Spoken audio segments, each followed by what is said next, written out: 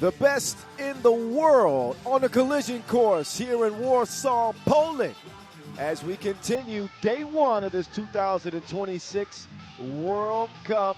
Kyle Montgomery, a.k.a. the voice of 3x3, with the Mountain Boz Rosendahl. We are 8 games into a 20-game schedule, 12 more 10-minute sprints for you to enjoy. The weather is not so enjoyable. No, it's not. I'm just going to keep it a buck. It is brisk. A little bit chilly here to open up day one's action, but we're bearing with it. It's not weather for shorts, I'll tell you that. No, it is not. And tomorrow I will come prepared. Rules of the game, as you see in your bottom left corner of your screen, 10-minute sprint to 21. The dance team is warmed up, and they'll be clearing the court here for us to continue the action. We're going to get back into Pool C women's action.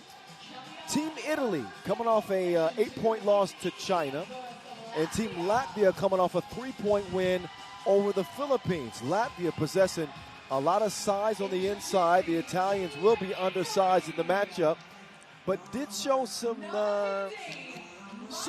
bright spots in their guard play, even in a loss. Yes. And they will come out to the court first. Maria Maccioli will lead the Italians to the floor. Italy, again, what they showed against China is the fact that they can get on the boards, right? They out-rebounded a very sizable China team, mainly due to this lady right here, Beatrice Coloro, who had 9 boards, 4 offensive ones. But the shot percentages for Italy, not good. They also turned the ball over 8 times. They need to find steady offense. They need to find a go-to action on the court. I didn't see much of that against China. Nothing worked against that length. No, they obviously struggle from beyond the arc, 2 of 10. This is one of the issues, when you have a relatively small lineup. I guess the bigger teams, every shot is contested. And you got to find creative ways to put the ball in the bucket. They did not do that in game number 1. So now their opponents will take the court. Nice cheering section here for the Latvians as the ladies try to etch their name into the record books. Of course, the Latvian men have claimed the silver at the World Cup stage and won gold at the Olympics. The Latvian ladies just looking to go 2-0 and keep the good times rolling. They actually didn't play great against the Philippines, despite it being a 3-point win, right? I think it took them a long time to get going. It was a couple of 2 pieces from Digna Strautmane that got the job done in the end. They got Mischenko going early in the paint. She grabbed 8 rebounds, too.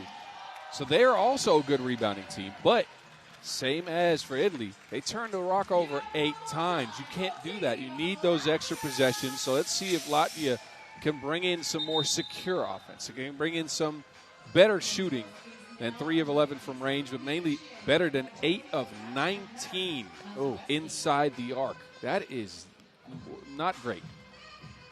Less than 50%. Official Dorothy Okacha and Marek Mataszewski.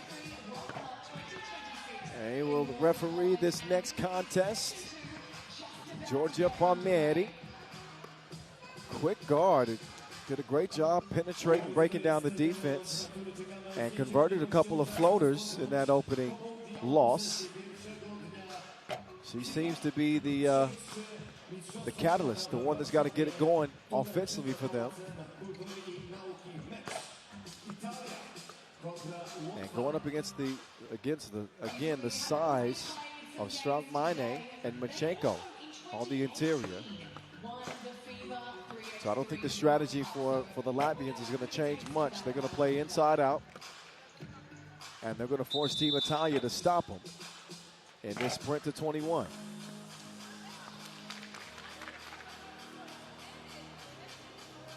Going to open up women's Pool A action after this one. Get our first look at Azerbaijan and Madagascar. Men's Pool A action also beginning later today as well. So we're going to see 6-time gold medal winners at the World Cup, Serbia against defending champ Spain. A little bit of Austria, Australia. See the Poland ladies in action as well later today. Netherlands ladies, the defending champs. So we got a lot still on tap for you and yours. Shall we play some ball? We shall. Nice action. Mashenko with a bird's eye view. So tall, just looking over all the defenders, dropping that dime. Vimane swings it. 2 ball, a little strong, but Vimane has shown the ability to knock those down. Gili, wild layup attempt.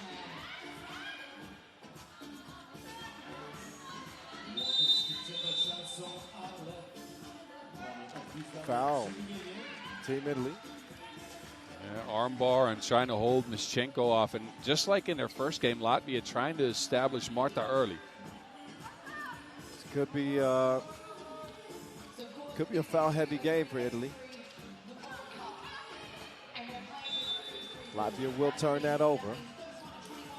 Latvian men's team looking on, trying to give the ladies some encouragement.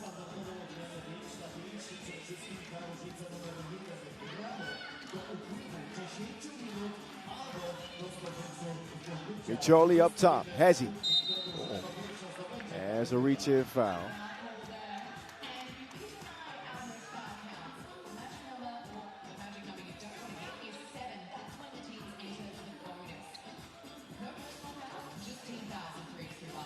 Ball fake.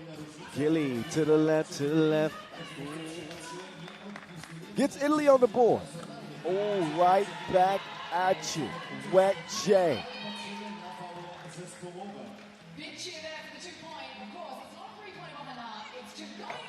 Italy trying to answer with a 2. Won't happen.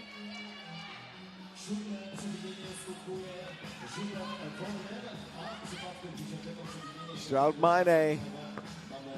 That time a little bit long. Loose ball. That's definitely some contact. And foul called number 2 on Italy. Yeah, they're trying their best to at least get into the rebounding game. By Mine to Stroud-Mine. Not that time. Clear. Team Italy. Around comes Palmieri. That is kicked. Fresh 12-second shot clock. Caroro is in.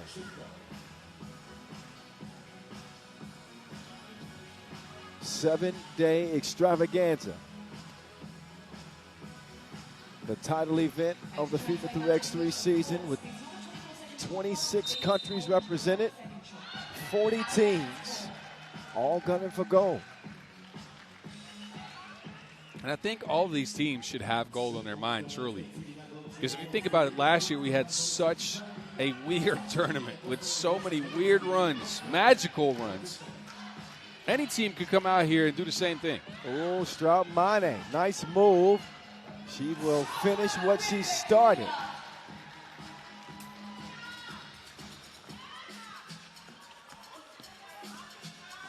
Oh, what a scoop. That was gelato scoop. Falling to the ground. Bucket flavors. Beautiful play. Caroro. Uh-oh. Almost got in trouble with that entry pass. That pass a little long. They do get it up and off, but it does not go down. Vimane. Create some space. They can't knock it down. Uh-oh, got to be careful. Oh, crossover. Ball, Medi. Oh, missed it rather. Point blank range. Micholi.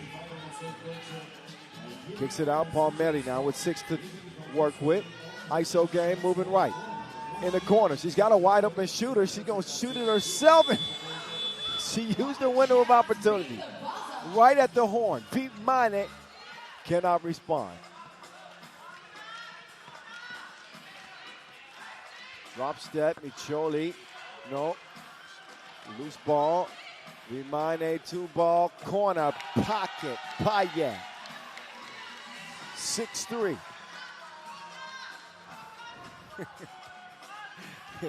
Batman over there celebrating. Oh, yeah. Did you see the new video of Miezis and Las Manos? No. With Miezis coming off the broken nose, he's got the bat. He's now Batman. Okay, he's got the bat mask. It's pretty good. You got to check it out. Okay, I will. TV timeout. 7-3 Latvia.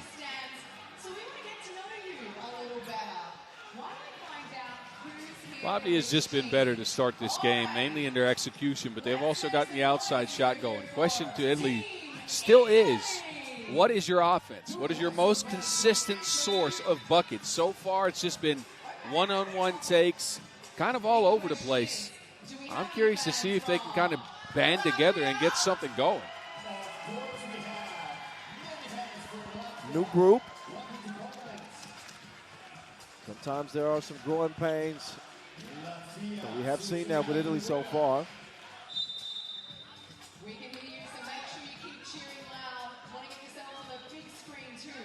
Show us your dance moves.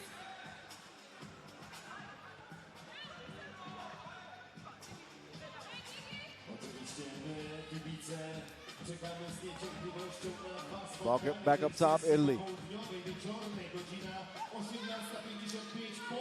Palmieri will reverse it. Gilly on the drive. Nice left-hand finish. Oh, Vimane. How does she manage not to travel? Mine offline. Spin move. Meet Jolie to the holy. It's not worked a couple of times. Oh, Machenko with an extra pass. Oh, goodness.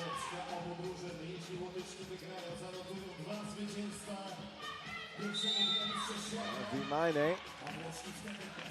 They did call for the shove in the back.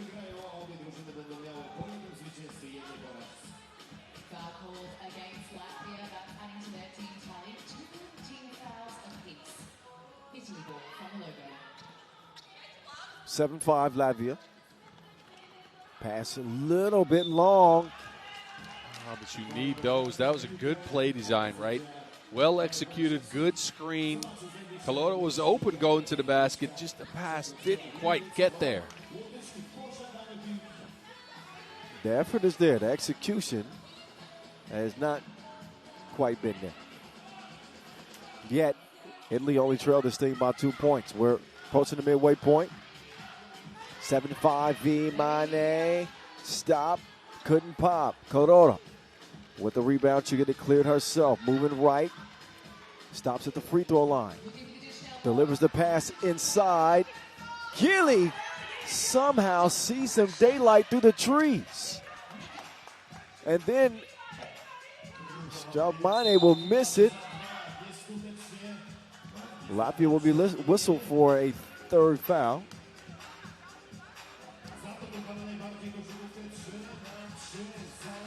Here's the ball. Starts back up top. Team Italia.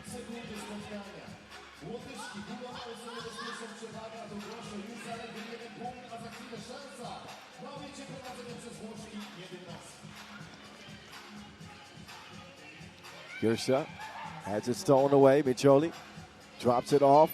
Drop step. Gilly the kid. Count it.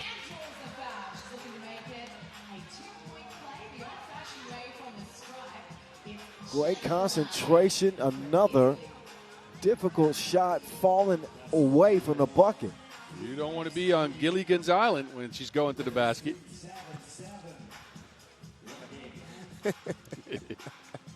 You let that simmer for a while, didn't you? Yes, I did. That's another one. I might steal that one too. Go ahead, please. Gilligan's Island. The Italian defense stepping up. Never mind. Early in the possession. No, you're right. But the one thing you see is that Latvia hasn't been able to establish any inside position. Mischenko, 0 points so far, despite being by far the tallest player on the court. Italy out here making some horse shots. I know. Did you see that last one? Yes, that was. Yeah.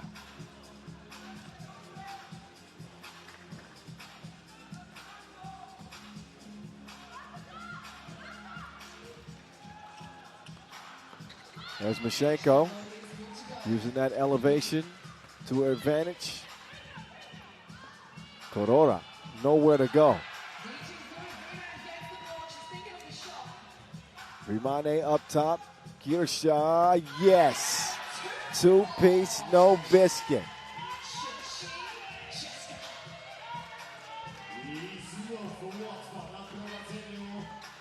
Entry pass, broken up, falling away, touches nothing, shot clock violation. Latvia take over after immediate timeout. Well, again, both teams not been the most prolific offensive units. 11-8 after 6.5 minutes, right? Like to see some more offense, but it's not been a bad game. I'll say that. And I think Latvia's gotten the advantage because they got the two ball going. Italy has not hit a two at all. They've just gotten close to the basket a lot. Latvia, they have Strautmane knocked one down. Sirsha had one as well, I think. Well, so they've gotten it. They've certainly been more competitive in this game. In that they managed 13 points. 14 against the Philippines. Yeah. So coming along slowly but surely, but still not able to slow down Latvia on that last possession. Gilly will track down her own miss. Balmetti. Pull up. Strautmane gives it up. Will set the screen.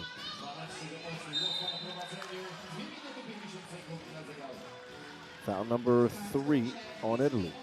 They've been disciplined. They got 2 of them called in the first minute of the game. They have not fouled a lot since.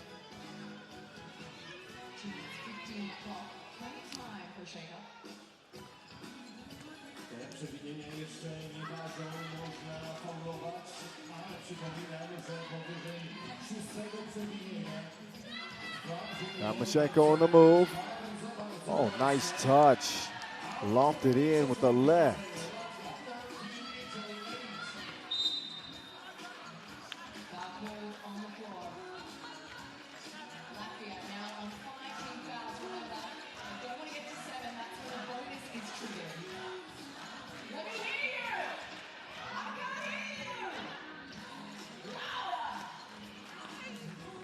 Tough bucket again.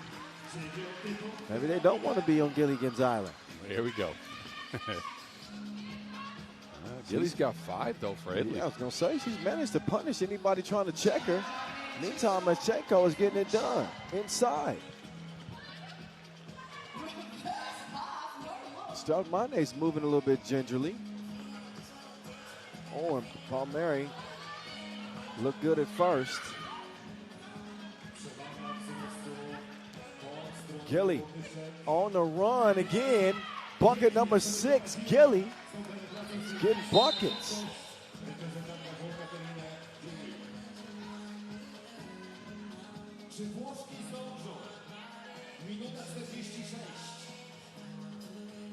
You can see the speed of the game affecting both of these teams. They have not played a lot of 3x3 this year yet.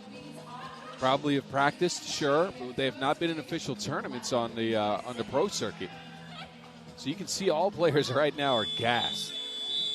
Yeah, that stage in the game, though, it's late with just a minute 30 to go. And maybe an opportunity for Italy here. Down 2 possessions. And plenty enough time for them to make a run at Latvia's lead. They managed to stay in this game because Gilly has been outstanding, scoring half of their points. But the degree of difficulty on some of the makes have been ridiculous for Yes. Team Italy.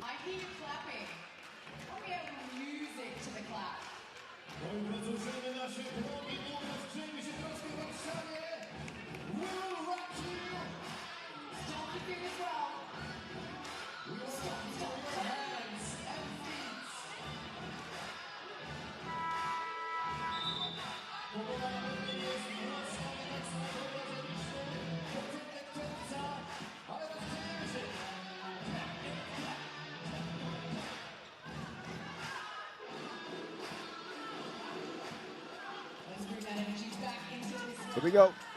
90 seconds to play. Italy on the chase. Italy in possession. Miccioli making the move on the baseline. Miccioli slows down the pace and will convert it off the glass. Mane was not happy. Mane sees some daylight. Bucket.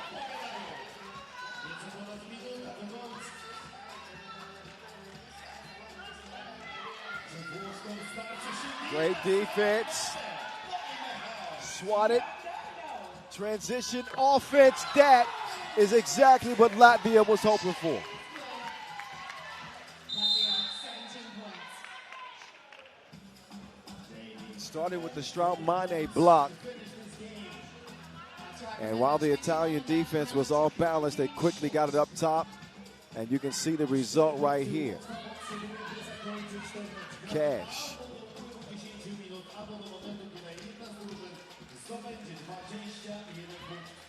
40 seconds and counting. It's coming down at the line. Carroro. Corner, pocket, Payet. Big shot.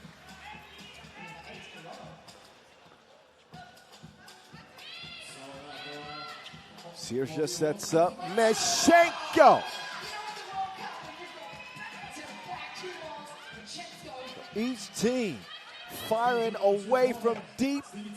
That one goes begging. 12 seconds left. Latvia lead by 6. And they're going to notch another win in their belt. Impressive result by Latvia, who really unlocked that two-piece. Even Mishchenko getting involved here.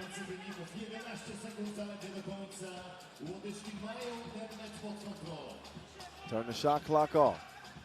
Latvia will hold for the final shot attempt with this game already in the bag. Vimane, Meshenko won't go. And a second left.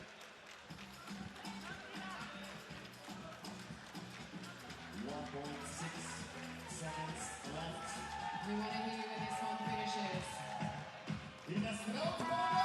Shot Mane. She ain't got to bust back because she shoot first and last. That ends it. What a performance from Latvia. That was a great game. That was a great game. And again, the great separator here is the 2-ball. Is it the final score updated there? I think it's 21. I think it's 21. Yeah, 13. but anyway, look, the great separator in this case, the 2-piece, right? Italy got probably 2 of them. I think Latvia ended up with 7 twos. That is just a lot of offense all of a sudden, because this game was slow until the 3.5-minute mark. Yes. Indeed. The Latvia Flawless letting that thing fly. Much to the pleasure of their traveling fan section. They go get some love, and job well done for Team Latvia today. That puts Pool C to bed in the ladies competition today. The rest of the way would be Pool A. We'll show you the standings in Pool C. And Latvia standing strong, looking good. Stick around.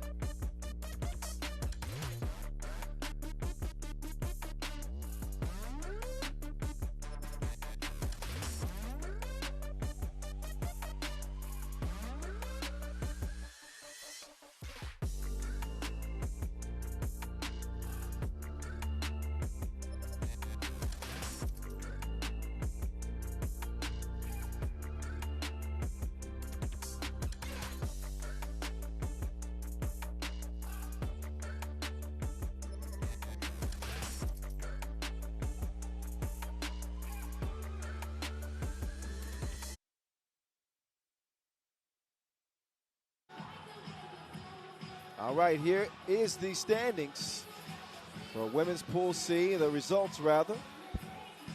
How good does Germany look? 2 commanding victories, first over China and then over the Philippines.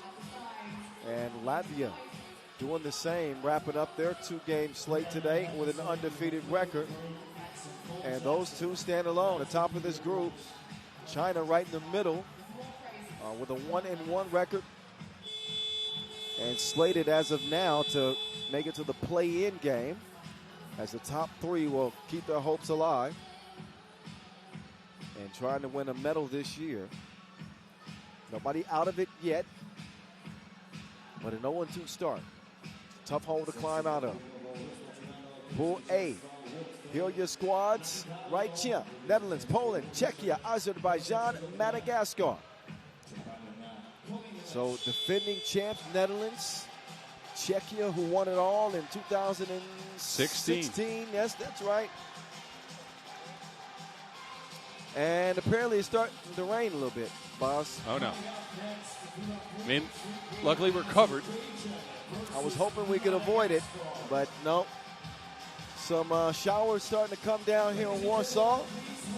We'll keep you updated on whether or not it interferes with our games. But as long as the court stays dry, we're going to play on. And I've been looking forward to seeing Team Azerbaijan. Made a run to the final at the Europe Cup last year. Ended up losing to the Netherlands. Similar results at the Champions Cup as well. Similar results, exactly, the Champions Cup. So a team that used to be something of an afterthought is all of a sudden a serious contender for a medal. And they come in as a 19th seed.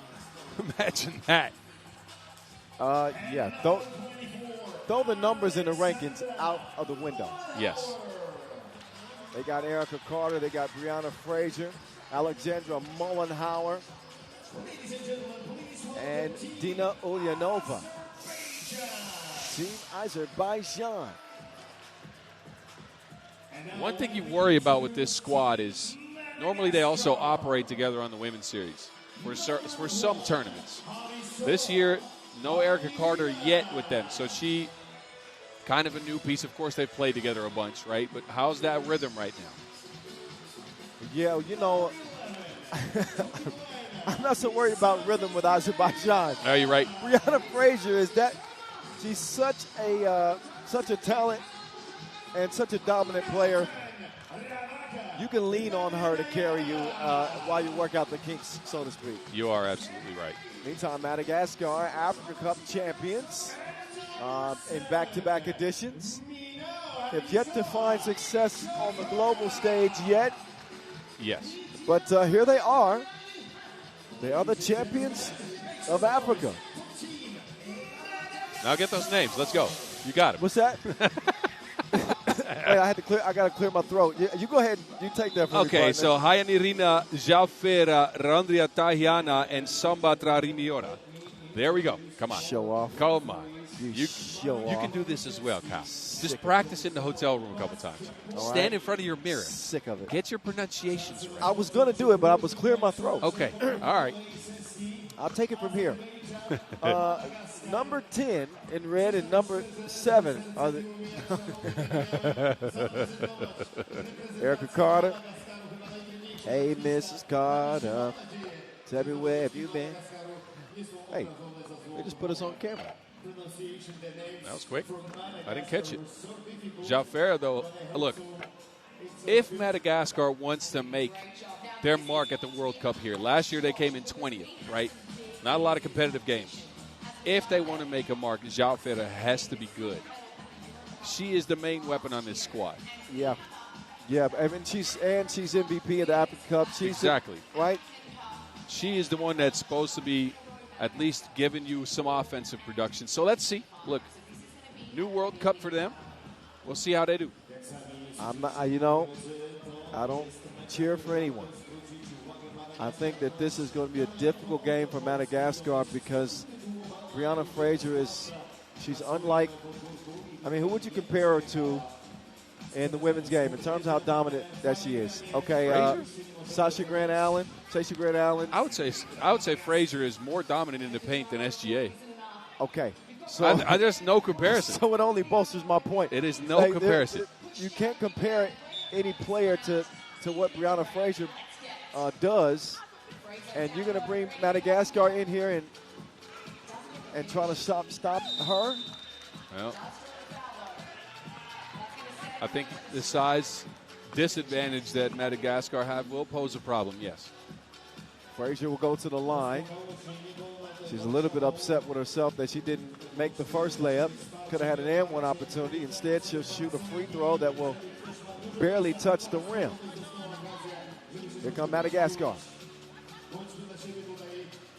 John Feta. Quick drive to the left. And right on cue, you called her out and she delivered. There we go. Frazier, back-to-back buckets. Okay. Hey, man. So Madagascar, hey, man. They're intent on getting to the bucket. They are coming in here fearless. Use what you got, right? Yes. Use what you got, and what they got is speed. Well, they're handling it quickly, though. Think about it. What we've seen from Madagascar in the past at this stage is like trying to get into a screening game, over-complexing their offense, right? Uh-huh. They're keeping it simple now. Yeah, and even fronting defense on the inside. They don't allow it to get to Mullenhauer.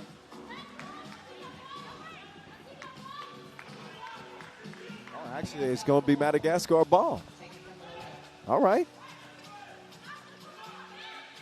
Last year was Mongolia's miracle run. Could Madagascar make a similar run this year? Well, the development is a little bit different on right? I think it is. But again, I'm not counting people out after Mongolia last year. I am not counting people out. Would it not make for an incredible story? It would. All right, Madagascar. John Feta. She can hit those.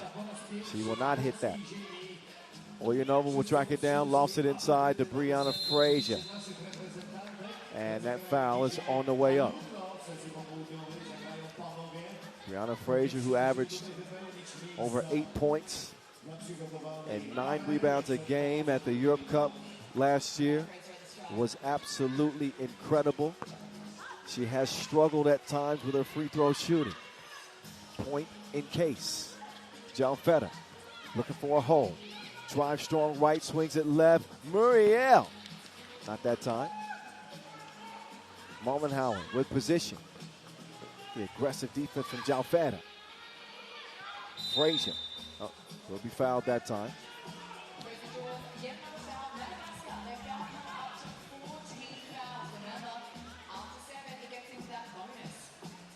I like the effort defensively. No, I'm about to say they have brought at least the level of physicality needed to compete. Frazier. Oh, look at the defense here. And then a wide open layup. Madagascar lead this thing early, 3-1.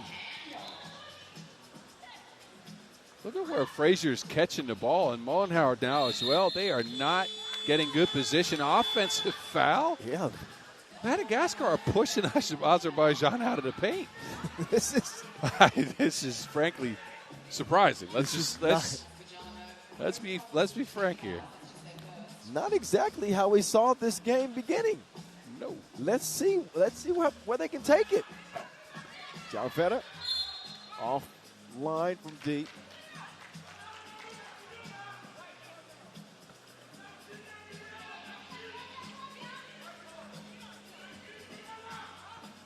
But you just have to wonder, it's just a matter of time before Brianna Frazier starts taking command of this game.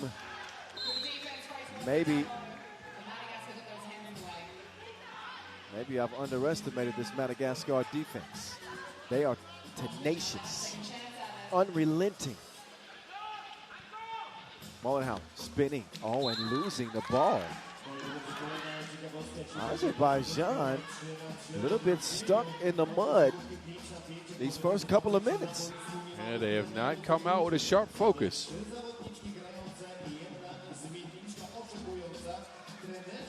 Muriel to Jalfeta with 4 to shoot. Jalfeta.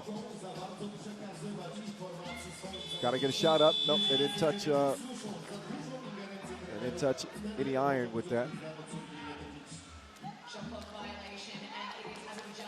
So a shot clock violation. We are well protected under the canopy here in Warsaw. While it is raining, you'll see the fans move closer to the court. That ball is kicked. But still, no easy buckets for Azerbaijan. I'm telling you, I've been impressed with this Madagascar defense early. You can see Brianna Fraser is frustrated. Oh, yes.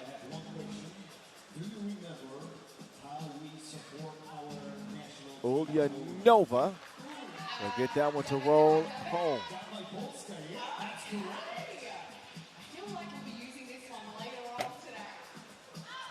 Off the bench, Fraser to Mullenhauer to Ulyanova.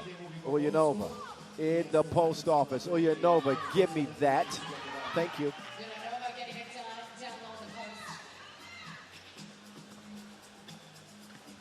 Muriel Andano under the arm. I thought you were going to say under the seat. I was going to go with that, but she needed to make the bucket. I heard the accent come in. I was like, hey, I know this. It was almost perfect. Well, Fraser at least restoring order there, but Ulyanova leading the way for Azerbaijan. You don't often see that in the game, but she's had to come out and play some aggressive offense because Mullenhauer scoreless, Carter scoreless. Has Carter been on the court? No, Carter has not played, but right on cue, she's taking off the warm-ups and it looks like she's getting ready to enter this game pretty soon. All right.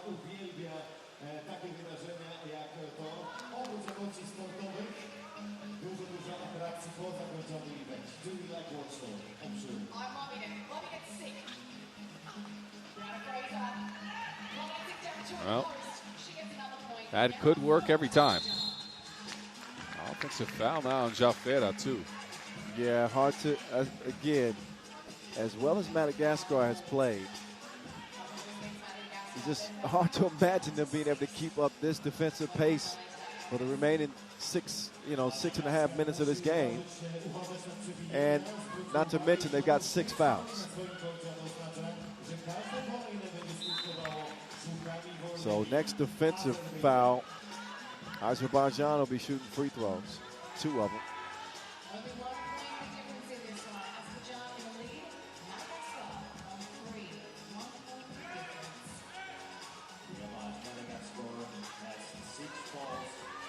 Mullenhauer, great position, but just couldn't finish the playoff.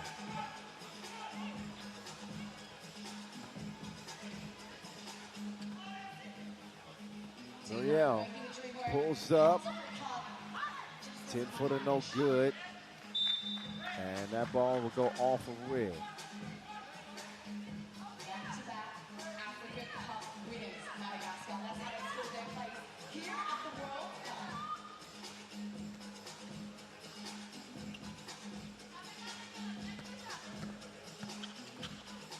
Oh, that swatted.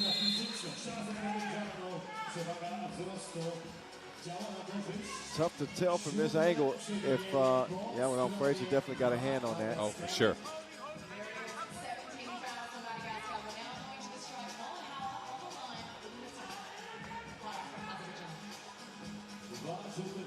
Azerbaijan essentially playing with 3.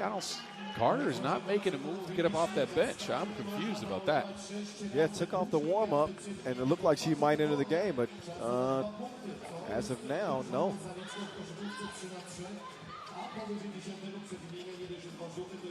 Muriel, up fake, kick, Jalfeta, Payet.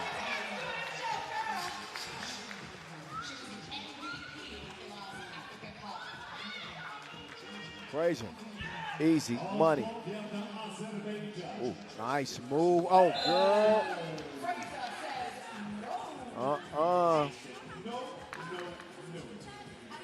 Reed Flacco with the D inside.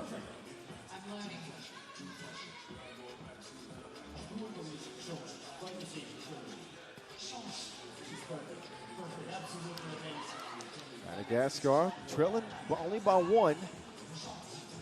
But Frazier is getting active. Look, Madagascar can't be physical with her anymore. They're at 7 fouls. They know that, so Frazier is just continuing to go into work. Uh-oh. That was a collision. No whistle. Mullenhauer finds herself all alone. Ulyanova. This has been the Ulyanova game so far. Our game. The Dina Ulyanova game.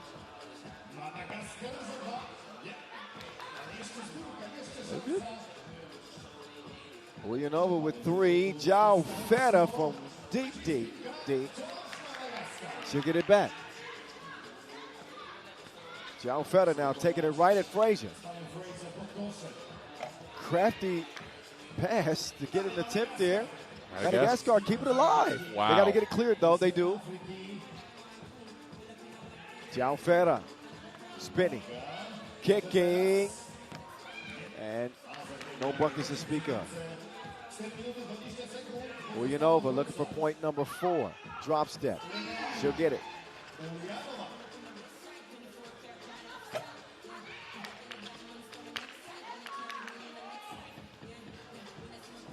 Mullenhauer now. Reed Flacco gets the whistle. 2 free throws coming up for Frazier. Too big, too strong. 4 points difference now.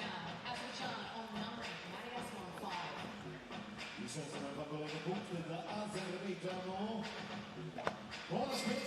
Frazier good. Had some early struggles at the stripe, and she seems to have done away with those. Connects on both, and Azerbaijan's lead is up to 6, just like that. This was a 6-5 game. Samantha, quick drive to the bucket. She will go. Samatraimona. Almost. Hey. What? There's another re in there. Yeah, I know that. Sure. All right. Anyway, we're done with the Madagascar name challenge here. We just wanted to throw that at you to kind of see how you were sitting today. We'll go with Samatra for now. Yeah. That works. Okay. Look at Ulyanova though. Get out the way. You know, I think I'm gonna speak for myself. Maybe have to give Ulyanova enough recognition on this Azerbaijan team. Look, I like her usually. She's a good defensive piece. She moves her feet well enough. She can protect the paint with her size. Usually as that's kind of the compliment, and that's what she brings to the squad now, featured on offense all of a sudden, with Mullenhauer being very quiet. Yeah, Mullenhauer has been silent until that. That is the reverse announcer's jinx right there. Alexander can come thank us later. Actually, never mind. Mullenhauer, been a streaky shooter, but when she's been hot, she has been, we've seen her catch flames. She had, 13 or 14 point game? At the Champions Cup, yeah. And I'll be honest with you, I've seen her on the pro circuit this year, right? On the women's series, she's at 7.2 points per. Wow. Ariel gets in.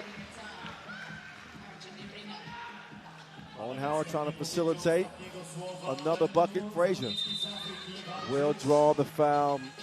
Catches Muriel in a bad spot. Yeah, this is where the physicality for Madagascar is coming back to haunt them. 9 fouls on the board. Their offense has dried up here. So things looking a little bit bleak for them. I like the way they started this game, but haven't been able to follow up on it.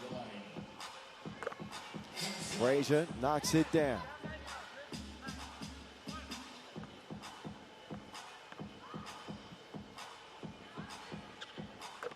And Frazier with the touch. 15-7, Madagascar. Frazier's got 8. Madagascar, who did a good job keeping pace early. Look at Jalfeta in her bag.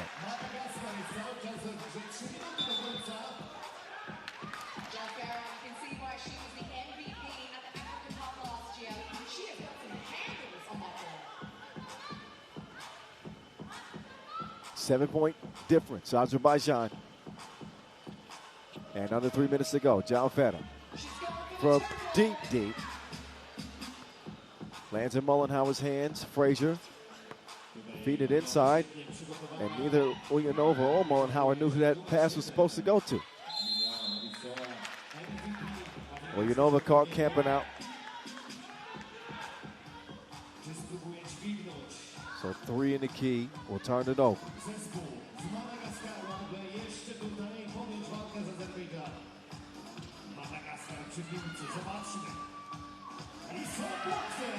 Muriel, another bucket.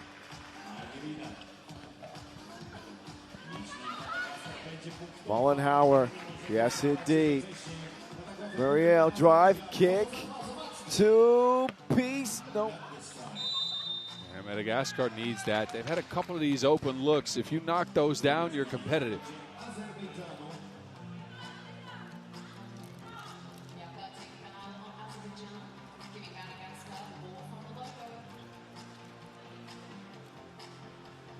Jalfeta, shebang.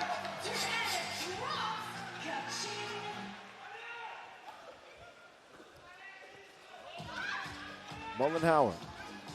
Oh, Ulyanova. Clever idea. But off the steal, Madagascar trying to get some money out of it. Jalfeta put her foot on the gas, couldn't get it. Look at the hustle. Oh, but Sambatra, foot on the line, yeah. Yep. So Erica Carter essentially coaching now. She calls a timeout for her team. Would that make her Coach Carter? Move over, Samuel.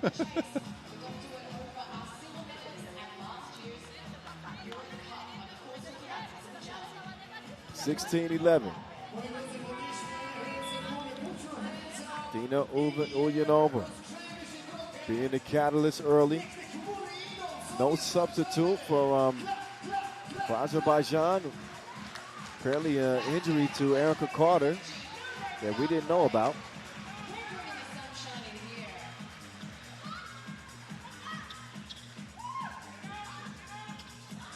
Watching the team enjoy a 5-point lead as of now.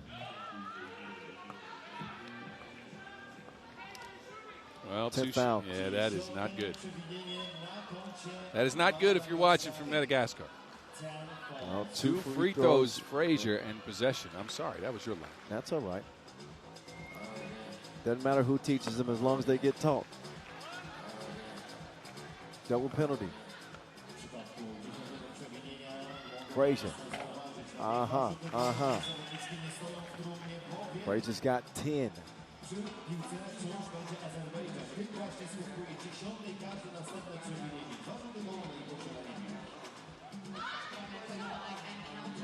Frazier just dropping off the package to the cutting Mullenhauer. They're 2 points away. Jalfeta, a bank deposit. Right wing, Madagascar won't go away quietly.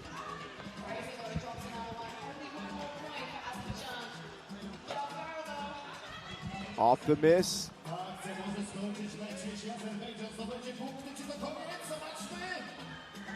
Ulyanova.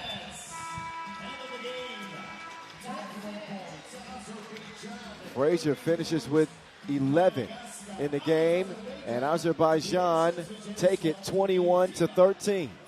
Quick update. I got news on Erica Carter. Okay. Apparently she's dealing with a shoulder injury, not playing today, but still wants to be in the tournament, so they're trying to get her ready for 2 days from now when the pool continues. Okay. That makes sense because, you know, she was up and moving, and I mean, she looked like she was ready to play. Yep. So she's just kind of standing by until a team really needs it. Not that much for this one. Despite a good start for Madagascar, by the way. Not a bad start at all for Madagascar.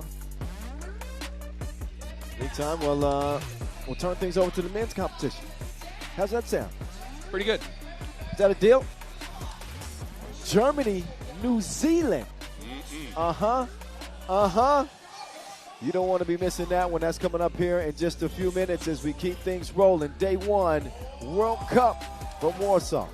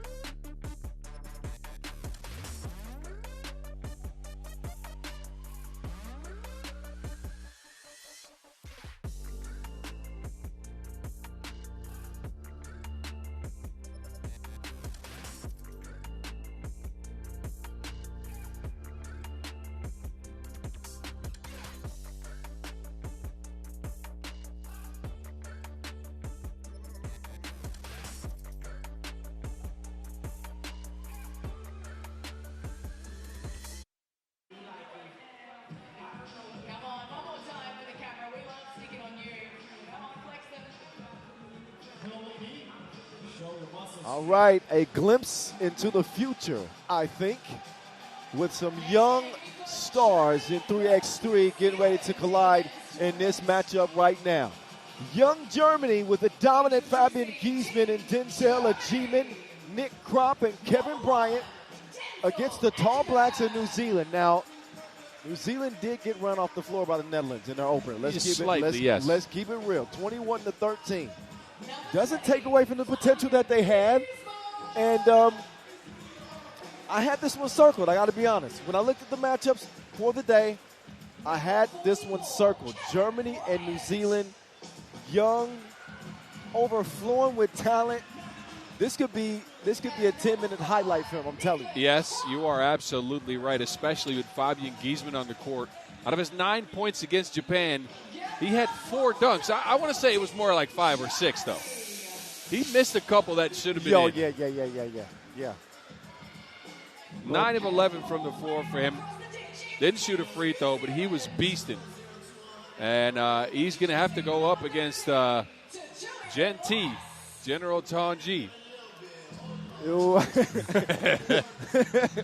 General might need some reinforcements. He might need to call for backup. Yep. Call it the chopper. But I do think that this New Zealand team, with their penetration and their ball movement, they could potentially get Germany off balance. I agree. And also, I saw a lot of physicality from them on the defensive end. They forced the Netherlands into 9 turnovers. Wow. They lost the game big time because they shot 3 of 21 from 2. But they forced the Dutch in 9 turnovers, and that is quite something. Let's see if they can do the same thing to Germany, but they're going to need a better performance out of all guys on the court. All 3 out of 4 hit a 2, Book, Lewis, and Martin, but the percentages were horrendous. So Germany in their opener, we saw them power their way to a win over Japan, 21-15. This will be, let's see, the last men's Pool C game of the day, by the way. The rest of the way, it'll be men's Pool A action. So, Pool C finale. And the teams in action today will obviously have tomorrow off. And then we'll see them back on the floor on Wednesday for day 3 of group play.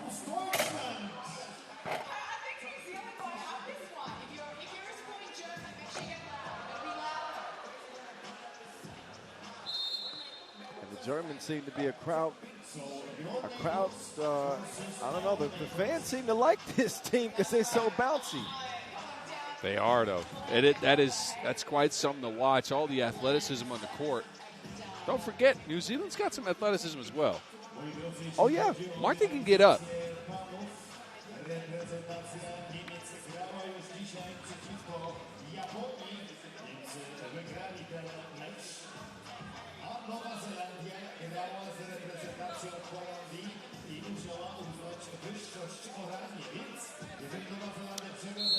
The future and Germany against the Tall Blacks, New Zealand.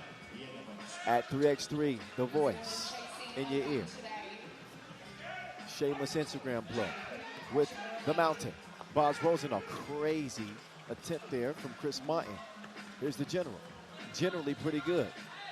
He's going to give it up this time to Tatui. Tatui right back to the General. Here comes a G-Man. Oh, whoa, whoa, whoa. G-Man hits the deck. He was trying to contort past Tatui, and Lewis just got underneath him there at the end. Had to put a G-Man on the line. A G-Man who went 3 of 5 from 2-point range in that opening win. He has found his stroke. Martin, all defended well by Giesman.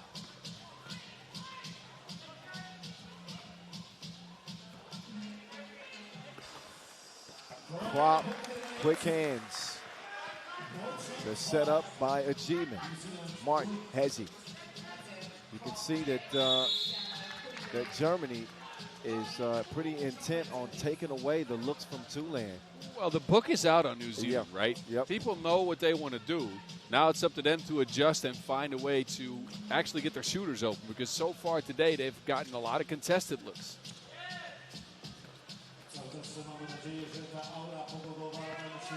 Kevin Bryant fighting his way to the basket.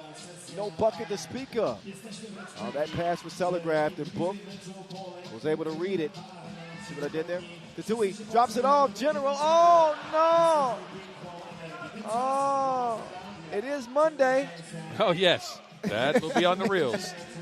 Oh, man. A G-Man. No. Book and Bryant getting tied up.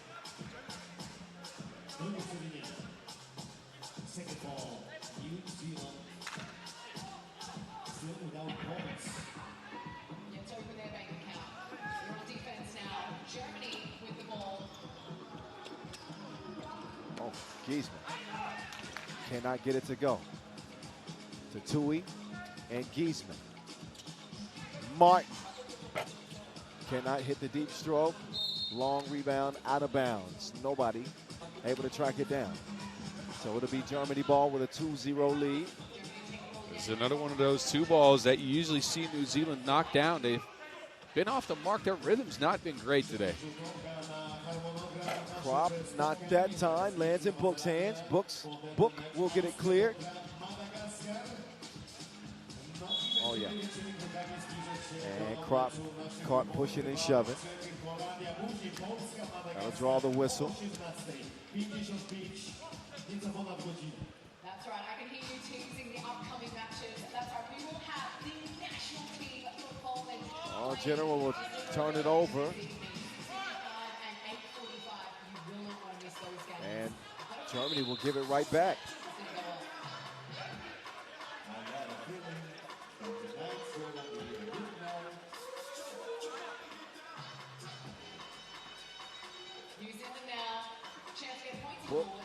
Jab step. Tatui, been quiet in this one. He'll have his opportunity right now. Tatui, crossover. Tatui, baseline to the crib. Bag work for Tatui Lewis.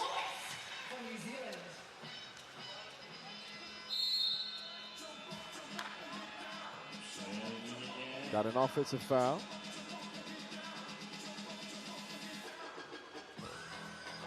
Rather a third on New Zealand. Here comes G-Force. Oh, G-Man. Beautiful scoop-dee-doo.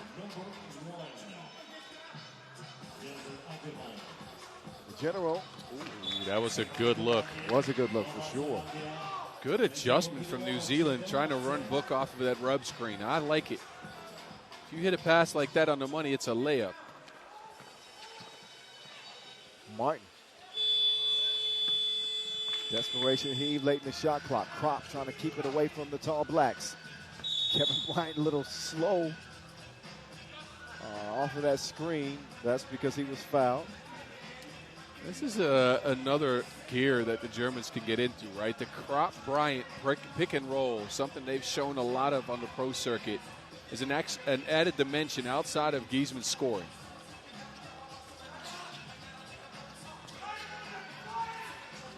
Giesman! Oh, my Lord. Book two-piece. Got to get the Tall Blacks within one. So we getting a little thunder and rain. Sledgehammer from the Gies monster. And the general tried to pull the chair, but that didn't help. Not at all.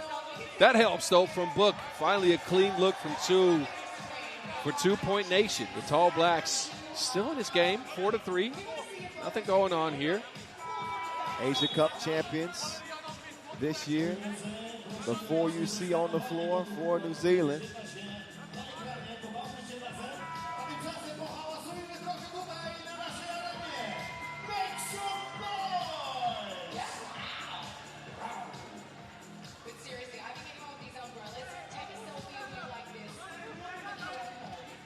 Back underway.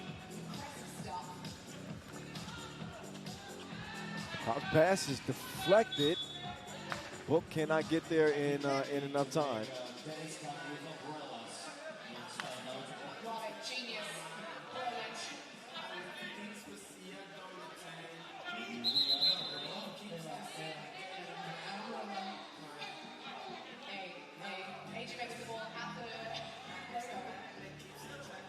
One-point lead, Germany. Competitive game so far. And another litmus test for New Zealand. Ooh, he's built different, man. It is almost unfair how you can be so strong, so athletic, and still slithery. Yeah. But I think Ajeeman, man, has made the biggest improvement of all the German players. I mean, I'll put C.D. Bekame up there. Oh, my goodness. Giesman. Shebang. Oh, that's a hard foul. I think Giesman even fouled Crop. You're right.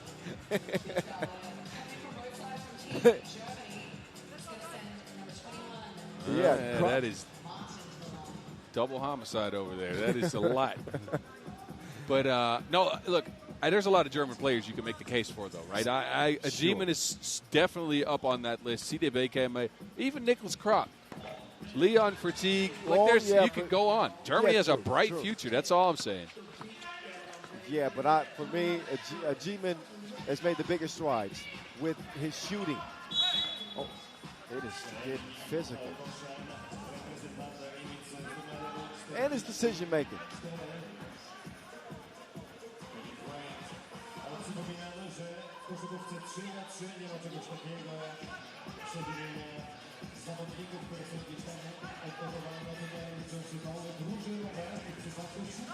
Germany leading by 4.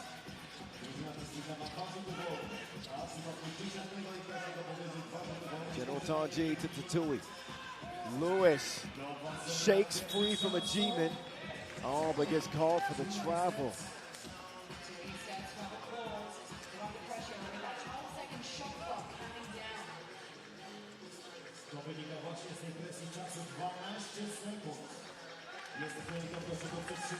Here comes Giesman. Making it look easy.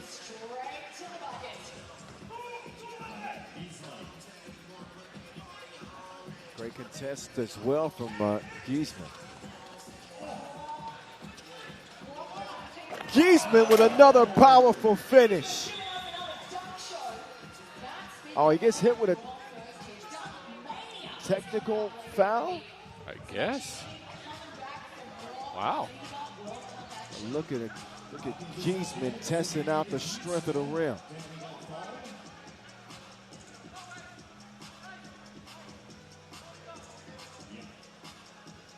I guess he hung on it too long. I guess so. Giesman's showing some maturity, though. Last year's Fabian Giesman would have pouted at the ref for a little bit there. Said something about it. Now he just continues. Until he gets that to fall. And New Zealand, they trail it by 5.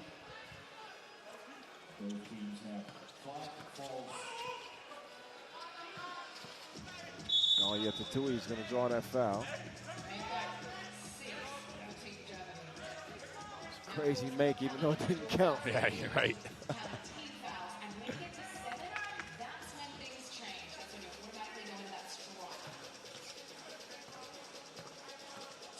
Tatui, step back, knock. Great contest. Martin throws up a prayer. Quickly cleared, down low. Oh, yeah. Didn't put his foot down. Didn't put his foot down on the clear, so there was no clear. Oh, I see. Giesman thinks that he's going to the stripe.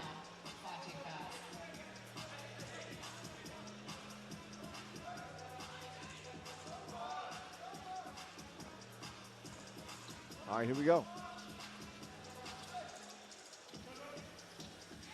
Tatui, too strong.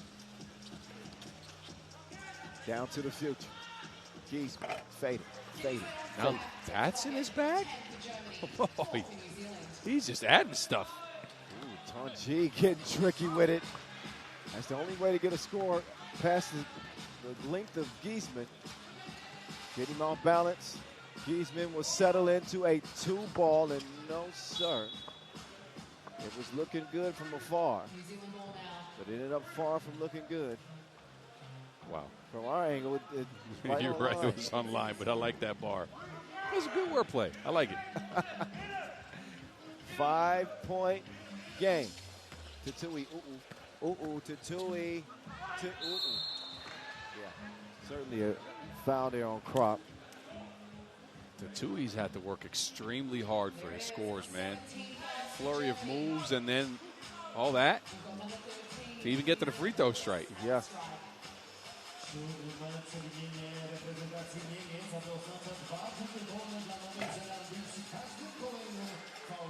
Keeps him in it. Within reach.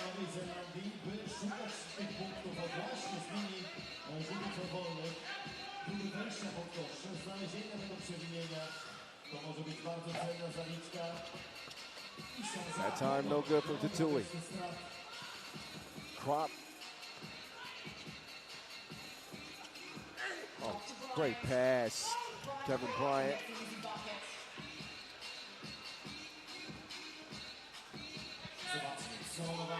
Brook loses the handle on it. 6 to shoot. Martin will drive strong left. Got to a spot and will miss the tip.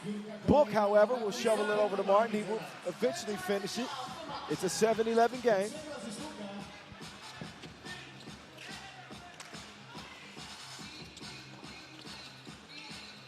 Giesman on the rim again.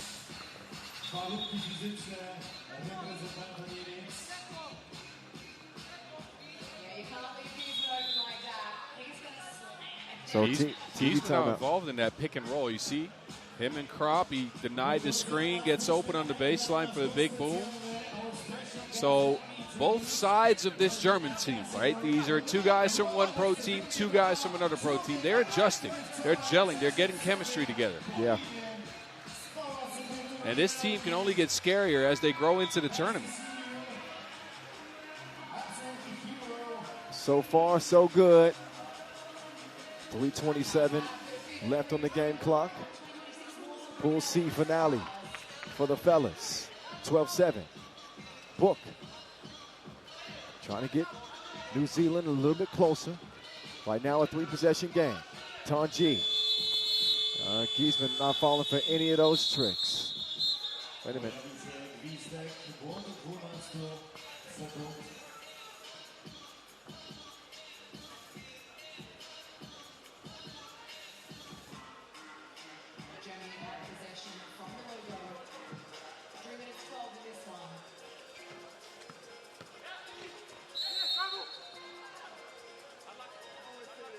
Foul on Martin. That is number 7 on the Tall Blacks. Oh, number 6 rather. Coraz więcej kibiców na naszej arenie, z czego bardzo się cieszymy. Moi drodzy, jeżeli siedzicie w osamotnieniu, będzie parasolu, a widzicie, że ktoś nieźle i ze sobą moknie, udostępniajmy sobie. To też dobra okazja do tego, by się do niego przytulać, żeby było nam cieplej. Musimy tutaj wytwarzać piękną, dobrą energię.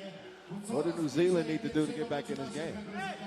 Look, I like what they've done from one, right? They've gotten to the basket. They've gotten some free throws. Germany is in foul trouble, so I think you got to keep attacking there, but they have to find a two-piece. That is their identity. They are a two-point nation, and they have not unlocked it today at all.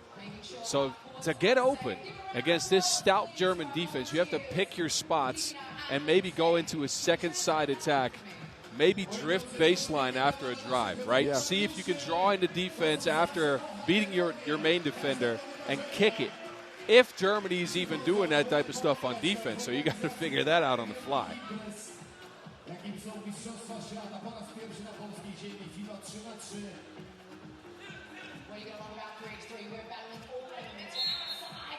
That one poked away. At least 8 seconds for Germany to operate with. Cash crop. Nope. Back up top to Tui. Lead pass to the general. 4-point game. 2:40 to go. Denzel going to the spin move. Oh, quick hands from Tonji.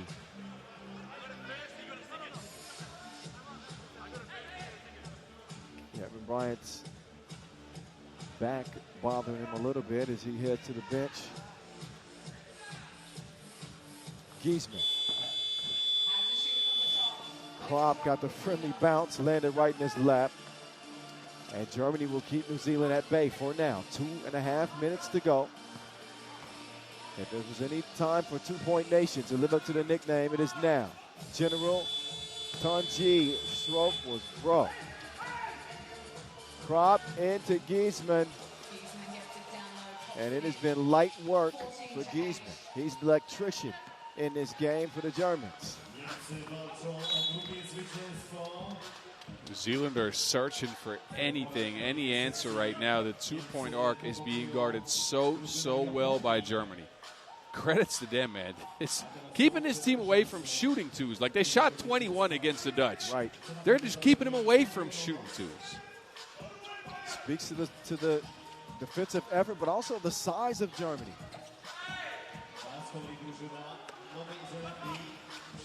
Bryant comes away with it. Giesman.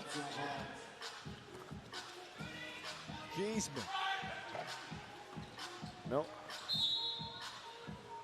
Out of bounds it will go.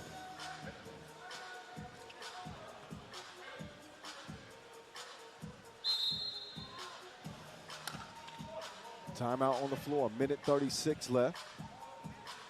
Germany been able to do what it takes to, again, prevent the looks from beyond the arc that the Tall Blacks usually thrive on. And force them to try to find other ways to manufacture offense. And but in a battle of ones, you don't take New Zealand over Germany. With Fabian Giesman playing the way he has today, they can't be drawn into a battle of ones. They have to find a solution to try to see if they can get some shots up. That, again, is their identity. Here comes Chris Martin. Kropp with the swat.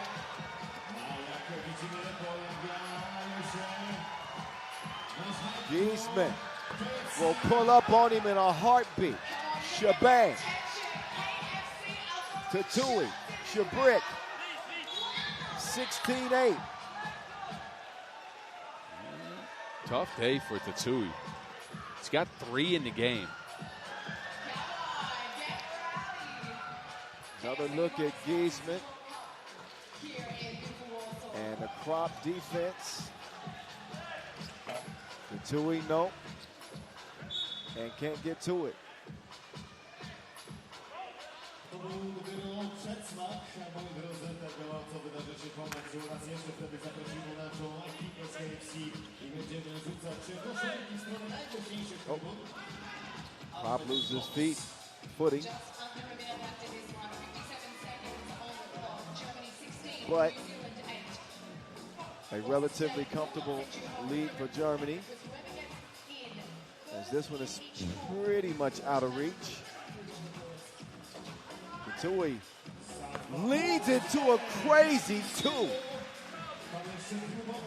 That's crazy work right there from Tutui. There it is. Smothered defensively. He sees one go down.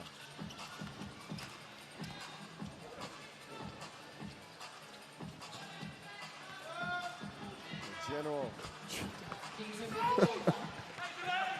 Death, taxes, and Giesman getting buckets. The only guarantees that life offers. Wow. Giesman, what is he up to now? Giesman's up to 11 in the game. Okay. Martin, hey, never set his feet. Tutui won't go. Final 7 seconds of this one. It'll be poked away, so Germany will at least, they're going to challenge us. But either way, Germany will be moving to 2-0.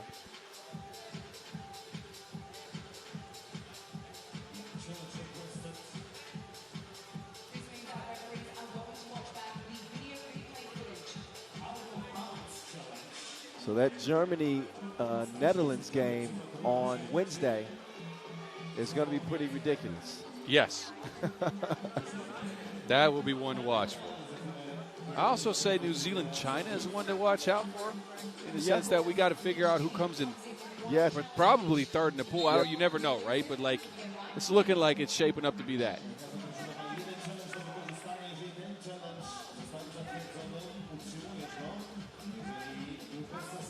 Krop to beat the horn. Wow. Robo-Krop. Oh, there we go. See? I told you that nickname, and you said I got my own. I got my own. You can take it, though. You can take it, though. I liked it in that scenario. I'm not sure they counted that bucket for Krop. In any case, it's a win for Germany. So the German ladies and the German men, both with dominant campaigns to start off this 2026 World Cup. New Zealand, they start off 0-2. That does it for Pool C men's action. It'll be Pool A for the ladies and the men the rest of the way today.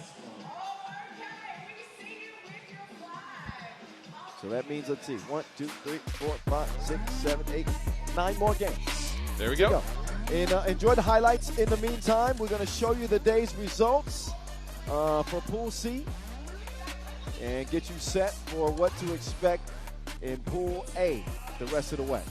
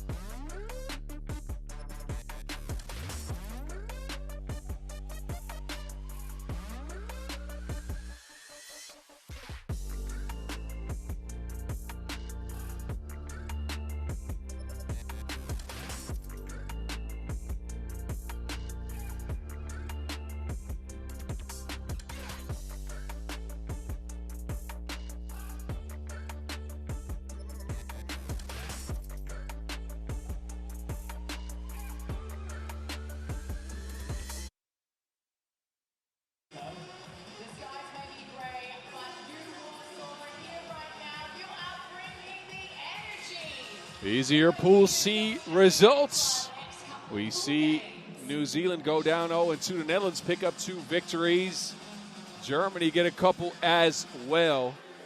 So that sets the table for a brilliant second day of this pool. That will be in 2 days, though. Ooh, wait. That would be a good one. Fun. That's gonna be fun. We still got some good ones coming today. But here's the standings in Pool C. Netherlands and Germany both looking great. Yes. Cannot wait for that matchup. And then you look at the bottom 3, New Zealand. Did we hype them up too much? Maybe. I think there's a chance. No. Look, the potential is there. Exactly. But they're going through some growing pains. This is the World Cup. So, men's Pool A, you will see some heavy hitters up in this group right here. No one packs a punch quite like the Serbians. Spain, the defending champs, however. And we're going to look at both of those squads before the end of business today. Austria and Madagascar will get us started, however, in men's Pool A action. This one to be officiated by Rhiannon De La Torre and Alex Talasana. Austria will come out first. Austria, who won the Europe Cup 2 years ago. 24, yeah. Yeah, 24. So memorable. Tony Blazon and Nico Kaltenbrunner. Since then, the results have been a little bit mixed, however. Right? First at the Europe Cup in 24. Got into the Champions Cup next year in 25. 6th. 11th at the World Cup last year when they lost Matthias Lenortner. Remember that? And then the Europe Cup last year, 8th. So let's see if they can change things around. I'm sure they're happy to have Tony Blaze back. Tony Blazon this year on the pro circuit is getting to it. Yeah. One event, though, but he's up to 6.7 points per. You hosted that event. 45% from 2. He was hitting his shots. Tony Blaze is coming in hot this year. And congratulations to him, man. You know, so many injuries have happened to, Austria's 3x3 program, to, every one of their big-time players. And to have the mental fortitude to rehab and continue to believe and put in the work physically and mentally to come back and play like he's playing, tip of the cap is deserved. So Madagascar, they will be the underdogs here. Another team that for years they got the potential, right? Yeah. And you think that they're ready, and and then they just come up short sometimes. You're right. So I'm going to reserve any expectations. I want to see what Madagascar do. I still believe in their potential. They got a different look this year, too. Look, they changed one player because we see Ellie, we see Anthony, we see Alpha all the time. Yeah. But instead of Livio this time around, it's Marco Rakotovao. And I'm excited to see him. I've known him for a while. He was at a camp I hosted in Botswana a long time ago. You're just confused. You're staring. No, I see a little bitty baby over there. And I'm just wondering who's a little cutie pie that is over there. That's a cute one. Yeah, cutie pie. We're going to find out whose baby that is. Babies can just, whenever a baby comes into the room. You just locked in on that. You didn't hear what I was telling you. I didn't. Completely out of sync. Like, he's staring into space. No. But look, again, you mentioned this, right? Madagascar, we always think they can do it, and that's because Ellie is such a gifted offensive player, right? He's a knockdown shooter, but sometimes he can be a volume shooter, right? But he has the confidence to take all the shots. And once he starts hitting them, once he gets on a heater, this team could beat anybody. Yes. It rarely happens, however, in the sense that sometimes he gets hot and then they still lose at the end of the game. So I think on this offense, he's got to be a volume shooter. He needs some help, though. Yeah, and that's been the question. It has been. Let's see if Marco can come in and do something there. Because Livio was the 2 in their 1-2 punch. And now they've found themselves kind of reshuffling. But he's a gifted ISO talent for certain. Be careful of your knees when that man's around. We had some highlights with him in it earlier this year. That's a fact. But you want to talk about perimeter defenders? This Austrian team got some straight up, just devilish defensive players. That's a tongue twister. With Tony Blazon and Kaltenbrunner, and maybe the best of them all is Fabio Sonel.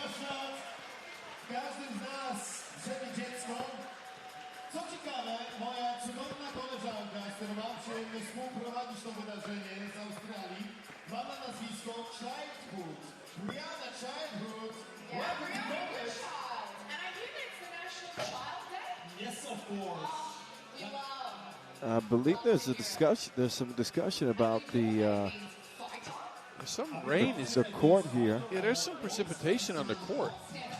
Okay, so maybe a brief delay here.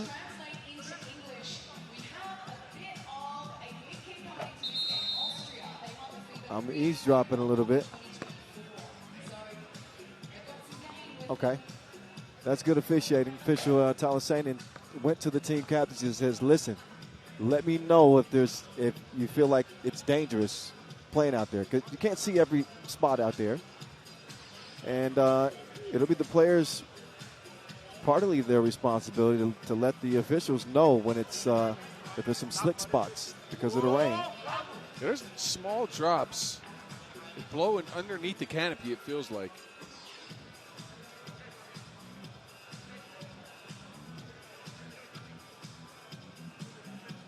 You hear the music. This is around the world. 20 nations from both women's and men's competition gathered here, the best in the world for the FIBA 3x3. All righty. 2026. Austria, Madagascar. Pool A opener for the fellas. Here we go. The voice and the mountain. Arnold. He will miss it. Fight night. To Berna. Back to fight night. So now. Friendly bounce for Fabio. Oh, Kaltenbrunner lost his footing. Tony Blaze to fight night. So now. Drops it off. Tony Blaze. Hezi. Spin. Kicks it out. So now. Gets it up in time. Won't go down. Ellie. Wow. What in the world was that play? Sorry, wild pass.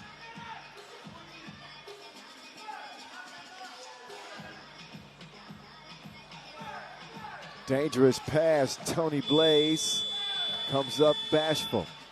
Ellie in the corner. He'll give it up. Anthony back to Ellie. Pulls the trigger. Little strong.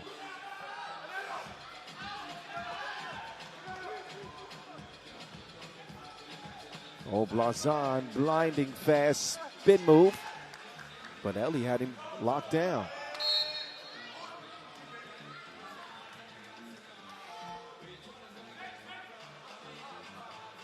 Austria taking the ball from the logo.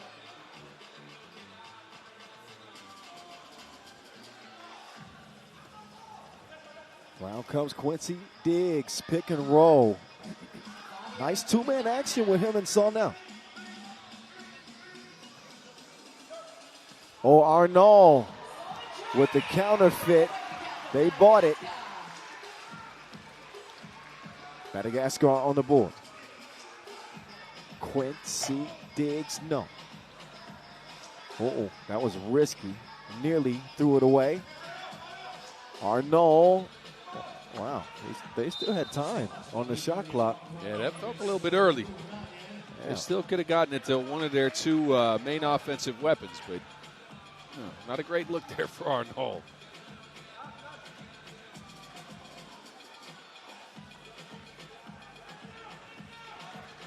Berna. Blazon. Oh, get out of his way.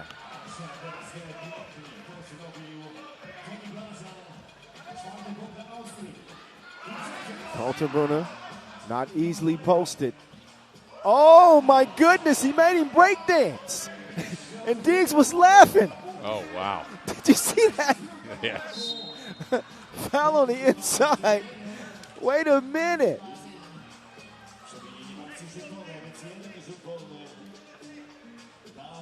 What's that game that you play where they got the round circles on the mats? Oh, Twister? Twist. He had the man playing Twister. Y'all got to show the replay on that later, please. We got a, let's see, 5-1 game.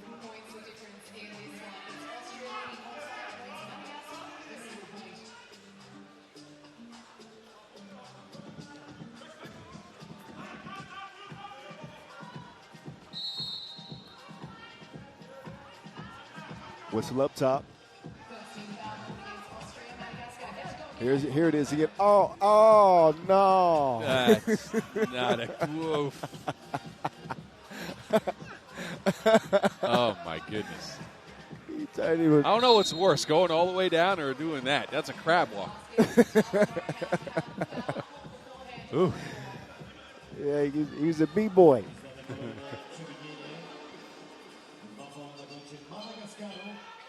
Back up top. So now. Burner will burn him.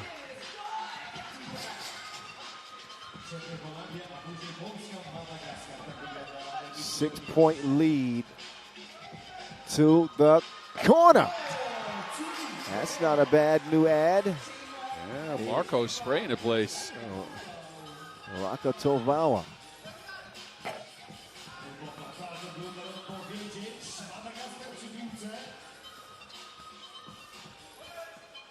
Arnold. Yamage.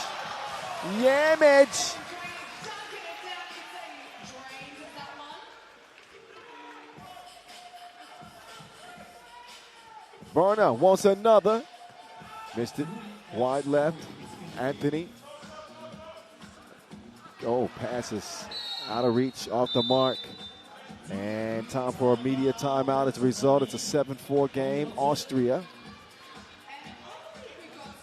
was a 7-2 game before this stroke from the corner. That gives Madagascar some life. And this should provide a little extra boost for them as well. I liked Arnold when he's doing that stuff. The fake handoffs, the in-between game. He's one of those guys that's pretty good at that. You know who he needs to go and pay a visit to? Who? Mihailo Vasic. Oh, yes. Can you imagine what Vasquez could do for his game? Oh, yeah. Oh, for sure. But be sure, these guys go to Serbia to work out sometimes. So I think they'll get a bit of that. Oh, so now sit packing. Uh-oh. That might have been one of those wet spots we were... Possibly.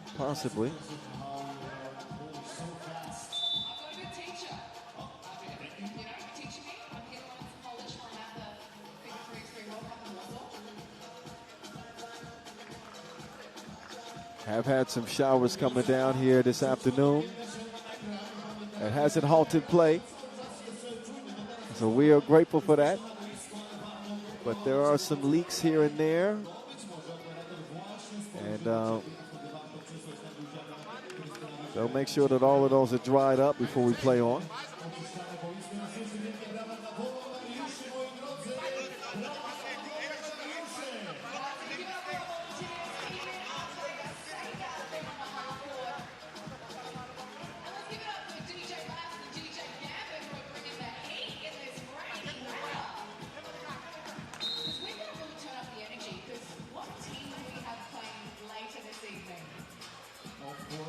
All right, courts all good to go, ready to play.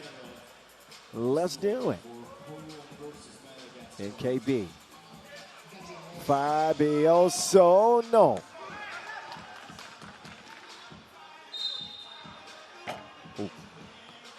Foot on the line. Okay. Thanks for the assist there. You saw me leaning. I couldn't see the call. I know. No worries. No, foot on the line for Ellie, who's not had it so far in this game. 0 points, 4 minutes in. You rarely see that from him. Diggs has been relatively quiet. He will not see that one fall. Oh, goodness. Oh man, Diggs trying to save that one. And one of our camera operators underneath the goal, man, he got absolutely just plowed over. Hopefully he's okay. Yeah, he did get the worst of that. Man. But as you mentioned, look, Diggs has been a bit quiet, right? And with this Austrian team, they are super balanced. All 4 players can score. All 4 players can do it on the court, right? Yeah, yeah. Sometimes with them, I wonder if there's something like too much balance, in the sense that you never know who it's coming from, but they never know who it's coming from, right? So they're searching for parts of the game on who has it. Is it Kaltenbrunner shooting twos or going to the basket? Is Sonell on this game? Is it Tony Blazon? Is Quincy Diggs mentally there? Is he checked into the game offensively? They never know, and sometimes they get a great performance out of one player, and what you'll see from them is they go back to him, and then that player doesn't have it, and they don't really know how to shift back. Or they're just searching all game long. Yeah, yep. Got to be able to identify the hot hand. Don't be afraid to let a guy, take the bulk of the shots if he's got it going. Oh, so reconnecting the shot clock. That was a very important camera. The shot clock had to be reset, and the camera had to be played. And they swapped out camera operators. Again, I don't know who that camera operator is, but we hope he's all right. Yeah, we do. It's a dangerous job, man. That's the most dangerous spot on the court, to be honest with you.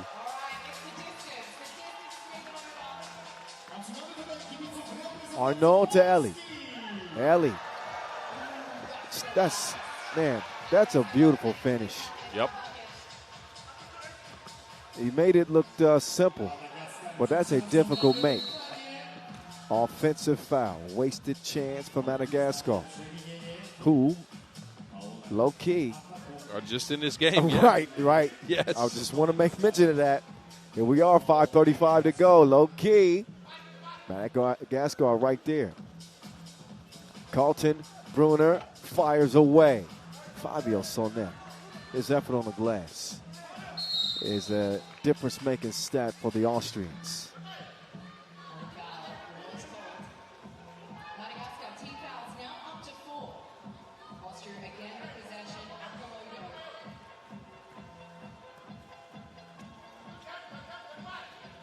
Here comes Kaltenbrunner. There he goes. In a rush to the cup.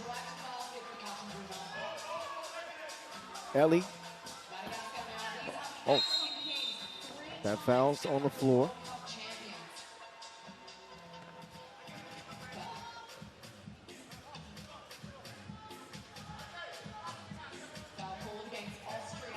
Smart foul. Stop the score.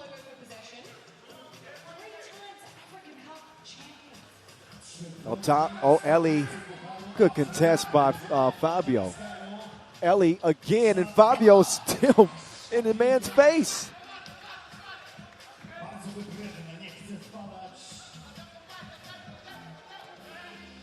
Diggs pulled up. Nope. Great tip.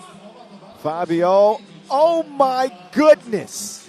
He's a contortionist. Ow. He was deep in his bag of tricks on that lay.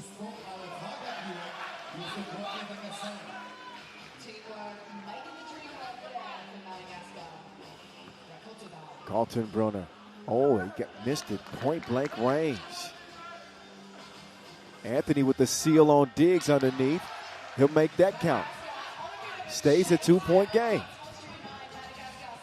Diggs right past Anthony. I think the more Diggs attacks, the better. I agree. Once he applies himself, he is so tough to stop going to the basket. Throwing it back to last year, remember when Lenortner went down and they had to play with 3, he went hero mode. Yes. He went absolutely hero mode.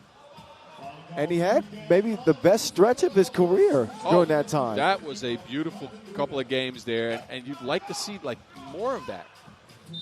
He's so team-oriented, and he's such a good team guy that he He doesn't always get to that mode. Well, he's selfless. When he does, yeah. and when he puts his head down, when he wants to will himself to the basket, it is almost impossible to contain him. Selfless to a fault.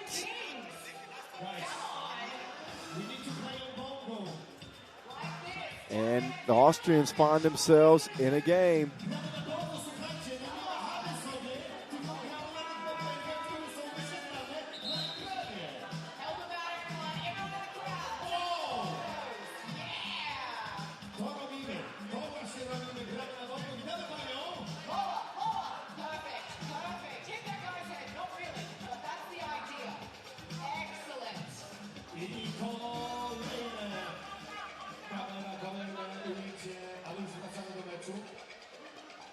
All right, back to the action. Ellie pulled up from deep. Diggs with a great save. But the defense is broken down. They're going to kick it out to Ellie. The extra pass, they make it count. He doubles down, Ellie.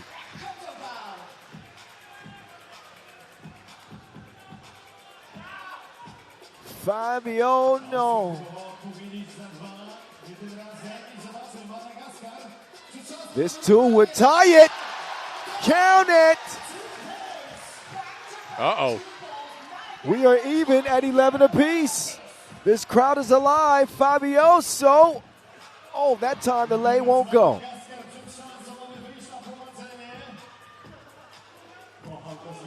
Ellie, Hezzy, Ellie, Midi, Money, Madagascar in front. Blazon hits the deck. Ellie's got it.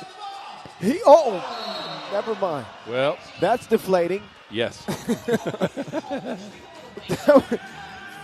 Man, the action's heating up, and then that just it wedged. Yep. And that is not a highlight. No. Well, it's some good promotion for our Wilson ball. That's a beautiful. Especially made for outdoors. You can pick one up online. Oh, nobody home. Leave a message at the beat. Diggs, uncontested. 12 apiece. Here we go. And already, even though that shot is a miss, the addition of Marco Tovao has been a spark for Madagascar. I like what I've seen from him, man. I haven't seen him hoop in a long time, but he's come in here locked and loaded, man. He's trying to get his shots. He's knocking them down from outside, and that is exactly what Madagascar need. They've always looked at that spot. Livio's been in that spot. Whenever Livio was on, Madagascar was actually good, right? So you need that secondary scorer next to Ellie. Kaltenbrunner with 5 points. I know. Desperation heave late in the shot clock. And to be turned over to the Austrians with 1:52 to go and a 1-point lead. So Austria have reassumed the advantage.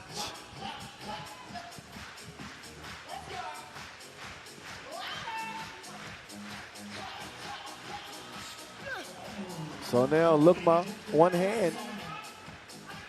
He's put together a pretty good game, especially on the defensive end. He will volunteer Austria's third foul. They can use him as a resource. Madagascar, meantime, they have one more foul to give.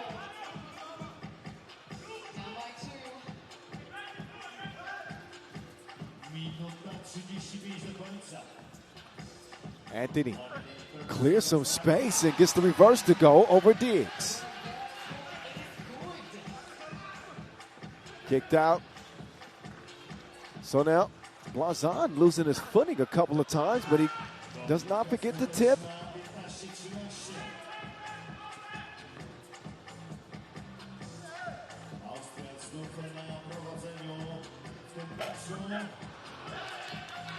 Tony Blaze, nope. Diggs with the board. So now, nope. Offensive rebound. Austria doing a good job giving themselves second chance opportunities. And maybe Madagascar being too willing to give up some of those open lanes because they don't want to foul, but they got a foul still to give. It looks like they're Madagascar because they're out of gas. I'm kidding. But, look, they are tired. Ellie on that last play. See, there you go.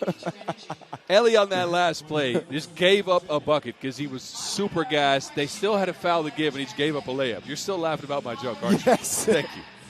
Right now, they're just Madagascar, missing the gas. They still in it. They still got some gas left in the tank. Down by 3, 45 seconds to go. I don't think you can count them out. Nope, not with that type of firepower on the squad. They do go with Ellie as the only real scoring threat here. 45 seconds in, you maybe want to have Marco and Ellie out there together. Oh, they're letting them play inside. Ellie, narrow miss right there. Big rebound.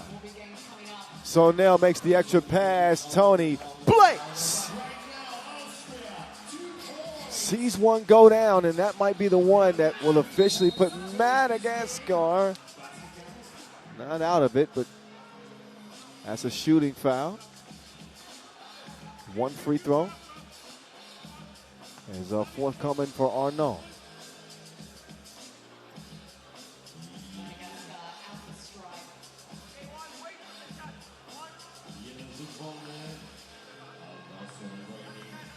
At the line, is he really about his money or no? No.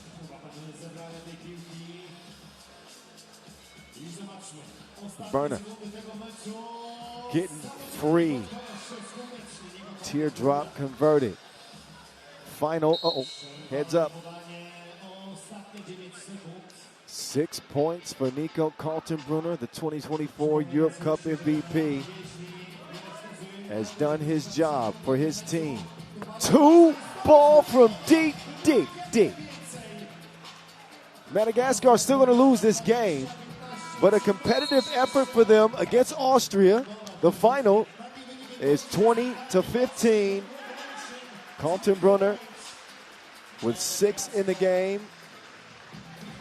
Madagascar, they will not be an easy out if they continue to play like this. But credit Austria. Putting together a nice game plan. The efforts of Sonel and Kaltenbrunner, they lead the way in the victory, a 5-point dub. Women's action next. Our next check ball about 7 minutes away. And we will see the defending champion Dutch ladies against Czechia. Pool A action on deck. World Cup 2026 Day 1 continues after the highlights.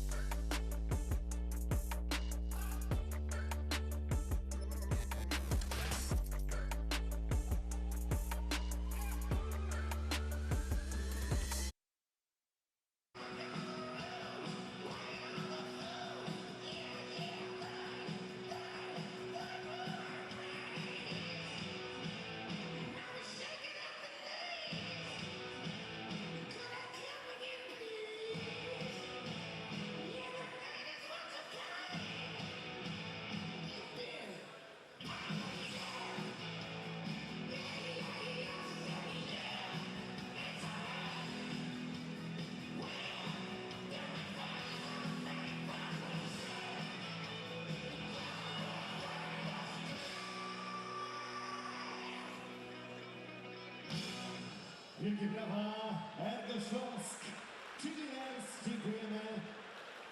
To jedyne błyskawice, my chcemy dzisiaj zobaczyć. Thunderstruck. Thunderstruck. You're like asking that me to do. I like the song too. I like the song. I can't get the screech down though. I had to drop it down a couple octaves. You noticed that? Yes. Looks like, Netherlands are getting ready to go here. And Czechia. The women will take center stage for the next couple of games. Poland and Madagascar will follow this one. We have 8 games remaining on the day schedule. And just a little review of what we got going on this week. The first 4 days are all group play. Yep. We won't get into the elimination rounds until day 5 with our play-in games. On into the single elimination, quarters, semis, and final.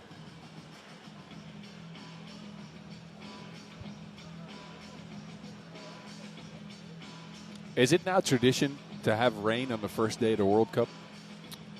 You remember last year? I do. Oh, God. Last year we almost got rained out of the country. Oh, man. In Mongolia. Yeah, we had a monsoon out there. That was rare. That type of rain we got out there was crazy. Oh, yeah. But it is pouring a little bit here, too. Coming down pretty steadily, but again, Canopy's got us pretty well protected. Yep.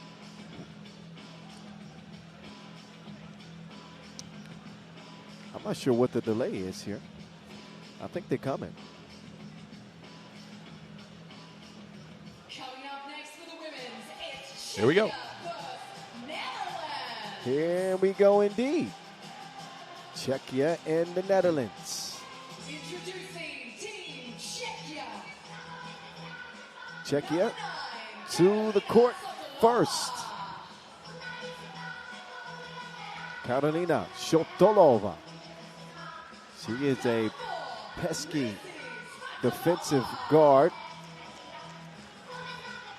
Lucy Svatonova. There we go. The Gatling gun, right? Yep. Katerina Galikova.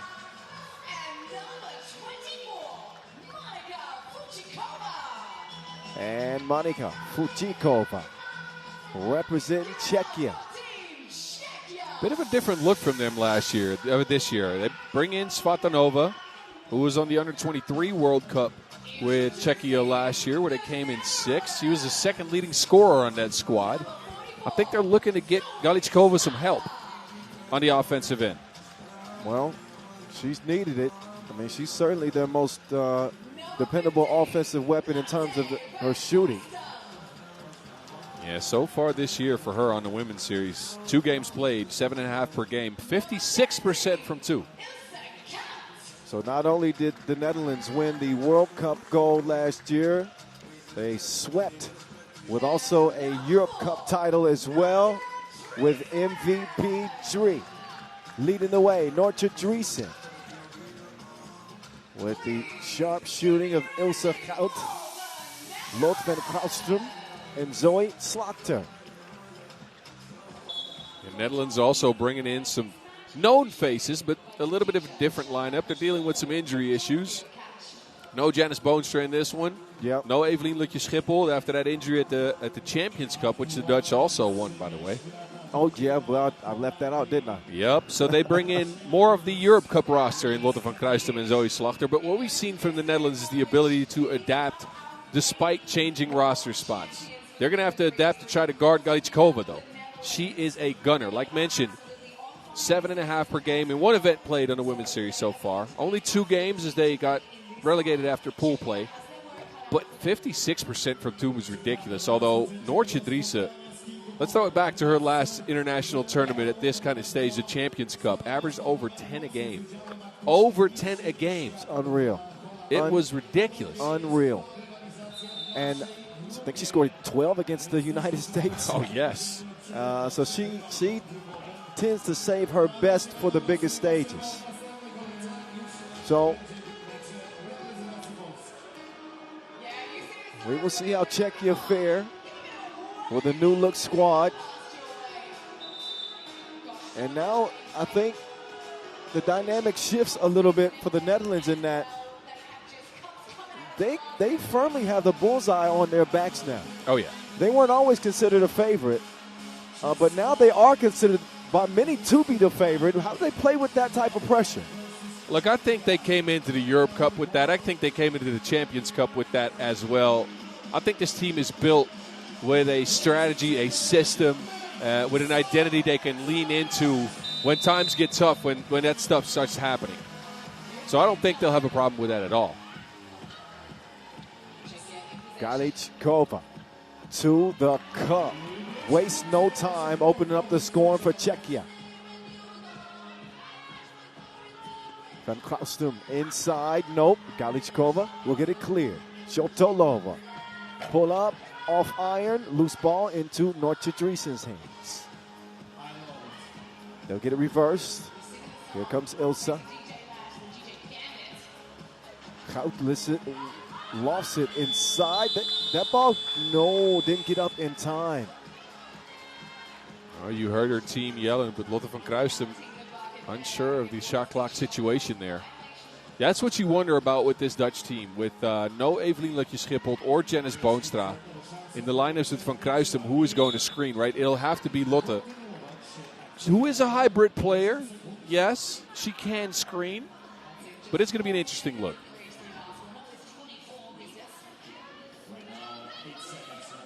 Czechia operating from the right elbow. Shotolova loves that mid-range pull-up. Oh, nice. Extra effort. Preserves the possession for Czechia. Oh. Two is catapulted towards the rim and off the mark. Galichkova will come in.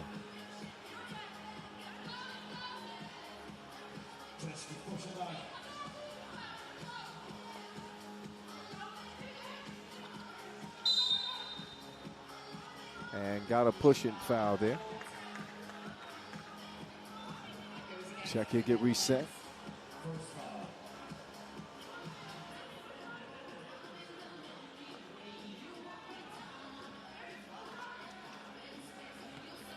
Shotolova.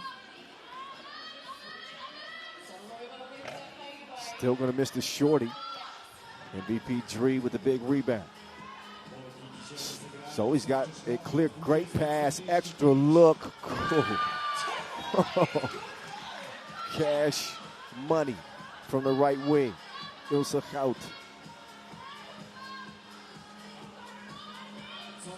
Fujikova. So he keeps it alive. Back cross court. Ilse can't get the shorty to go. Czechia get it cleared. They'll operate from the right wing. Jab step. Shotolova. Spin move. Up fake. Nowhere to go. Kicks it out just in time. Galichkova got it up, but no. Into the hands of the Dutch. There's Driesen. She is bumped and banged all the way to the basket. It is so tough to stay in front of Nortje Driesen when she wants to get to the rack. Such a crafty driver, but slithery, right? Yeah. When she gets a shoulder on you, she kind of slips past you for that layup. But she's got that low center of gravity too, right? You see how low she gets when she's turning that corner? You're right. And then once she gets to the basket, she's crafty at finishing, extending arms to the front or the side, keeping that Wilson away from you. Oh, the guide shot has changed to a 1. Apparently she had a toe on the line. Ah, I see.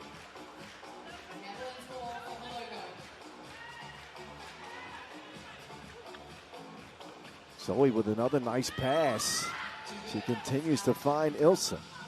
That time for a 1-point score. Shotolova. Back up top. 2 won't go. Out will get it clear. Oh, Von Custom took her to spin class. You don't get these lessons. 3-1. And some defense now. Ilsa, not that time.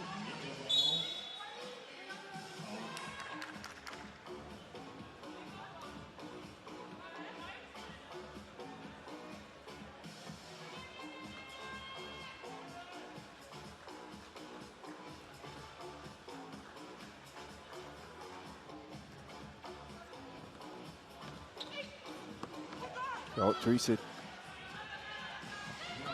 doesn't get the layup to go, and then she's sent to the floor.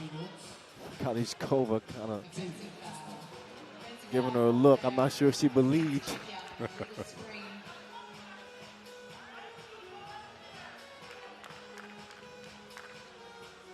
any case, the whistle gets the Netherlands the rock. 3-1 they lead. 3 minutes in. Count to MVP Dree. Caze, ball fake, and a foul on the shot. So a little bit of bag work from Norcha on that drive. Look at this, aye. That is the, you remember the Pinoy step? We used to have a video on that. Yeah, That's kind of similar, no? I'm not sure did she plan it like that? I'm not sure she did, but it was a good move, regardless.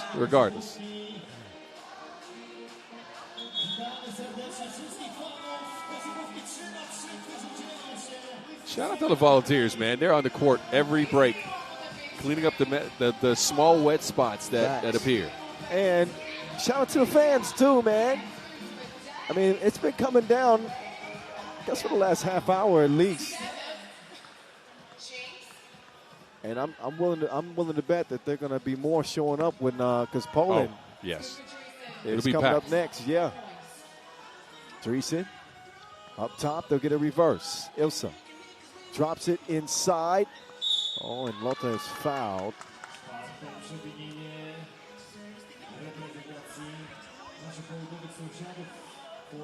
Yeah, good ball fake. Svatanova forced the foul. Couldn't do anything else. Does protect the score, but Czechia is running up the foul count here. Up to 4, yeah. Dreesen, just out of reach of Zoe.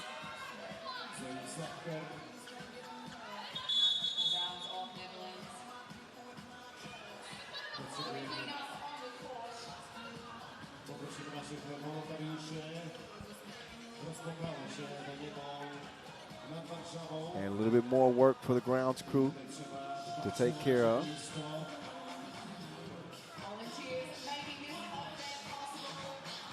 Week-long tournament.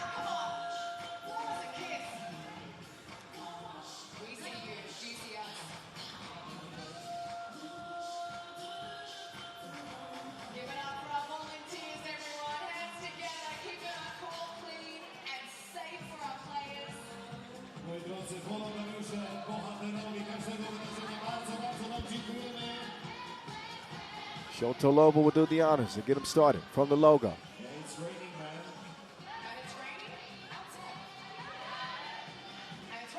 Vucikova, up fake, cleared some space. All net, all wet. And it's a 1-point game. MVP Drino.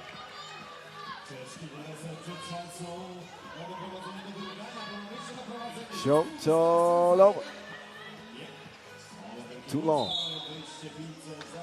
Last year when these teams played at the World Cup in Nepal was also a bit of a close game. Netherlands separated late for a 21-15 win. Similar storyline here. Czechia is staying in this thing. Usually see the Netherlands separate in the second half of the game, though. That has been their MO. Oh, for deep. Ilsa out. She is climbing up the sharpshooting rankings in 3x3. The more I watch Ilsa shoot, the more impressed I am. She is knocked down out there.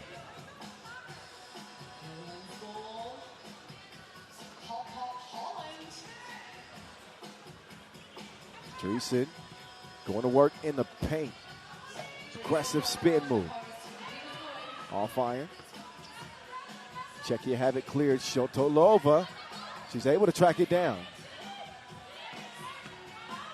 Uh-oh. Slaughter with the swat.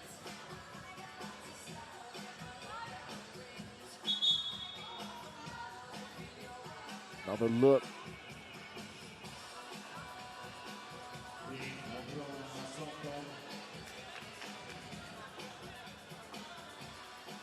Possession would stay with the Netherlands. Off Czechia.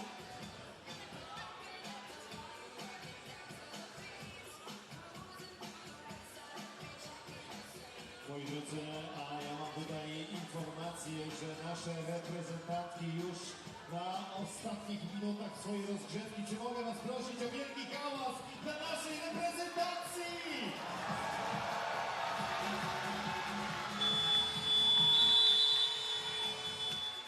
Shot clock violation.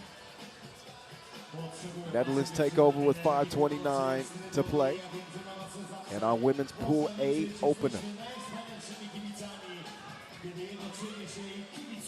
Zoe entry pass. Lota can't get it to go. Somehow it finds its way back to Zoe. 7-3 the result. Shotolova navigating traffic, drops it off to Galichkova as Czechia will respond. Dreesen eyeballing a two-piece, no. And out of bounds off of the Dutch. 3 points the difference. Czechia with the ball at the top.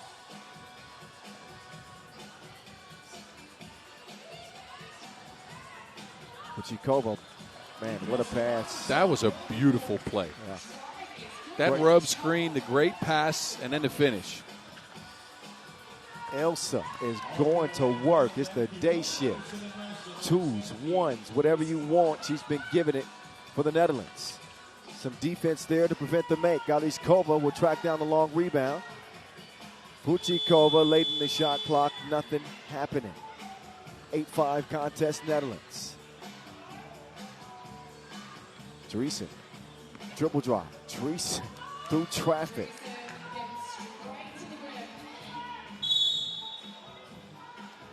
How can you be one of the premier offensive players in the women's game and still be sneaky on your drives? It is quite a sight to behold. She is difficult to stop when she puts her head down. The two ball hasn't come around today, or at least so far. When she's hit, she's always going to have that drive. Yes. But when she's hitting that two, that combination forget it. You can't guard both. Yeah, forget it.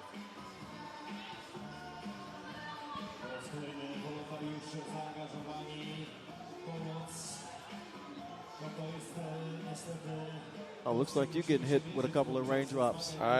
Raindrop, drop top, yeah. Yeah.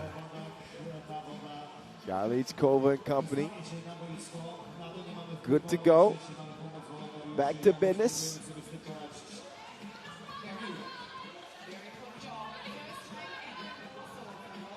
Shotolova. Tough defense. Dreesen, precision pass, quick hands from Shotolova. Galichkova trying to set up Shotolova. And they look a little bit discombobulated. Czechia, that is.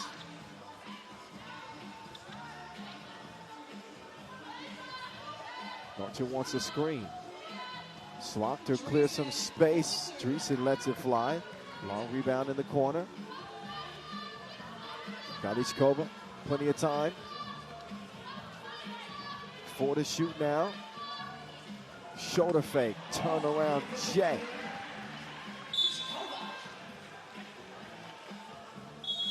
Nine, 6, 3:19 left to go. Still a game. Yes. Very much a game. Look, Czechia is in this because they've guarded the Netherlands well. The Netherlands have not found the two-point stroke, specifically Noortje Dries, who's at 2 points. Ilse Kuijten has led the way with 5. But the Dutch offensive machine, which usually gets going in the second half of a game, has not gotten there yet. They're not fully in rhythm, let's just say that. Czechia only 6 points, though. That is concerning.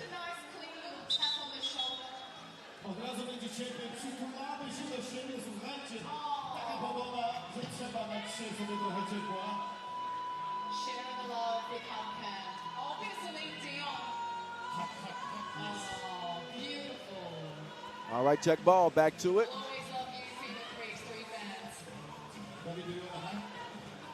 Oh, Lota. Nope. Nice move, couldn't finish it. Shotolova. Oh, that's taken away. There comes Ilsa. There goes Ilsa. And they'll win a chance for a score. It is Monday, but that's 2 missed open layups for the Dutch in a row. Well, she's playing so well in this game. You forgive her for that one. Oh, yeah. Oh, you're right.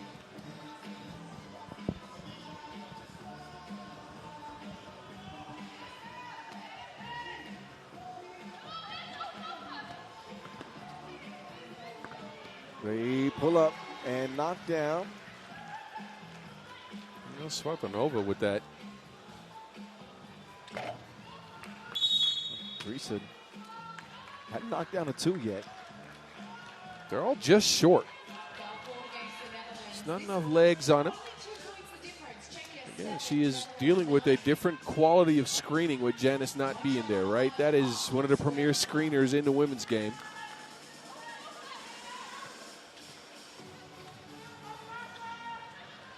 Swartanova. Stop, crossover.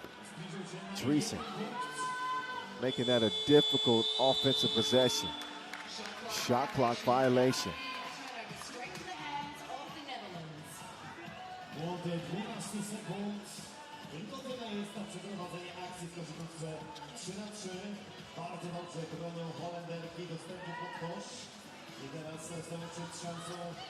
Round comes Zoe.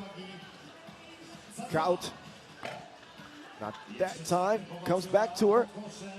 So now in the post office, Zoe keeps it alive. Whistle off ball. That'd be number 4 in the Netherlands. As Slaughter got caught grabbing on Galichkova.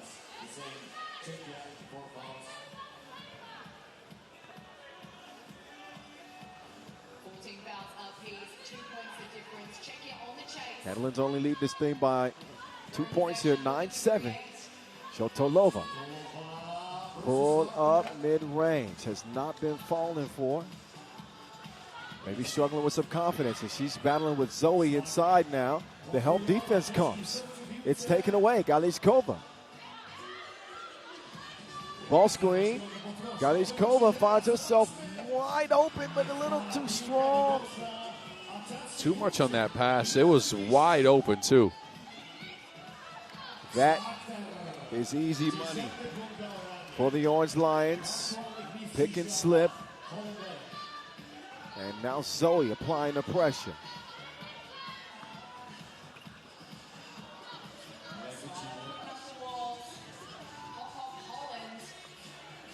Ilsa. She is pouring it on.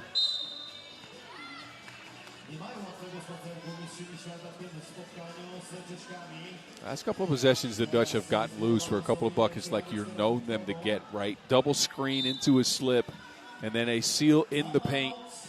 It's a foul from Kuit. But that's the type of stuff you expect from the Dutch in their system, right? That screening game is always on point. They usually get like 4 or 5, sometimes even over that, mismatches or seals in the paint.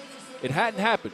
Maybe due to Czechia's defense, maybe due to their discipline, maybe due to this being the Dutch first game. Who knows? But the last couple of possessions, they've been sharp. Got a big game from Ilsa. 6 from her, yeah. 6 from her.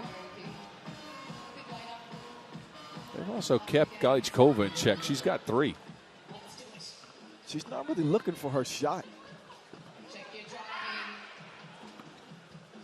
But Costume gets it out. Lota decides better of it. Ilsa pulls up. No.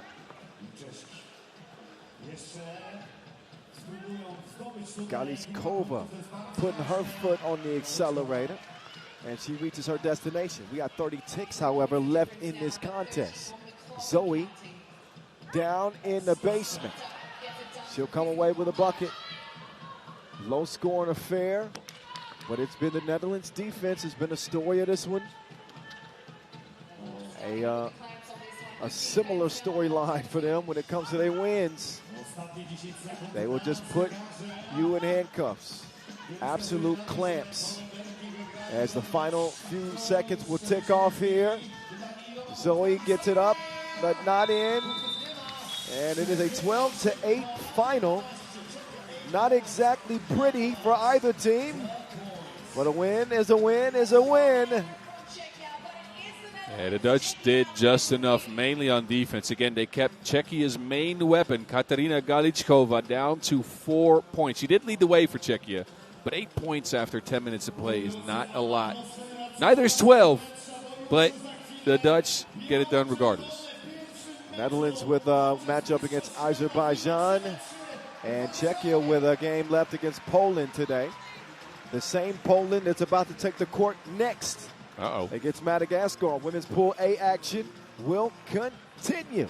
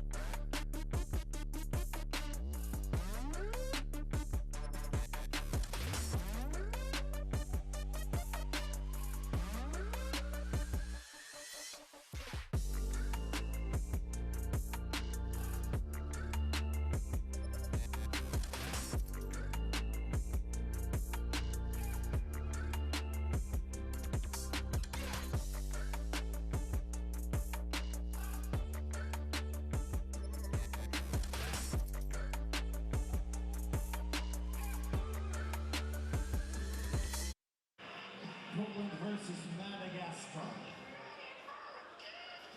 Well, we'll have to get ready to see who's going to win.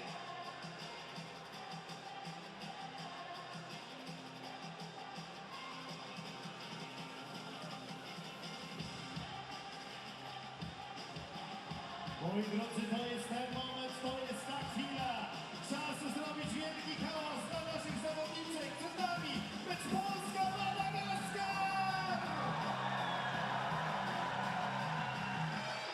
Introducing Team Madagascar. All righty. Madagascar up next. They were competitive, I got to say. They were competitive in their game against Azerbaijan. Regardless, it was a 21-13 loss. Now they got to turn around and try to recover. It was a good contest, though, as they were physical early. They did run into foul trouble. They got 8 points out of Jean Ferra. Well, yeah, they needed them. They needed every one of them. Yep. And they're gonna have a tough game simply because of, you know, the home team is playing here. And they're going to try to make this as uncomfortable as possible for visiting Madagascar.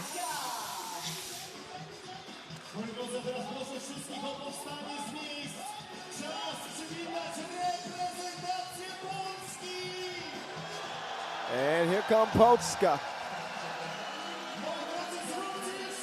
They were on the brink of a medal in 2025. The dream run of the Mongolians, however, would not be denied. Now here they are on their own turf in Warsaw, ready for battle.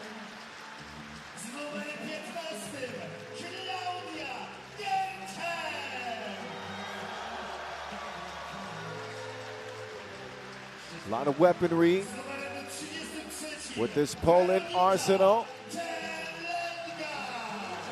Keep an eye on Weronika Telinga. Standing 6'4" in the middle.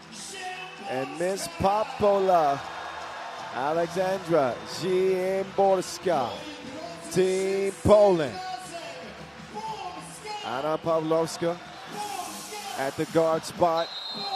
And this crowd is already beginning to chant.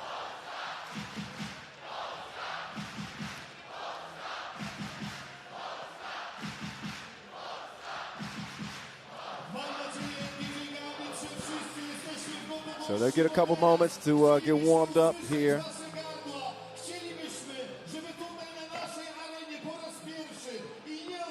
Imagine, I was talking about the pressure on the Netherlands because of all the winning they've done. But how much pressure do you think is on this Poland women's team playing here, you know, at home? A lot. But look, that is always the case playing at home because it comes with a lot of extra stuff. It comes with people wanting tickets. It comes with people wanting your attention. It comes with your friends and your family at the games. So difficult to play at home for sure. Some teams rise to the occasion, others don't. Now, I got to say this. Ziemborska's played at home before. She played in the Under-23 World Cup in Lublin a couple of years ago, and then she got a silver medal there. Right. So she is used to this type of pressure because there are a lot of Polish fans there as well.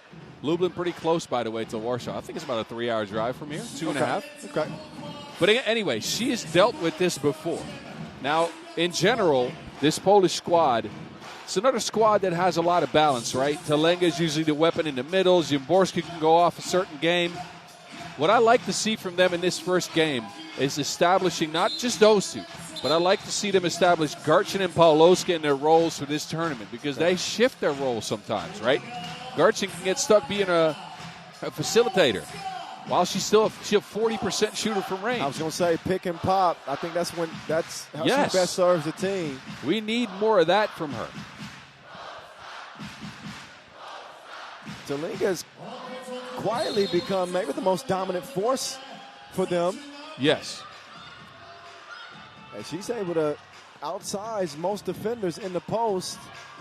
Ziemborska will draw the foul.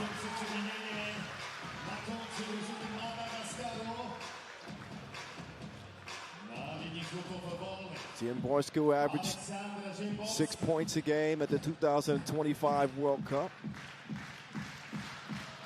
Lines up and knocks down her first free throw. Layup goes. Madagascar strike right back.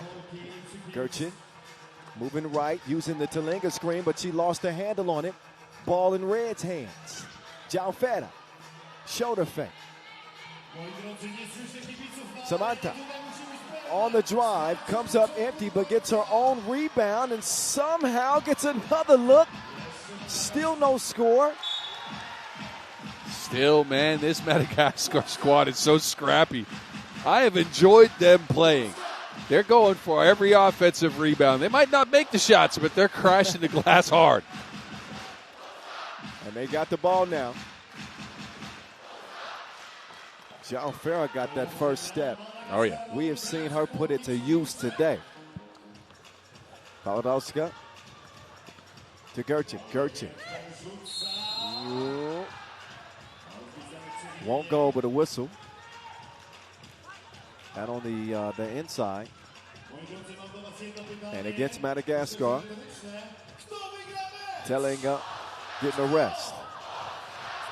Anna to Claudia. Back to Anna. Anna inside. And it's Alexandra. Missed opportunities for Madagascar.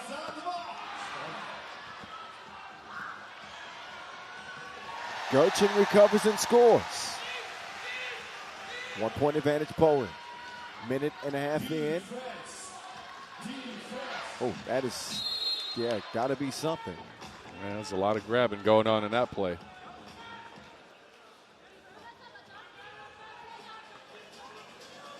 Sambatra will shoot one. There's the Polish fans. Shout out to the Polish fans. I've always had a good relationship with the Polish fans, dating way back in the day. They've had a lot of, nice move. But a lot of the most memorable names, players in the history of the game that have played for them. Seen Simon Arduc over there. And Pawlowski. Pablo. Of course, Michael Money in the Bank. Hicks. Oh, yeah. Zebo still playing. Yes. And the list goes on and on and on. Actually, most of them are courtside here. Pawlowski is courtside with Arduc and Zebo. They're all sitting next to the. Yeah, okay, it is Zebo over there in the hat. Yeah, Zebo is checking out the action, cheering on his women's squad. They're sitting next to Jorge Garbajosa, the former Toronto Raptors legend and FIBA Europe president. There we go. Wow, yes, sir. Some esteemed company. Telenga with 6 to shoot. Out to AZ. Nope. Telenga. Oh, there was some contact on that shot. I heard it. And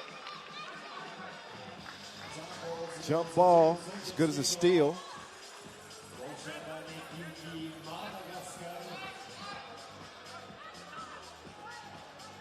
Maybe my ears were deceiving me, but I thought I heard a slap. Well, you got a pair of headphones over top of it. Maybe, yes. I don't know if that bolsters my point, the fact that I could hear something. Gerchin got it working. It's 5-2. Muria, cross, left, right. Getting to the baseline. She's got 3 to shoot. She scoops it up, and it won't go. Kicked out.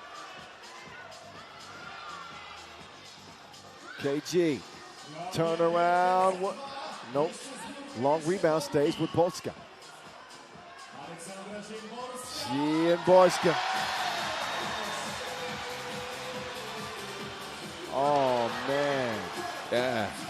That is the third missed layup on Madagascar. Madagascar is shooting themselves in the foot. If they want to be competitive in this game, they got to make layups, especially uncontested ones. Uh-oh. Gertrude hits the deck.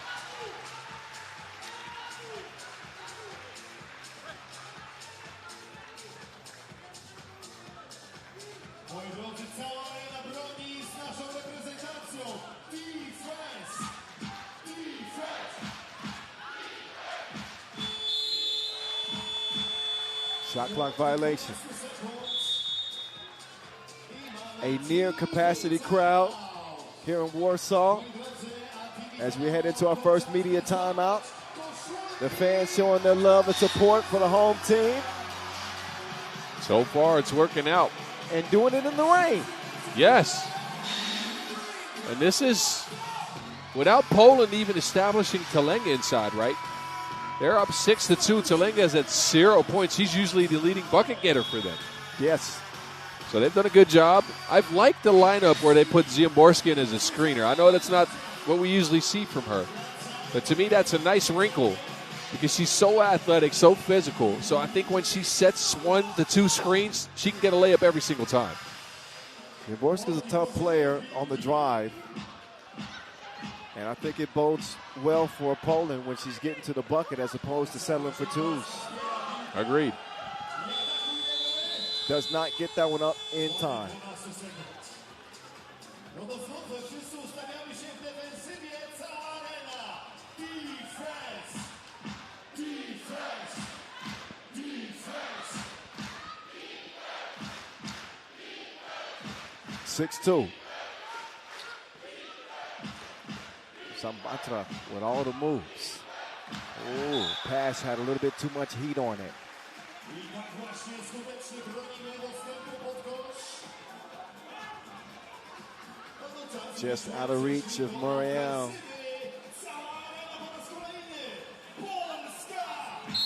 Uh-oh. Delay of game warning red. Got to get the clean check ball. Substitution is made meantime.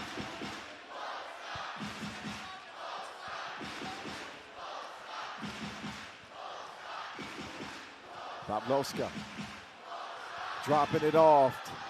Szymborska makes the extra pass that leads to the splash. KG two-piece. Joe Fada. That's a foul red. The fourth on Madagascar. Good extra pass on Szymborska there. I thought she should have gone up as she did it, and then Gertrude rewarded her with a two-piece. Round comes Miss Popola. Szymborska to the crib. Uh-oh, that pass errant out of bounds as Poland strengthens their grip on Madagascar.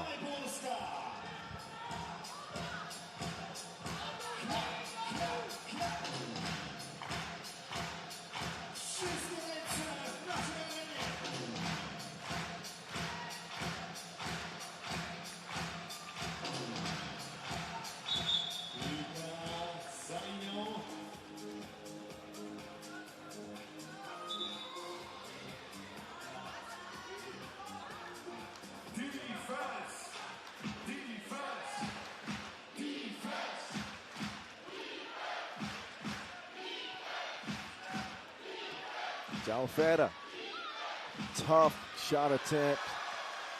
Szymborska comes away with the rebound up top. They'll set up left. They'll find AZ in the paint. Long hair, don't care.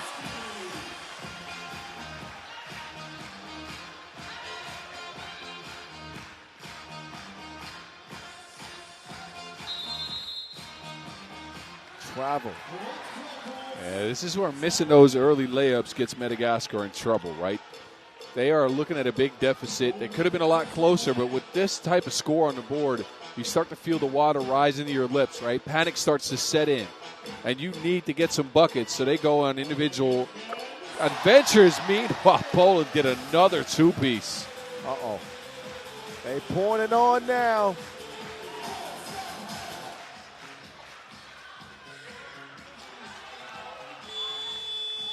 Oh, look at that action. Heads up, quick play. Muchas gracias. Oh, deep two, won't go. Jalfeda in the deep end, and she will drain it. But it's a 13-4 game.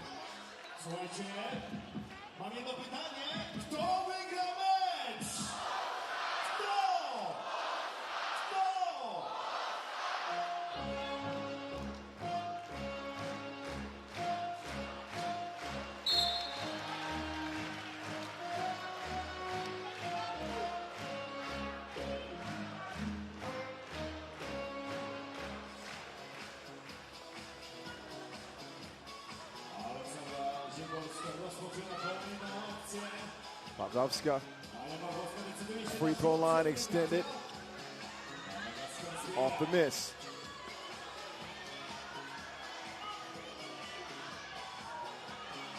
Great contest out by Talenga. Uh-oh, two ball on the way, nope.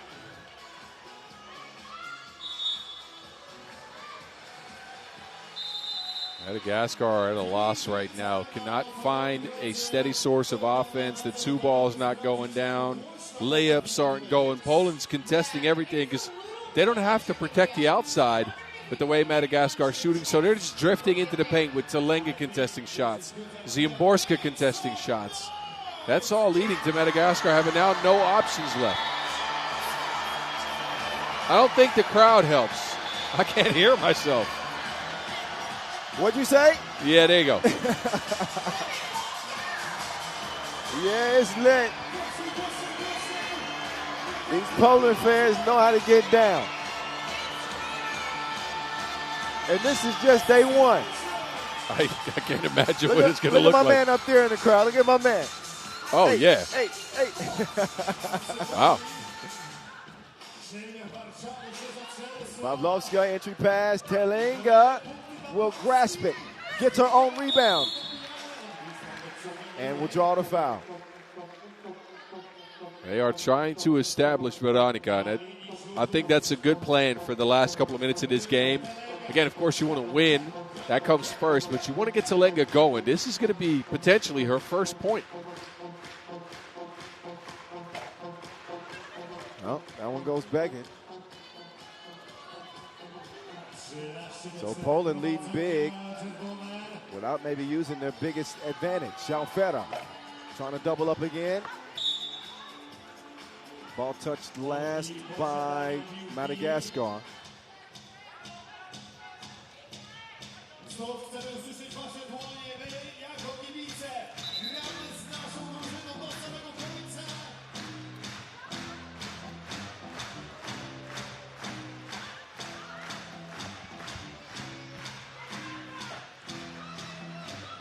Rebound track down.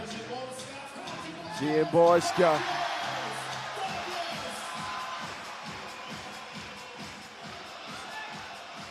(14-4). Moriel can't get the scoop to go. Ziemborska wants the ball. She's got 7 to lead the way. Instead, it's Anna with the wraparound pass broken up. To the corner. 2 ball on the way. Rattles in. Back down to the post office. She's delivering like a due date. Ziemborska with 8. Make that 9.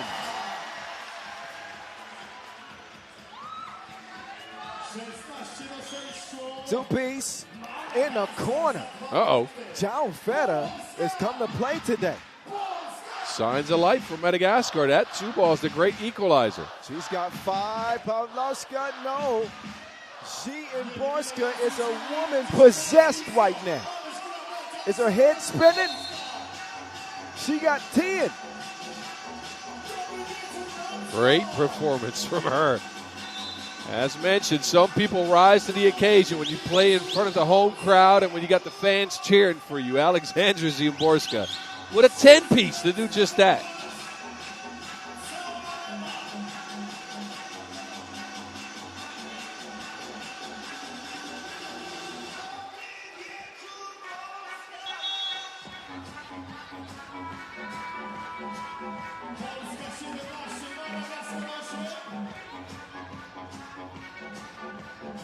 It's been the effort on the glass, play on the inside, and they continue to find Alexandra Ziemborska in the 17-8 game. Pavlovska, layup line.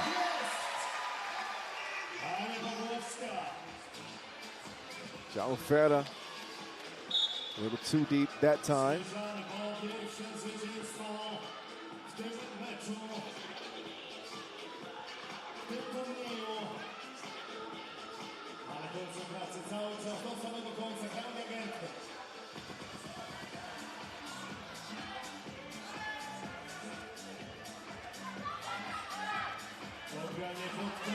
Telenga.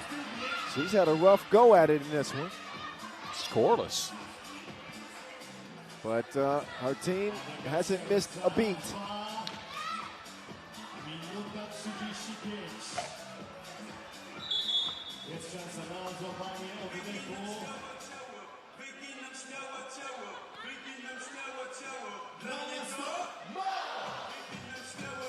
Hey, I don't know what that means, but I'm going to find out. Okay. Up top, Gertrude who's, she'll turn it over. Jalfetta now. Jalfetta with the moves. High arcing two. Will not go. Jalfetta. Another one is too strong. Track down.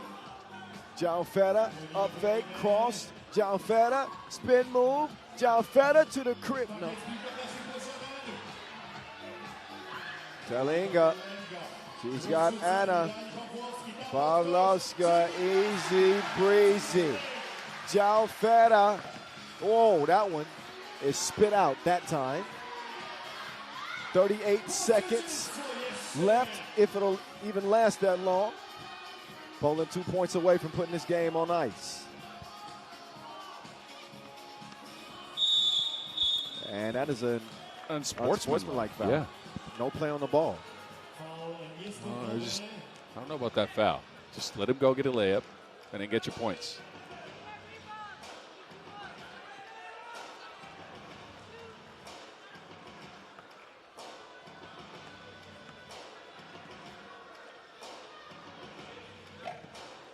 And Jalfetta will get that one to rattle home.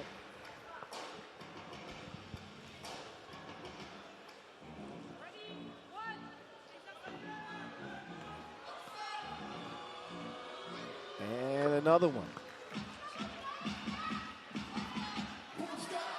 Final 20 seconds to go.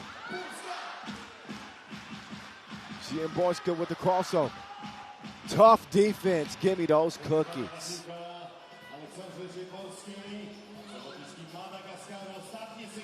Jalfetta on the drive kick. Muriel, no, she stepped on the line. So 4 seconds left in a certain Poland win.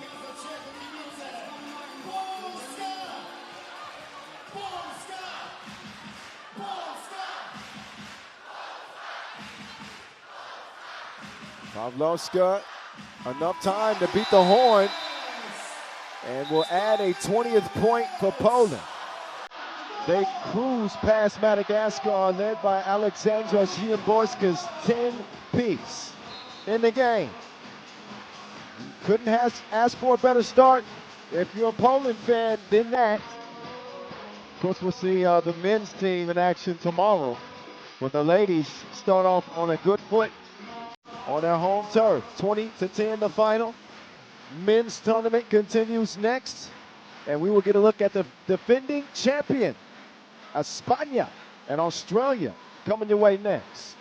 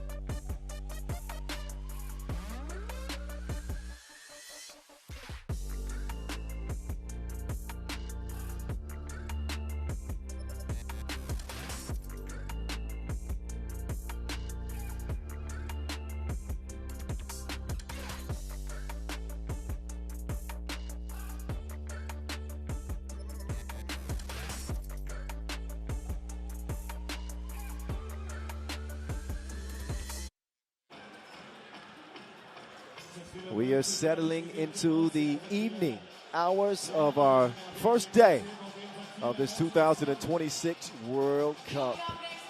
Now it's time for the fellas to take center stage once again. Men's Pool A the rest of the way with the ladies as well. Spain, improbable run to gold last year. It was a magical 2025 World Cup for them. And the Ulaanbaatar, they're trying to double up and go back-to-back. They bring out Ivan, the Destroyer, Artacorchea. He is a weapon. W weapon. This man is averaging crazy numbers on the pro circuit this year. If you think about it, he's a full-time member now for Team Valencia Basket, right? So far, averages of 8.5 a game and 9 rebounds. That's not too bad. That is not too shabby. Not too shabby at all. And last but not least, the MVP, Gwin VP last year, Exposito with DDB, Diego De Blas, and of course the silent assassin, Carlos Martinez. He is the man to watch. I agree with you. Carlos is one of the better drivers in all of 3x3. Well, I think he brings the intangibles to the table that you can't just quantify with, buckets, right? It's that spirit that he brings to the team. It's the leadership. Yeah, the veteran leadership, yes. So, I agree with that. But still, once he puts his head down to the basket, he's over 2.5 drives a game. Do you know that? Yeah. He is a crafty finisher, too. So he's not just the leader. He's a steady source of buckets. Yeah.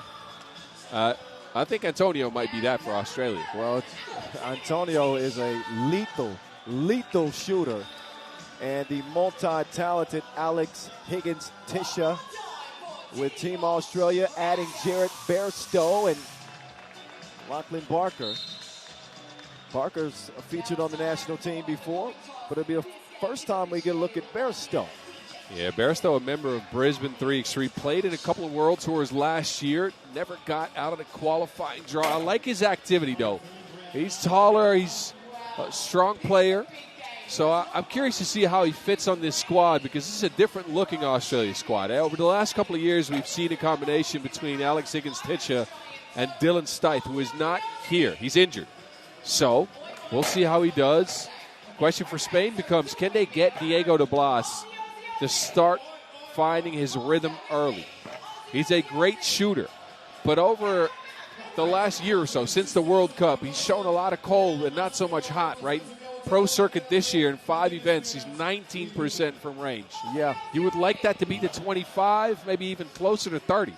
Yeah, he's got to be over 25. But the Aussies, they got the firepower, I think, to match Spain in a shootout. When you look at Antonio, Barker can knock him down as well. And even Higgins-Tisha is not a bad distance shooter. For them, it comes down to whether they can actually adapt to this type of 3x3 environment, right? Not a lot of high-level 3x3 experience on the squad in the sense that they'll pop up for a national team tournament, the Asia Cup, the Champions Cup, the World Cup, but they don't often feature on the pro circuit, so they don't have the reps. They don't have the sometimes not the discipline on defense and the acumen that some of these teams have. If they can get that right, if they can get the screening game right, but if they can get the screen defense right against this Spanish team, they stand a chance. They're going to be all right.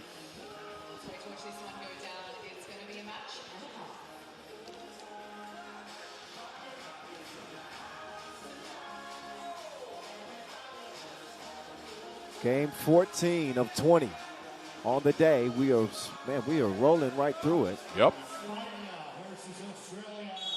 They're coming fast and furious. We back on Spain, Australia. Let's get to it. The Destroyer to DDB. Off iron. Back into De Blas's hands, and he can't get the layup to go, but he does get the offensive rebound. Martinez gives it up to get it back. Low pass is broken up. Bairstow will save it. And let's see what he can do. He'll get it to Alex Higgins-Tisha. Has to fire up that mess late in the shot clock. Shot clock violation, that's 12 seconds up. Spain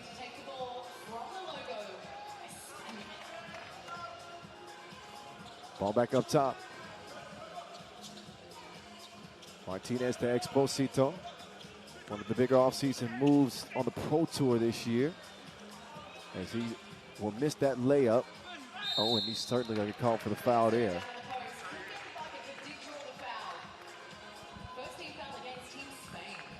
Yeah, you are right. Exposito changing teams from Barcelona to the Ching this offseason.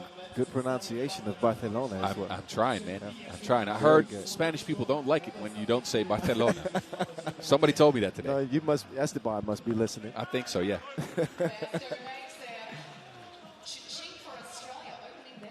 DDB to Orcochea. He will put it up and in. Agent Antonio. He will get the runner to roll.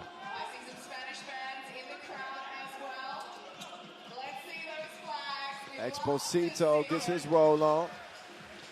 They try to kick it out quickly to Barker. Is that ball deflected or not? I'm not sure.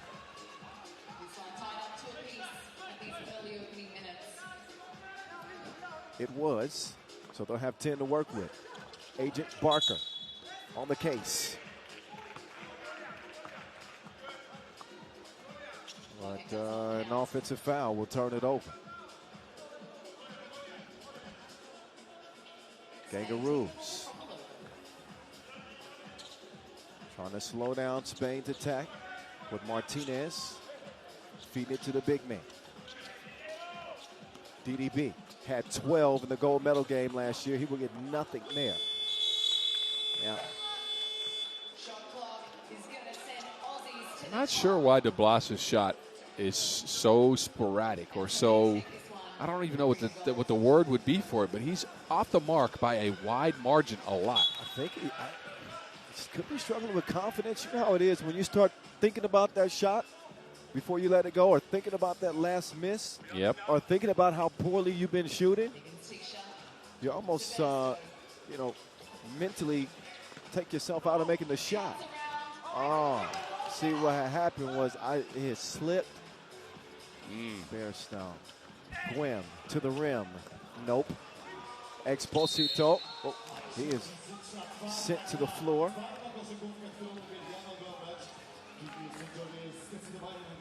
Exposito, when we talk about his game, we usually talk about him as a defender, right? As a deflecting force, a disruptor. Last year at the World Cup, in that magical run Spain had, he shot 40% from two. And he's a very underrated passer as well. Agent Barker. Fade away. Shot clock violation. Defense is leading the story so far. In a 3-2 start, España is in front. De Blas. Article chair.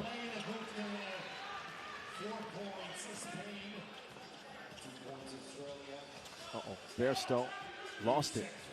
DDB quickly to Gwynn. Gwynn's got his driver's license. He will miss the layup. Did I hear a white foul? Is that a shove on Article chair? Yeah, it was. Yeah. Good Spain. Oh, lazy pass, almost stolen. Agent Barker with a difficult shot attempt, and he will drill it. Yeah, he's barking up the right three.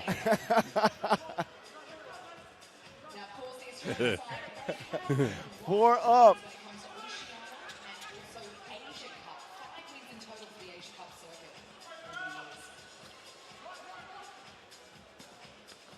Los cruises.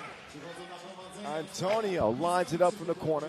Long rebound to España. Back down low to Ivan the Destroyer.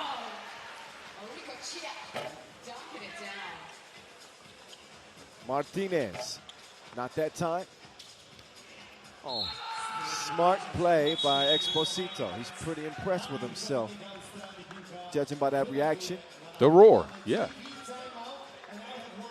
So we've been calling Ivan Arecochea, right? And I got a text from a certain Spanish guy we know.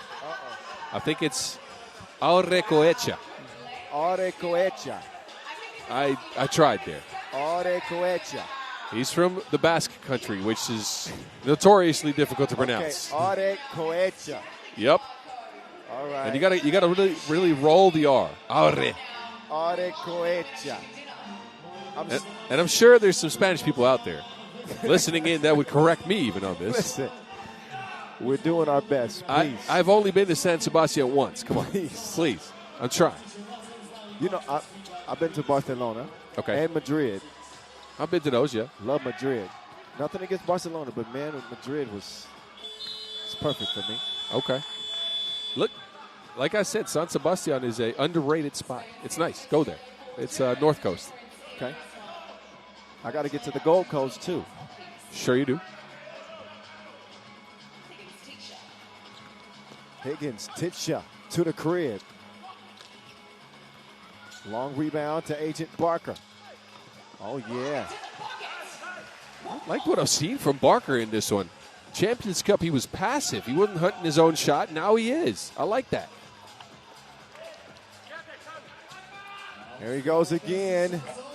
That one won't fall.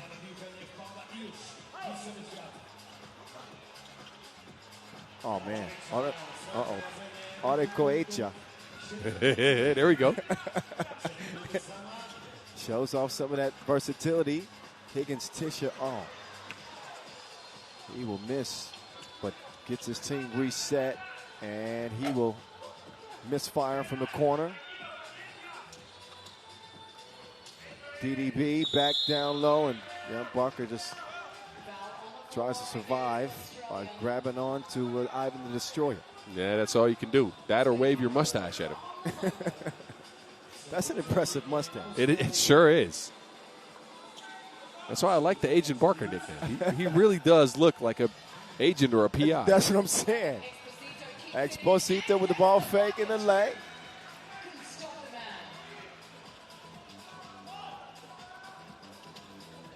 Agent Barker drops it off. Contact certainly on that shot. Bairstow in his first international cap for 3x3, Australia.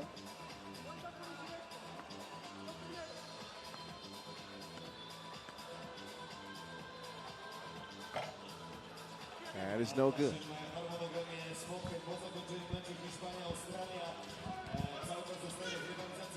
Asesino Silencio is the man to watch. I told you.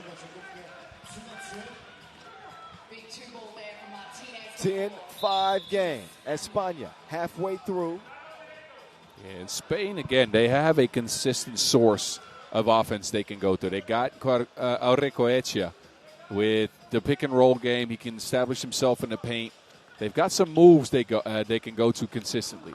Man. Australia, however, they've just kind of relied on one-on-one takes, a couple of screens here and there, but it's not worked out to a great extent. Exposito's had a tough time finishing. Yes. At the rim. No such issues for Los Martinez.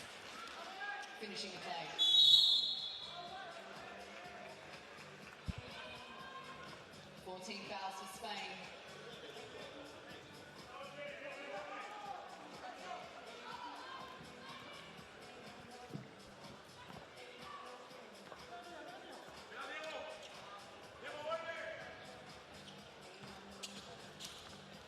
Tony. Oh, great save. And Higgins Tisha is able to put it down. Kangaroos still trailing by 4. Look at Arecoechea. They have had no answer for that man. None. Uh-oh. Barker mishandles that.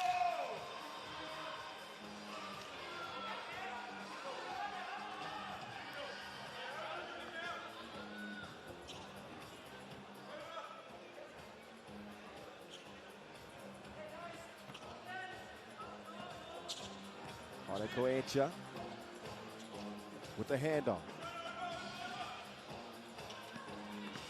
Martinez back to work. Will miss, and they'll get called for the over the back. Against this Spanish team, Australia is oddly undersized, something you don't often see from the Kangaroos, right? Usually they're a pretty big team, but they don't have the length to match this Spain team, I feel. They're still hanging, not hit. Exposito will speed his way to get it cleared. And they're going to continue to feature Arecoechea inside. Arecoechea up to 6 points in the game. Yeah, again, the Aussies a bit thin on the front line with Dylan Stith not being here. Higgins-Titch is not holding up against Arecoechea, I can tell you that. He might be able to challenge him athletically. Strength-wise, no, absolutely not. No, I think with this Kangaroo team, you got to get the keys to Alex Higgins-Titch and let him go to work. He's been a little bit reserved, I think, in this game. We've seen that from him in tournaments, though. We've seen him be more reserved and not come out with the full offensive arsenal. He's got 1 point so far. He's not asserted himself whatsoever.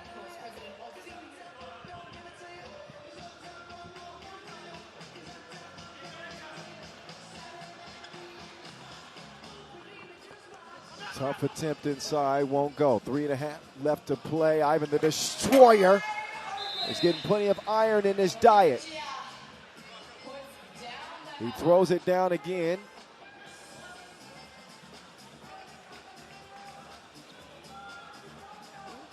And I guess he gets a delay of game warning. I think he hit the ball after the dunk, which is what made them warm.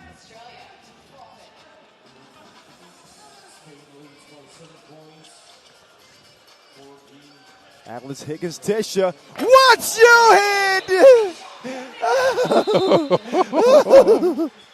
Oh, I can see it coming.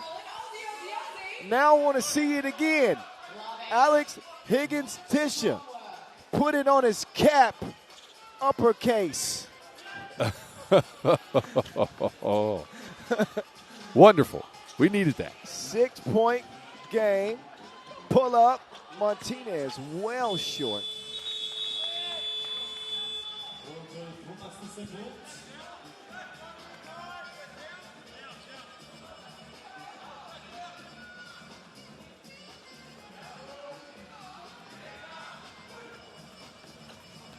Alex Higgins-Titch now giving it up. Antonio has not got many good looks from range. Bairstow with an up fake. He's got to get a shot up quickly. Scoop won't go. Martinez will clear it himself. Gwynn. He'll wait for the ball screen. He uses it and puts it up out of reach of AHT. Once you play a drop coverage against this Spain team with Exposito and Arecoechea going to the basket, you can forget about it. That is undefendable. Exposito whips it out of reach. A 7-point lead for España, the defending world champions. 2 minutes 23 in this one. It's Spain on 15, Australia on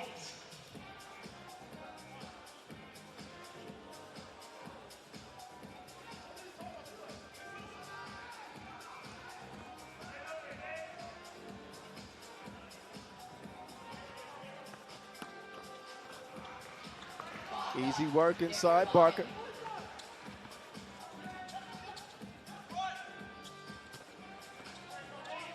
DDB's got the ball again. Martinez,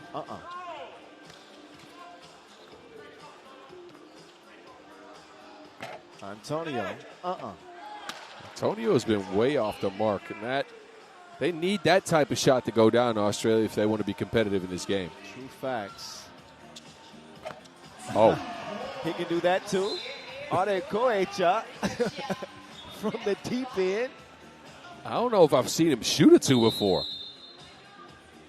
Okay. I can't recall him Nope. myself. Look, I just looked at his pro circuit stats on the year. 6 games played, 0% from two. So that might be his first make in 2026. Well, Spain can get used to that. A rare sighting. A 2-ball from Ivan the Destroyer. He's got 9 in this game, staying true to his yearly average here in 2026. Oh, yeah. Even upped it a little bit. 17-10. We play on.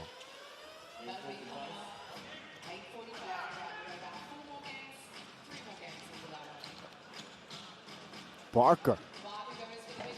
Tough attempt there.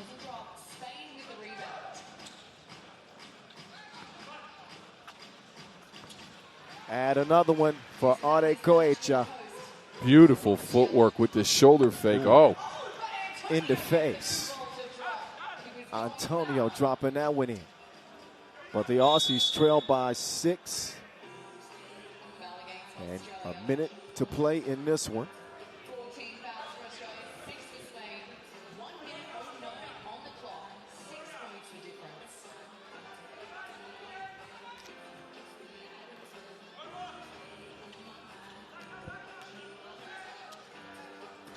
Gwim. And there go that man. 2 hands for safety. Antonio, wild shot. Another one going up and another one not going down. And Higgins-Tisha has had enough of Adekoecha. He pokes that one away, but the damage has been done. Oh, yeah, he's got 11. The Destroyer has been destructive.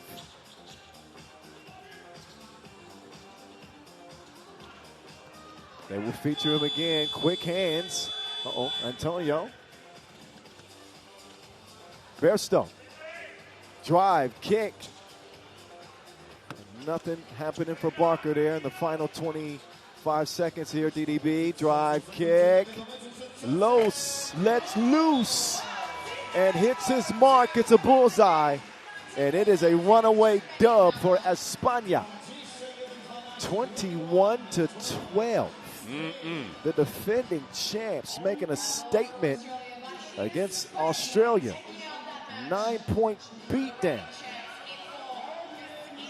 And that's how things are going to start off for them. Well, if you get 11 out of Adekoecha, that is usually a good game for Spain. They established him early. They got him going. And Martinez with 7. Not a bad game for him either. Balanced effort. Spain looking good. And primed to make another deep run here in 2026. High expectations for the Serbians this year as well, who happen to be up next as they will face off with Madagascar. Madagascar coming off of a 5-point loss to Austria as they open up Pool A play. So enjoy the highlights and we'll get right into that Serbia-Madagascar clash up next.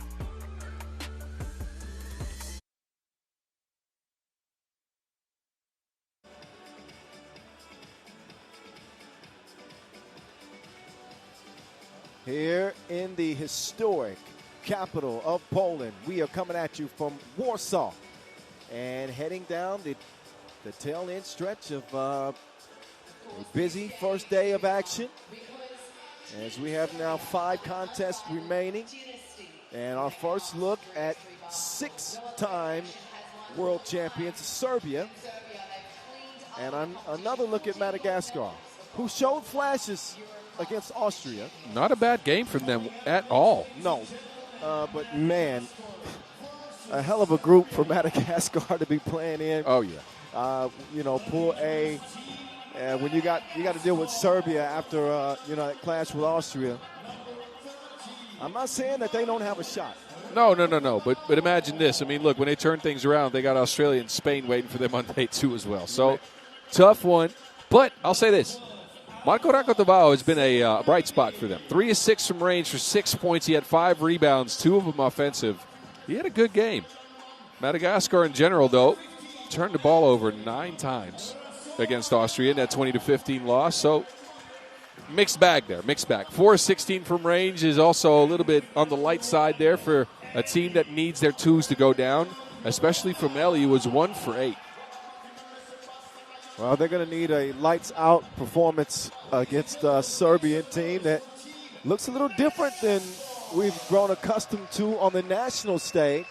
Of course, the most familiar face is going to be future Hall of Famer and world number 1, Strahinja Stojicic, but Nenad Naranjic and the DRE, Andrea Milutinovic, get the nod for the national team this year. Oh, yeah. Along with Nemanja Barac. Well deserved, though. Andrea Milutinovic has been super good for Liman over the last couple of seasons. When he plays on the pro circuit, he gets the nod this time around. I think he's a nice addition to this team as well, because he's not just a scorer. He can pass as well. He's a good rebounder for his size. So I think this makes them all the more dangerous. They look ready. They do. Look, Serbia, out of the 9 previous editions of the World Cup, have medaled in 8, I believe. They missed out in 1. I know that in 19 in Amsterdam when they lost their third-place game to Poland. To Poland, yep. And this is, all right, so another fact here for you. This is the first World Cup since 2012 for Serbia that doesn't feature Dejan Majstorovic on the squad. That's insane. He's been at 8 out of 9 editions. That is absolutely wild. That's pretty crazy. Shout out to the Maestro. Hoping to see him back at some point this season. Meantime, keep an eye on that man, Eli. Radrian Mampianona.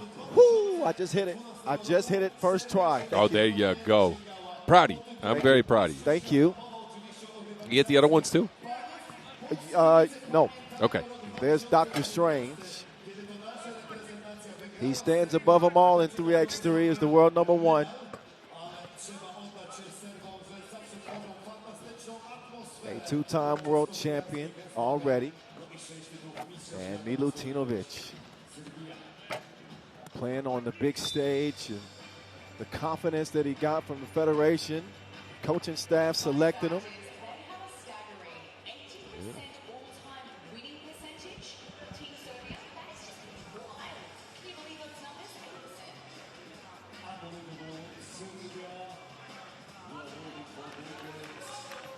Imagine being 35 and being a rookie. Can you think about that?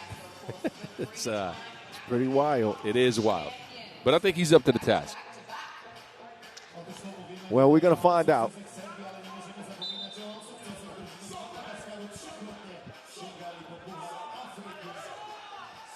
Serbia, Madagascar, the voice of 3x3, and the Mountain. They'll get it down to the eliminator. Naranjic spins free, puts it up, and the lefty will drop. Mid-range, pull up, too strong. Eli comes away with it. The Serbians most certainly have him on the scouting report. I'm not sure they got the other guys on the scouting report. But Naranjic applying pressure on the inside. I think this Madagascar team has spent some time in Serbia training, so I'm sure they're familiar with the fellas. Yes.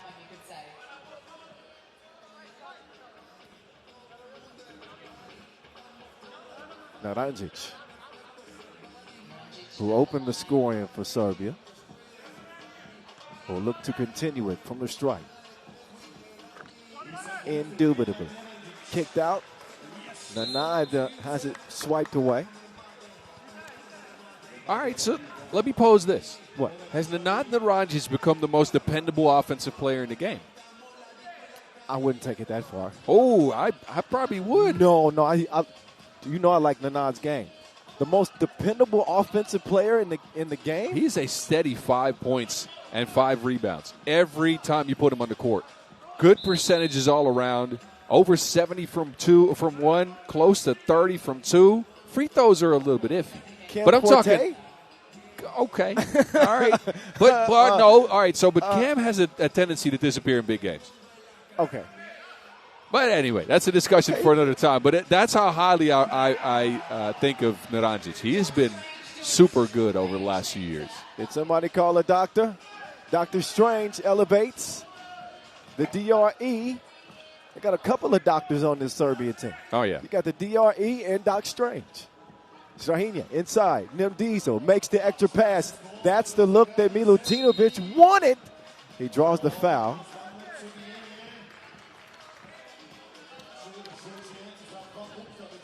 And Strahinja encouraging Andrea to let it go. Looks a little. Look, you can see some nerves, right?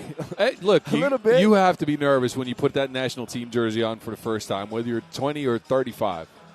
And specifically for him, because he's also entering kind of a different system than he's used to. Not that much different from what he usually plays on the pro circuit, but he plays with 3 guys that are on the same team always and have a lot of chemistry, right? So you got to adapt and adjust.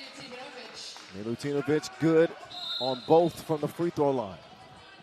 That should inspire some confidence as well. It's a 5-zip start for Serbia.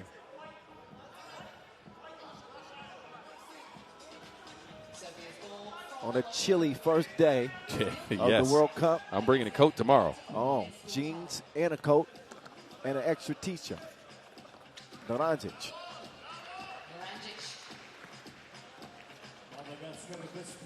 Arno, nice move.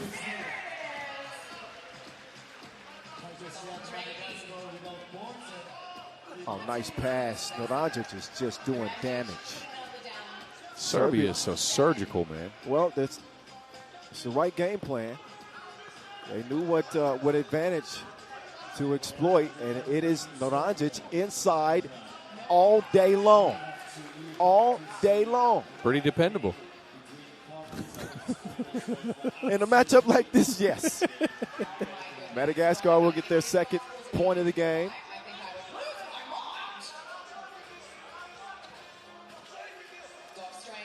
Doc Strange, no. Nim Diesel, da.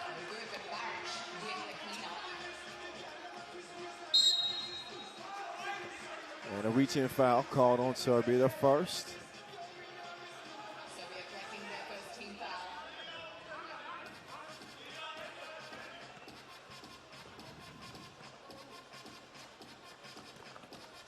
Entry pass leads to a third bucket for Madagascar.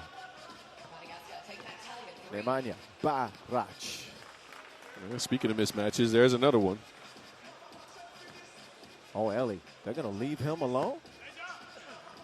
Can't make him pay. Rebound and tracked down by Barac. Dre. Milutinovic offline. Tracked it down. Uh-oh. Oh, a little strong. Little strong.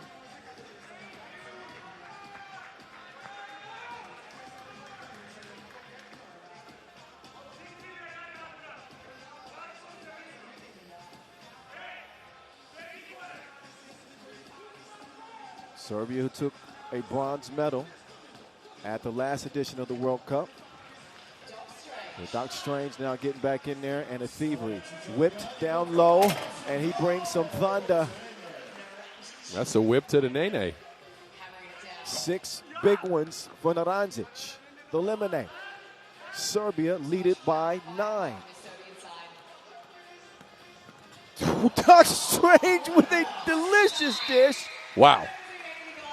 What was the wizardry was that, Doc Strange? Watch Doc Strange. If we get the replay on that. Oh, yeah. Let's hope so. He put it between his own kneecaps. Well, I just want to make sure that this was real. There's the whip to Naranjic. That pass was just okay. This is the, no, that's not the pass. That's not bad. But it was the other one. Yeah. It was the other one. Well, we'll see it somewhere. We'll see it on the top plays today. Oh, yeah. All right. Has to be.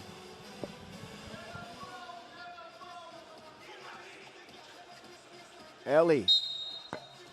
Oh, he will draw the foul on Barac. This is similar to last year's game between these two teams at the World Cup in 2025. Serbia won that one 21-9 going away. And it's shaping up to be a similar result here. Naranji's got 7 out of 13 for the Serbs. Mr. Dependable. Serbia ran into a buzzsaw of Switzerland, oddly enough, in last edition of the World Cup. Yep. Switzerland, who's not here, by the way. Yes. Oddly. But, yeah, you're right. We expected them to go all the way last year, and then it didn't happen. Some injuries at the end of that tournament, as you remember. Though. Yeah. Yes, Strahinja was banged up. Anthony contested. Naranjic. That was a pass. Arnaud offline, comes back to him. Oh, he didn't know where to go with it. Anthony decides to pull the trigger. Splash.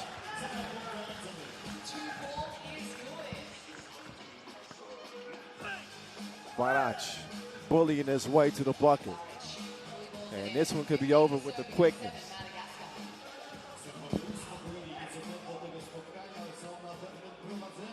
Ellie falling away. Oh, my. Doc Strange sent back. Naranjic, shorty, falls. Great touch for the Serbian big. Ellie is feeling it. Back-to-back twos for Ellie. Oh, Doc Strange, he can do that too. He doubles down.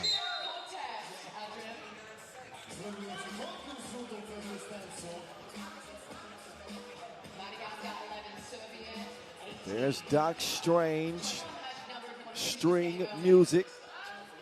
A 7-point lead for the Serbians. Deep attempt. Arnaud, rebound. Turns the corner, scores it past Strange. Arnaud's shown out a little bit today. He's done some things now. Rebounding, blocking shots. Oh, that sequence was ridiculous. How does Doc Strange, number one, get that pass to Naranjic? And Naranjic's confidence is at an all-time high. He steps into that two, no hesitation. He's the Mage Supreme for a reason. That's wizardry. That's a fact. Naranjic is up to 10 in the game.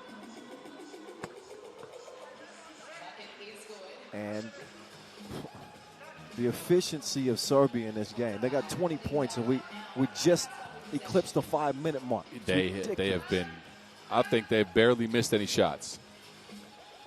It has been a clinic. Milutinovic will clear it with Dr. Strange. Strahinja pressing pause, then play, and losing the ball along the way. Screen and roll. The two's got to start going. Arnaud, Yamage! Doc Strange is hacked. He tried to go up for the shot. He wanted that free throw. Didn't get it. Called on the floor.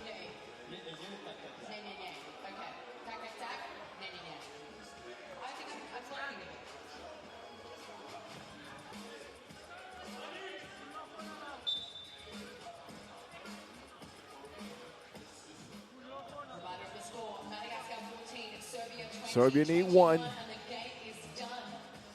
Milutinovic will use the screen. He'll pull up, a little strong. Madagascar with the board. Ali, up fake. Hesitation. Looked like it was on line from here. Does not drop. It is a miss. Barac letting Milutinovic get another shot at it. And Barac will finish the thing off himself. 21-14. They get it done well before the limit. Team Serbia. And Serbia looking as strong as ever with a newly made squad. Nenad Dragic leading the way with a double-digit performance. Yeah, that was a good game from Serbia. They got everybody involved. You can see Milutinovic is still kind of working out the nerves, but everybody else was cooking. So we're a little over 10 minutes away from our next Czech ball. And we'll see the Netherlands ladies back in action, a rematch of the Europe Cup final. Netherlands and Azerbaijan women's pool A. 4 more games left on day 1 slate. We'll see you in 10 minutes. You're teasing something entertaining. Yeah, we've got to really turn the energy up.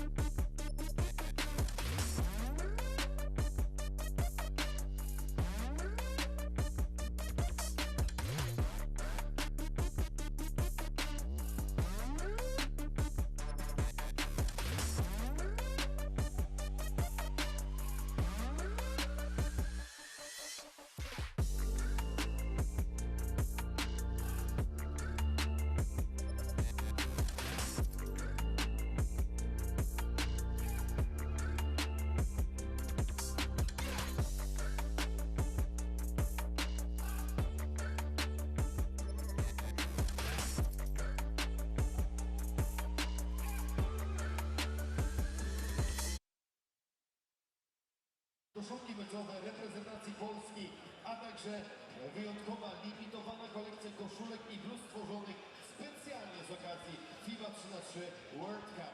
Także fanzona otwarta od godziny 11 do 22. Big shout out to all those sponsors you just heard, making today possible and making the first ever World Cup here in Poland. One for the books, I think. Fan zones open till 10 p.m. We'll be around here till then with our final matches. And of course, if you're not in here with a ticket, you can be out there watching at the big screen. Thanks to TVP Sport.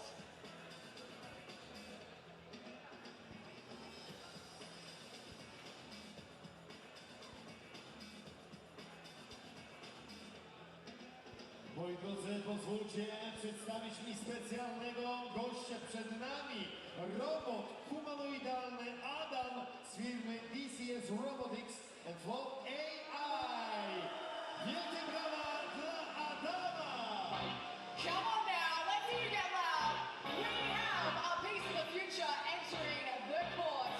It's none other than Adam, the robot.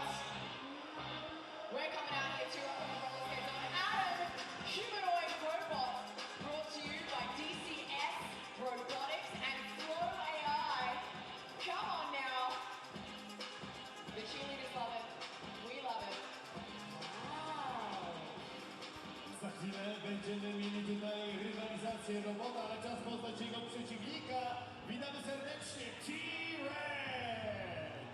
From the future to the past, the prehistoric days, it's the T-Rex. Nie wiem jak T-Rex poradzi sobie z tak krótkimi rączkami w rywalizacji za nami, ale za chwilę zobaczymy. Come on now,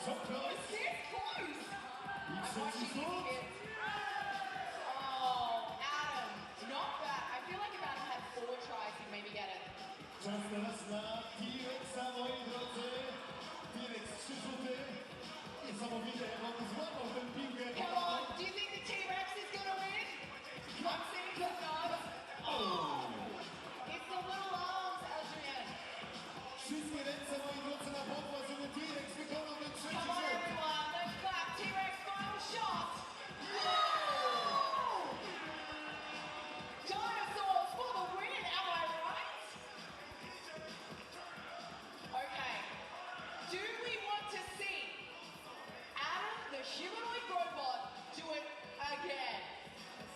Anyone? Damy mu jeszcze jedną szansę? Chcemy? I'm hearing yes. No to okej, w takim razie spróbujmy. Adam, zobaczymy. Oh, Adam, you got some moves. Alrighty. Let's see. Adam's getting ready. Już Adam zaprezentował nam próbkę tanecznych umiejętności, bo za chwilę będą tutaj nam tańczyć na boisku. Tymczasem bardzo proszę o wasze ręce. Wszystkie ręce pomagają Adamowi. Klap, klap, klap. Clap, clap, clap, clap. Clap, clap. I'm watching these kids over in this corner. No i uwaga, przekażmy piłkę Adamowi. Zobaczmy, czy tym razem się uda. Dwie próby dajemy Adamowi. Za nisko. Alright, kids. Do we think Adam the robot can get the shot in? Yeah! Okay! Ooh! He's got one more shot. Nie tym razem.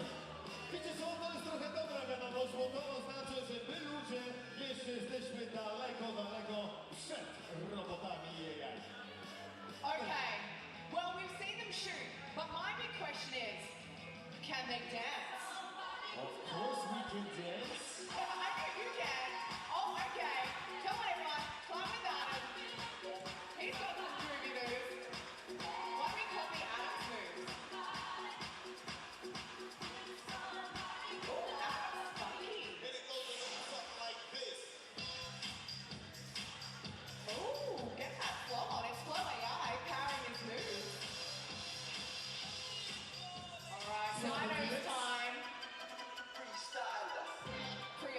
Pre-start freestylers. Stereo with the freestyler.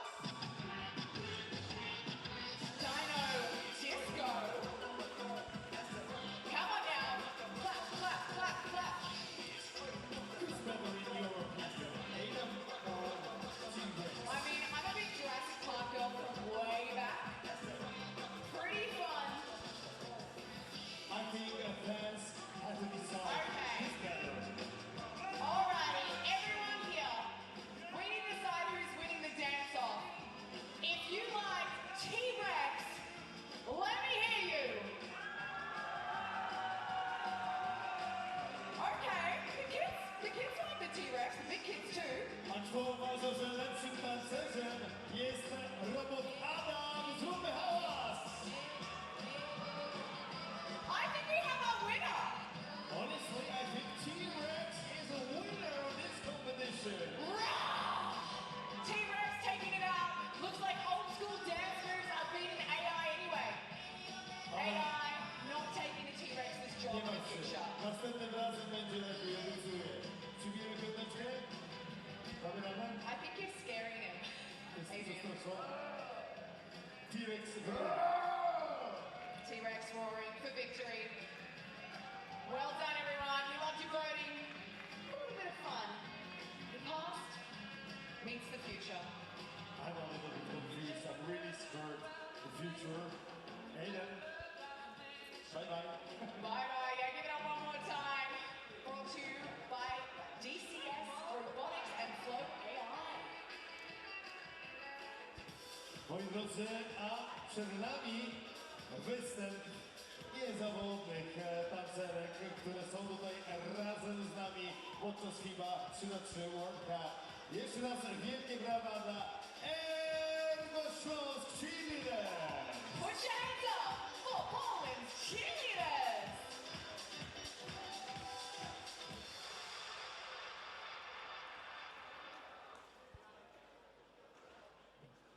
Team Ergo.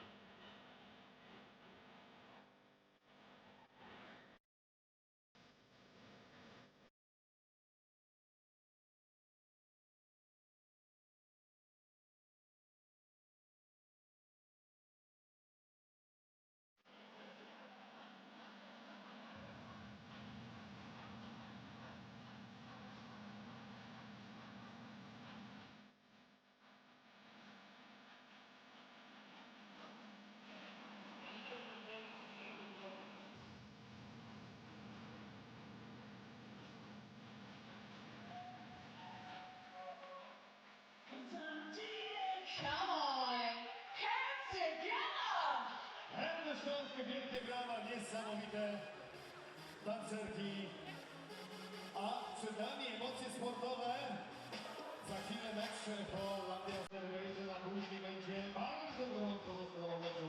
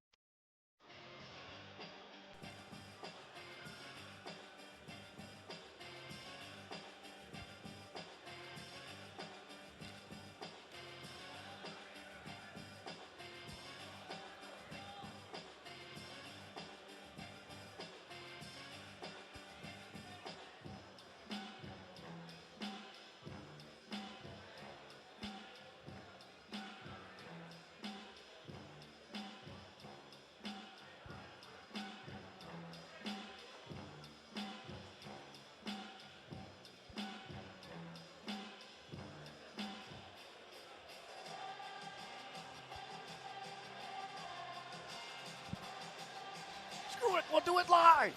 We'll do it live. Wow. We're back live. Netherlands, Azerbaijan. This game should be lively. Your gold medal game for the Europe Cup And the Champions and Cup. the Champions Cup. Yep. So how will tangle number 3 go between these two? Netherlands with a sharp performance in their opening game, although Not offensively. Defensively, yes. They kept Czechia to 8 points, but offensively, 9 of 21 from inside the arc, 1 of 7 from outside of the arc. okay, I take that back. You're right. Not the sharpest there. Azerbaijan with a 21-13 win over Madagascar. So a little bit more clinical in their game,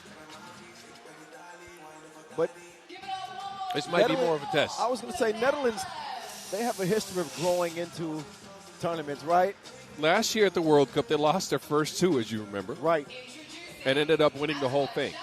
So, yes, they have a tendency to grow into the tournament, but I'm curious to see if they can get North Drisigo, who only had 2 points in that opening game against Czechia.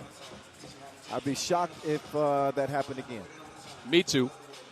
Now, the storyline for Azerbaijan is the fact that they've actually been playing with 3 players today.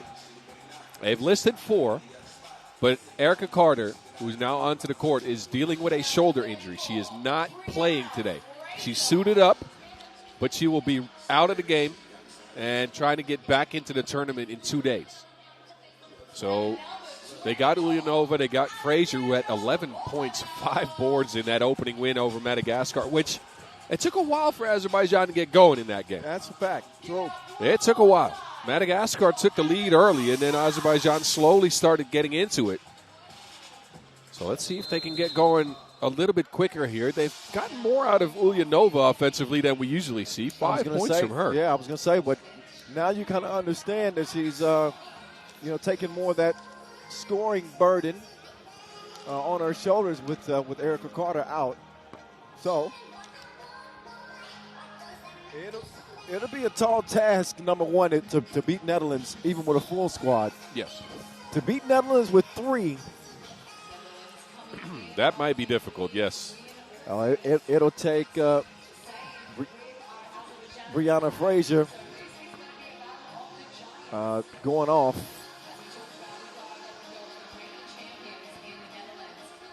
And an uncharacteristic performance from the Netherlands, who are normally pretty systematic. They are, and I think late in the game they got into that system, as we see Zoe's parents there, as usual, in the stands. Man.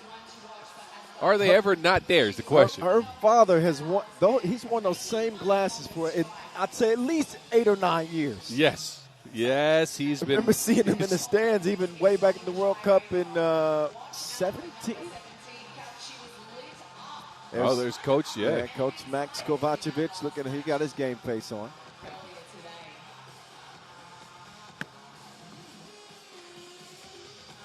And Azerbaijan's coach as well. Yeah, so, again, the Netherlands, late in that game against Czechia is when they got to what we usually see from them as far as the surgicalness, right? We saw a couple of double screens with a roll. We saw some mismatch action with post-ups in the paint and seals. Expect more of that. The question now becomes for the Netherlands, though, who do they target? Both with their drives from the outside as well as with that work in the paint. Is Azerbaijan, as currently constructed with Erica Carter not on deck, or at least not playing, they are super tall. Yeah. This is one of the tallest squads in the tournament right now with no sub, but still. Frazier, Mollenhauer, sizable. Ulyanova is actually underrated as in the sense of I can't find her height right now. Here we go. 185. That is not bad. She's up there. The Dutch aren't a small team. No, you are absolutely correct. That is true.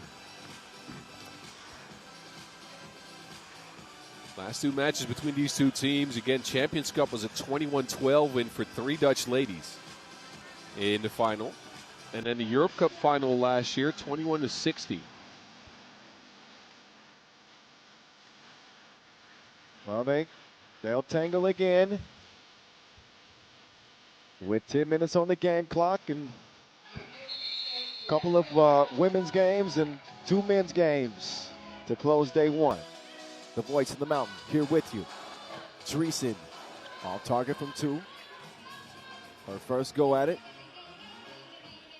Brie Flocka setting the screen. Mollenhauer lost it into Frazier. Frazier does away with Dreesen, but not legally. An offensive foul.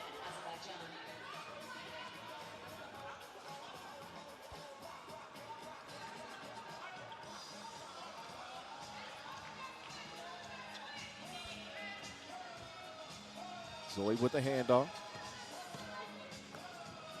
Dreesen still open. Mollenhauer will use the screen. Mollenhauer up fake. Ulyanova gives it right back. Mollenhauer fouled on the shot attempt. Doesn't get the bucket, but does draw the foul. One more to come from the striker. Unselfish ball movement. Might lead to Azerbaijan's first point here at the line. Mollenhauer is good. First points on the tally.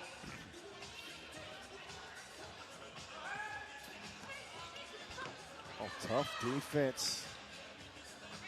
Dreesen 0 for 3. Mollenhauer. Brie Flocka. No. Oh, man. So the Dutch a little bit out of sorts early.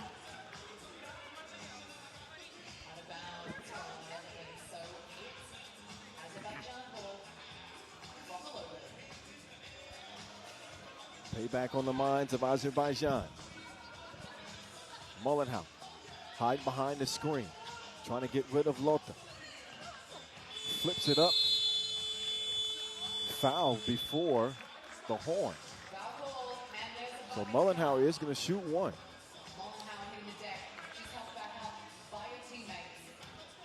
Yeah, you can see here the body contact.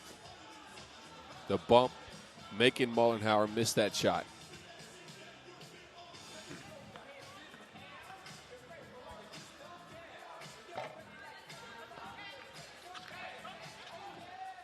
Stays 1-zip.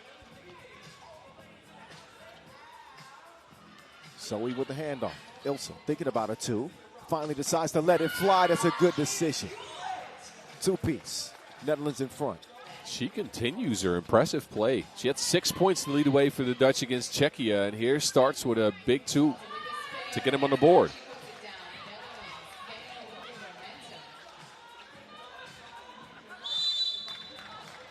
Foul on the floor. Bucket doesn't count.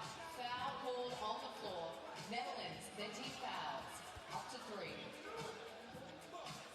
Azerbaijan ball from the logo.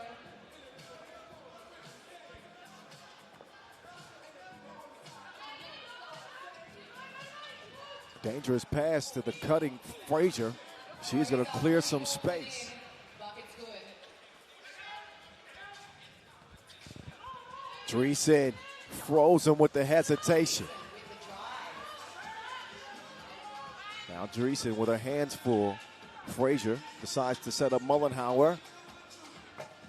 Won't go. Frazier, oh, wow, sent Dreesen tumbling. Yeah. Pocket pass. Slaughter missed it. And then Mullenhauer shows up right in time. Defensive block. And it'll be poked away. Netherlands picks the pockets. Get Azerbaijan to keep possession.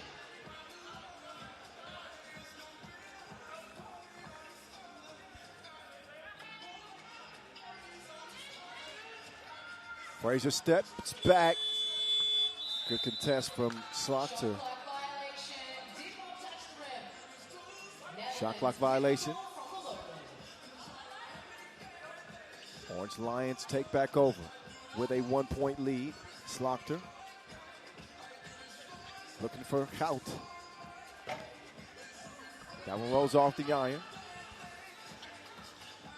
Frazier wants to rock. Dina's got to clear some space.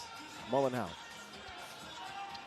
uses the screen. Mullenhauer can't get the bucket, but a shot clock violation. Not a lot of energy in this game so far. Neither team can get free for what their offense is supposed to do, right? Yeah. So they can't get to their determined actions. And we've had to settle for Frazier 2s and some other stuff that you don't often see. Feels like the team to break this is the team that's going to start hitting some 2s and some screens. Well, for me, Azerbaijan are missing some easy opportunities inside. They don't have much flow to their offense. They rarely do, though. They're a decent screening team, but they have their main ball handler on the bench not able to play. So that leaves them without a lot of these screening opportunities. And then the longer they stay in this tight game, the more difficult it's going to become. Oh, nice seal from Hout. And she'll sneak past Frazier. We got a 5-3 game. Frazier in the post office. But Krautstrup denied by Mullenhauer. Step back. Mullenhauer no go. Now Slaughter in front of Krautstrup will work the 2-woman game. Never mind, it's the 1-woman game. Yeah.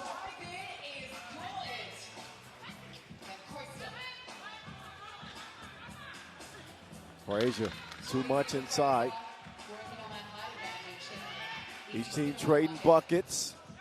Out all alone.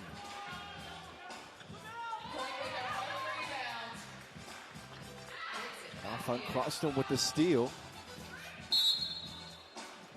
The game plan for Azerbaijan is really clear, right? Get Frazier established, get her into mismatches. But on that last possession, you could see she got tired and just stopped playing defense. Left the Netherlands with a wide open shot. Fatigue is going to become a factor when you play with 3. Dreesen sprinting to the rack.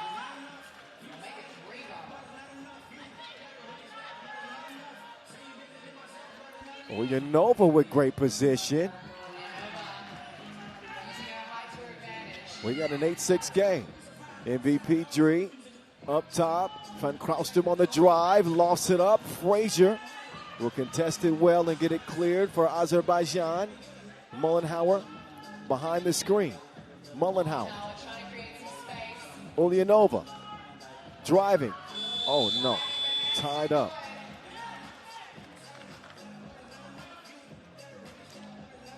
Netherlands getting the stop and possession at the top.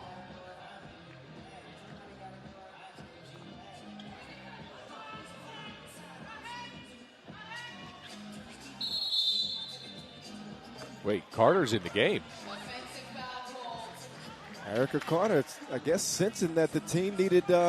Spot sub. Okay. That is a quick 2-second substitution. Possession at the logo. I think Ulyanova needed a breather. Frazier taking it at Slaughter. Shooting foul, number 5 on the Netherlands. Yeah, you got to start being careful here with the physicality, and that's all you have against Brianna Frazier. Look at this. Big bump. Try to stop that. She's aggressive. Brianna Fraser at the strike for Azerbaijan. And I think it's something a little bit Polish. I don't know who we're talking about. Coming up next, we have Nice setup to Slaughter. Czechia. Straight after this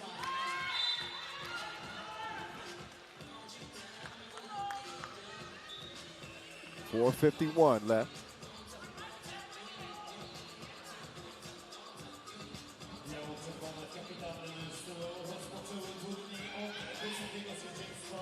.96 game, rather. And Dreesen uncontested.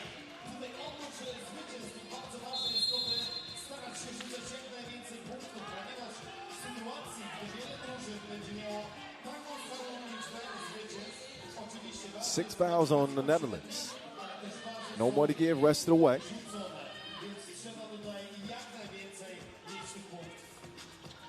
Azerbaijan with the ball. Netherlands Frazier beelines to the rim. clean up this act if they don't want to send Azerbaijan to the strike. It'll be Azerbaijan ball.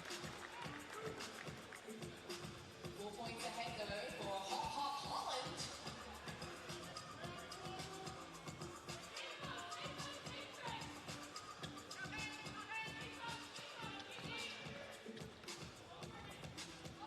Mullenhauer, too strong. Frazier, right place, right time. Count it. Netherlands transition offense. And Ulyanova whistle for the reach-in foul, number 3. This is normally when you see the Netherlands separate, right? Late in the game, when the other team gets tired. And in this case, Azerbaijan extra tired as, again, no substitutions, almost outside of a 2-second spell for Carter there. So fatigue will become a factor in this game. Question for the Netherlands is, can they continue to execute? Because this has also, again, not been a high-scoring game for them. No, coming off a point total of 12 in their opener. They're going to eclipse that in this one. Mullenhauer, long rebound, comes right back to her. Mullenhauer travels. I thought that move looked kind of unique. Anyway, to the bonus, which means you're sending the opposite side to the strike. Don't want to get there. Netherlands, ball from the top.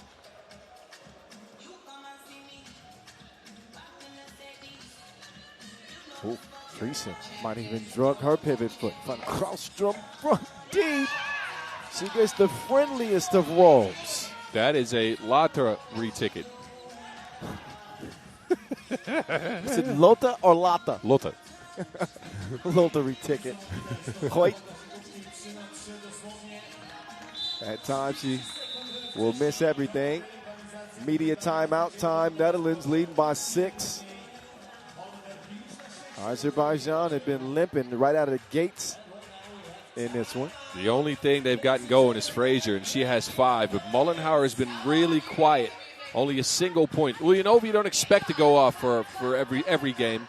But Mollenhauer, again, coming in with that over 7-point average from the pro circuit this year. For her to be at 1 point in this game, that is tough for Azerbaijan. Reprezentacja Polski gra swój drugi mecz. Zapraszamy wszystkich z powrotem z biletami na naszą arenę, bo tutaj poziom decybeli musi być znacznie wyższy. That's it, National Arena. Azerbaijan need a spark, and Mollenhauer trying to provide it. Right to the basket. Out, run off the 2-point arc, cross to the left. Has to go up with it. Yeah, I can do it though. Spin around, puts the bucket down. 14 points for Netherlands. While Fraser muscles it up, bringing essentially unstoppable when she gets it that deep in the paint. Slaughter can't convert her entry to the paint. Hout logo attempt. Got a foul off ball. Fourth on Azerbaijan. 14 fouls for Azerbaijan.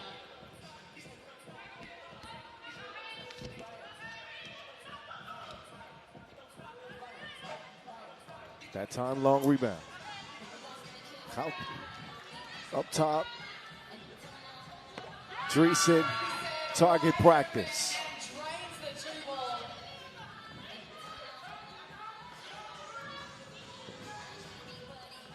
Dreesen knew that was coming. 12, she's on fire.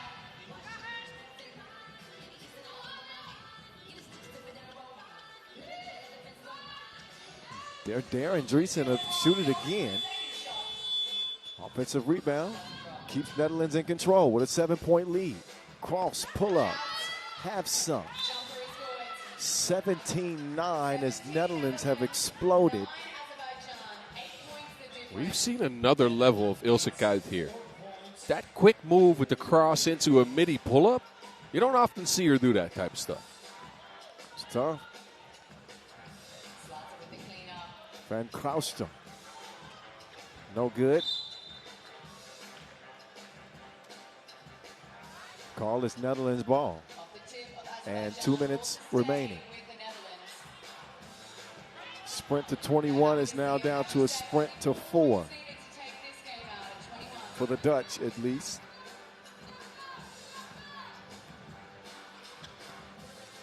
Zoe. Dreesen in the lane with the leg. Takes it to the right and gets it. Still in. Mollenhauer. Azerbaijan. Back iron. And Ulyanova will pick up the 5th foul on Azerbaijan. Pulling up that foul. One more to give. $1:44 to go. Possession to Holland. And Azerbaijan want to talk it over. They need a timeout for sure. Look, a big deficit for them. Brianna Fraser, the only thing they've gotten going, she's got 6. Mollenhauer with 2, with 1. They just haven't established a 2-point shot, haven't established a secondary scorer.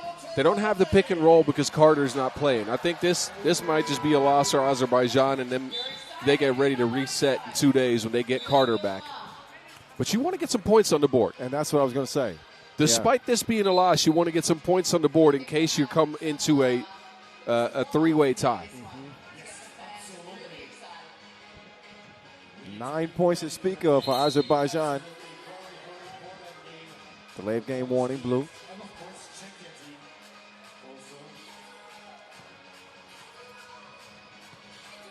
Three-woman weave action. Dreesen tied up. Great defensive play. That's Mollenhauer will earn the possession for Azerbaijan. But a far cry for them to have a chance to win this game. Well, especially the way they play inside out, but out has not been there. No. Well, haven't even attempted many 2-point attempts. And Mollenhauer will get them in double figures. Dreesen, 2-ball, no.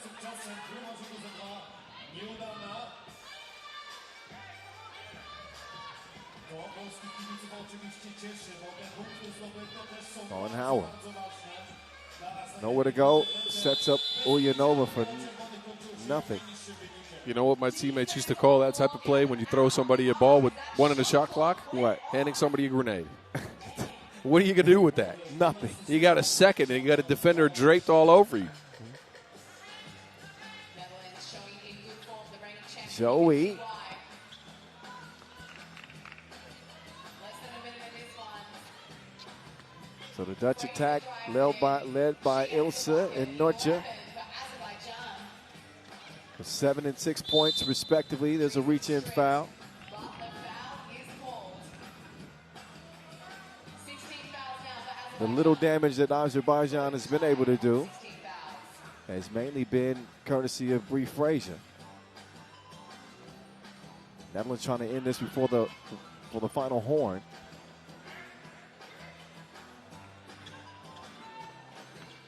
Van Kraustum will drive in. Too strong. Mullenhow over the shoulder to Frazier. That and one. I jest to 7. przewinienie reprezentacji Holandii. So few buckets here late for Azerbaijan. Makes it a more bearable score. Let's Yes. just say that.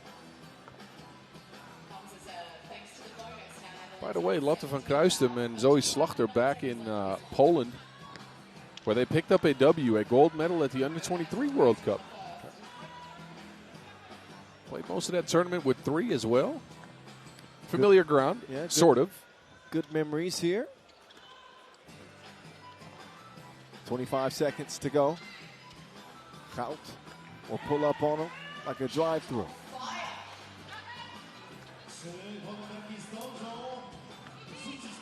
Mullenhour has gone into full-on drive mode. Gout can't end it.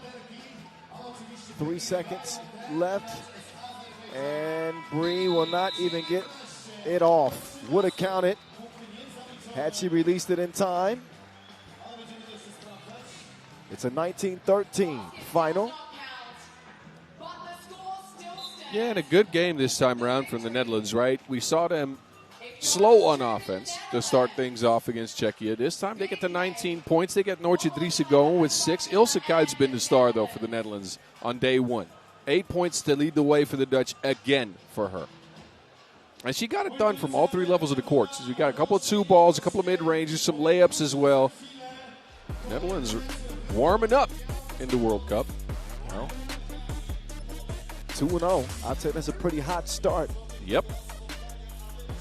This place is about to go up a couple of notches as Poland will take the court again and they will face off with Czechia. Poland with a beatdown over Madagascar. Czechia, who only scored 8 points in a loss to the Netherlands. That's how they match up numbers-wise going into this last women's game of the day. After the highlights, we'll get right into it.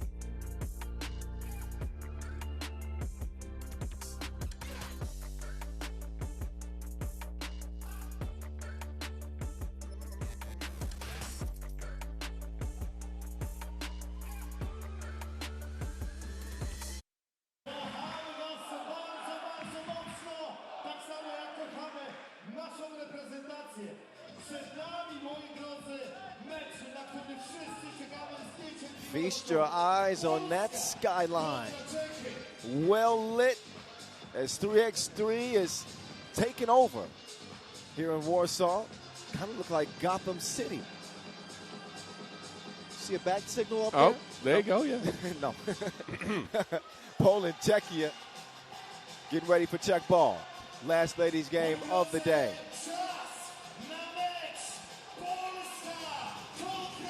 Bringing Pool A to a close. I think this game should be pretty competitive. It should be. First of all, it's a borderly battle between European nations. That's always nice.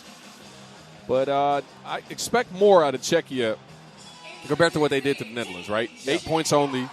If they can actually get Galicikova some open shots, if they can get their offense flowing a little bit better, it should be a competitive game here.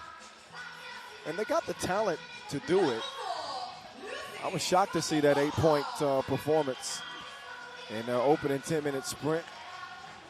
But still got some kinks to work out with a new group of 4. Trying to find the right pieces to fit around Galicikova. Fuchikova joins the crew. Give it up for Team Czechia. Karolina Shotolova, Lucy Svatanova.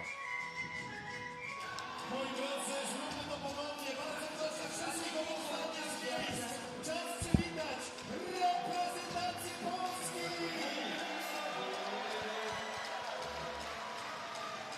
Moi drodzy, potrzebujemy waszej energii. Wszyscy kibice. Po raz ostatni zróbmy hałas dla reprezentacji Polski. Z numerem 4 Anna Pawłowska. And Poland now make their way to the court. Anna Pawłowska, who was fairly quiet in game 1. Claudia Gerchen was not. She was an early catalyst for them with her 2-point shooting. Yeah, we talked about her having to be on point. She came out with 6 points, 2 twos. And Telenga, I believe, held scoreless in that game. Yep. But they got a 10-point performance from Alexandra Szymborska. I wszyscy razem. Polska! Polska! Polska! And looking to duplicate that effort that they put forth in game 1. Look, I think in a matchup like this, the size that Telenga brings has to be utilized. She is by far the tallest player on the court. We know Szymborska can go off. Gerchen has shown some things. Actually, Pawłowska with 4 points wasn't bad either. But Telenga needs to establish herself, find some rhythm in a tournament like this, find some confidence in a tournament like this if Poland wants to take a deep run here. Again, Szymborska, look, 10 points. 9 of 9 from 1. Didn't miss a shot. Was on offensive mode. We saw driving. We saw screen and rolling from her even. So some extra added wrinkles and 3 offensive rebounds is exactly what you need from her. I think it was her off-ball activity. She picked up at least 3 to 4 points just off of great seals underneath the basket and got some easy layups. Yeah, Galicikova that we saw on the screen just now, she had 4 for Czechia, led the way. I mean, half their points. But we didn't see her attempt more than a single 2 and it didn't go down. That is a shooting weapon you have on your squad. You got to figure out a way to get her open, in rhythm, and shooting with confidence. I'd run her off screens and let her shoot all day long. But I'm not sure if she's that type of shooter, though, like when she's on the move off the dribble. I think she may be more of a stationary shooter. But that means you got to bring her off a screen off ball. Right. And get her a shot that way. Yeah.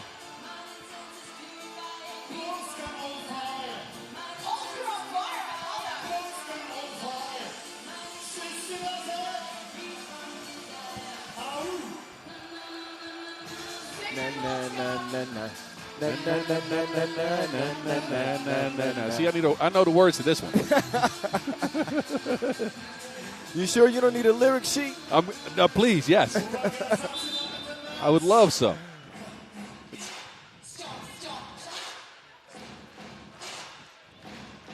We're back underway. Last ladies game of day one. Tolova with the show and go. Spin move off the window. Telinga to Ziemborska to Pavlovska. Back to, never mind. Good defense. Broken up and stolen. Shotolova. This time will drop the package off and will assist Czechia's second bucket. Pavlovska inside. Ziemborska hits the deck and might have taken a shot in the nose.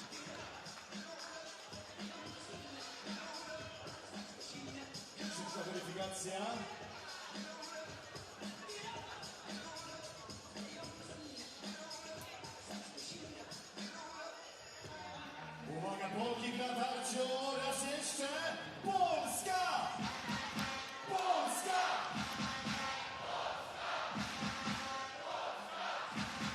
Back to it, Telinga. Gerchin likes that spot and likes her right back.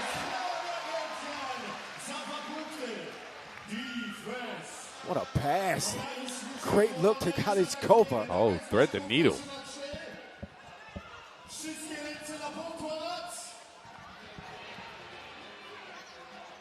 Vucikova, we've seen her passing ability. The shooting still has left some to be desired. You knew that was a miss when she hesitated on the first attempt, and then tried a second one. Yep. You got to be ready to shoot that. Claudia Gerchin always ready to shoot that. Shotolova turning on the burners. Czechia has come out with a different mindset in this game. I'm telling you, they're attacking the rack with force. Yeah, a hell of a lot more assertive. And that is a silly foul right there. It is the first on Czechia.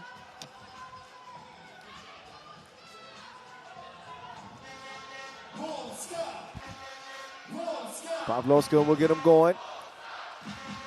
Gerchin hands it over. Anna. Ooh, ran into trouble. Galiskova took her cookies and now has her sealed inside. Foul whistle on Polska. Potrzebujemy waszego wsparcia w obronie, cała arena. Defense!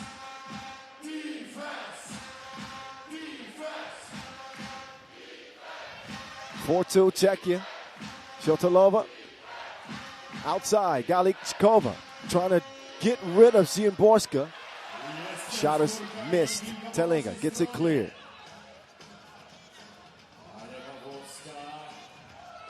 Pavlovska in the driver's seat.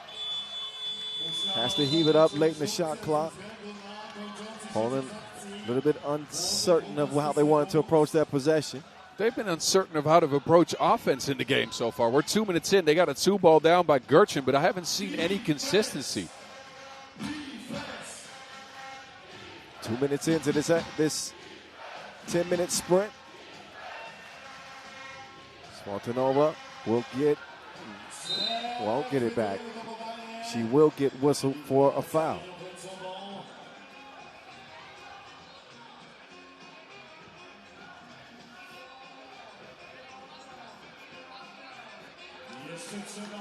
Jeszcze trzeba bronić tej akcji. Defense! Defense! Shotolova runs into trouble. It's a shot clock violation.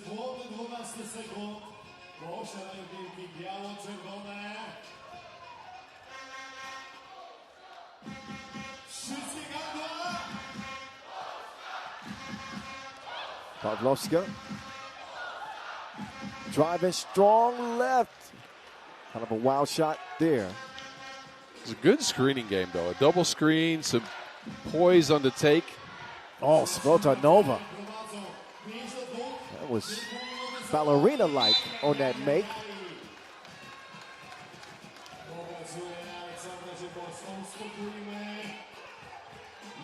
Smotanova will get a rest after extending Czechia's lead to 3. 5-2, 7.5 to go. Galichkova pulls the trigger. Tellinger with the board. Ziemborska driving into traffic. She ain't honking the horn. Fuchikova, deep attempt, long rebound. Tellinger will set up Gerchin for a look at two. Ziemborska right back to work. Poland's up in the pace right now. They started playing slow, and they are starting to get to their spots. They're playing faster. They're playing with more poise. This is what you want to see from this team if they want to go 2-0 here. So they've trimmed the lead down to just 1.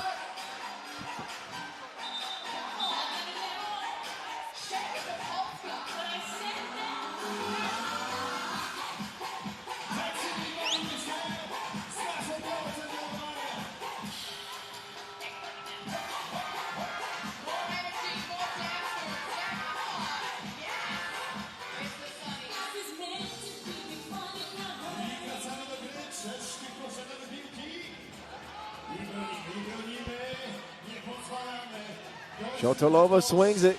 Cross court. Deep stroke. Nope. Gerchin gets it back. Ziemborska moving left. That ball kicked.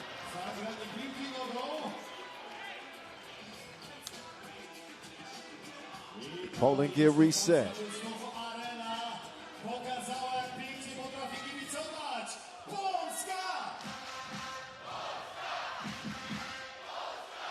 Pavlovska on the move.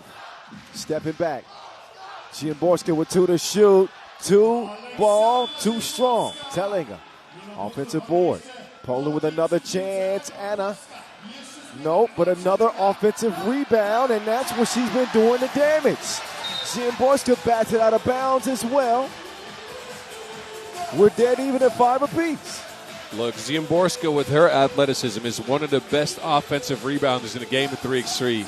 It'll lead to some easy points, that's for sure. They tied a game at 5. Hard worker. A lot of grit. Galichkova knows what to do with the entry pass.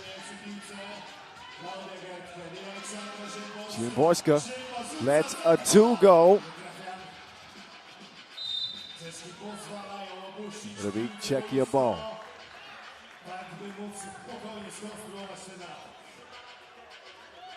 Defense!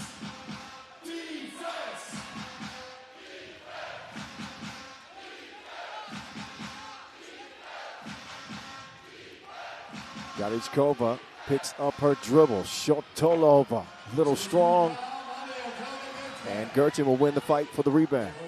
Pavlovska inside. Tellinger looking for her first bucket. Can she get it? There it is. And Tellinger will track down the loose ball. Uh-oh. Getting physical. That's what you need in a game like this, though. Not a lot of fouls. And that physicality might prove to be the difference. You got to make another team uncomfortable. Poland's been doing that over the last couple of minutes. 6 apiece, Tellinger. Sets up Anna Pavlovska. Nope. Oh, Galichkova all day long. Tellinger has it swiped away.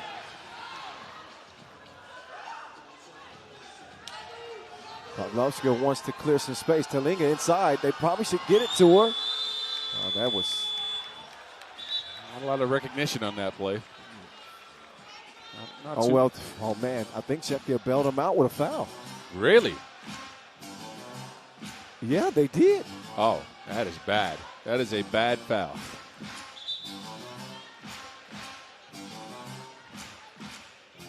A shooting foul. Oh, my. On that heat? 2 free throws? Wow. Uh-oh.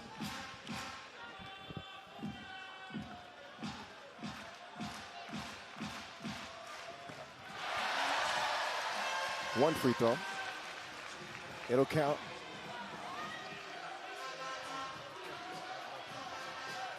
Kuchikova to Galichkova, quick trigger. It is missed. Ziemborska whips it. Pavlovska taking her time, assessing the defense. Crossover. Pavlovska to the crib.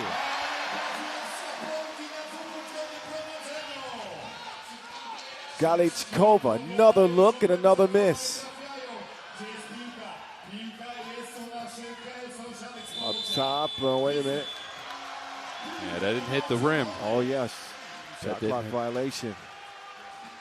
The main shooting weapon for Czechia, Galichkova, is 0-4 off the 2-point arc. She's not hit a single one, despite some good looks.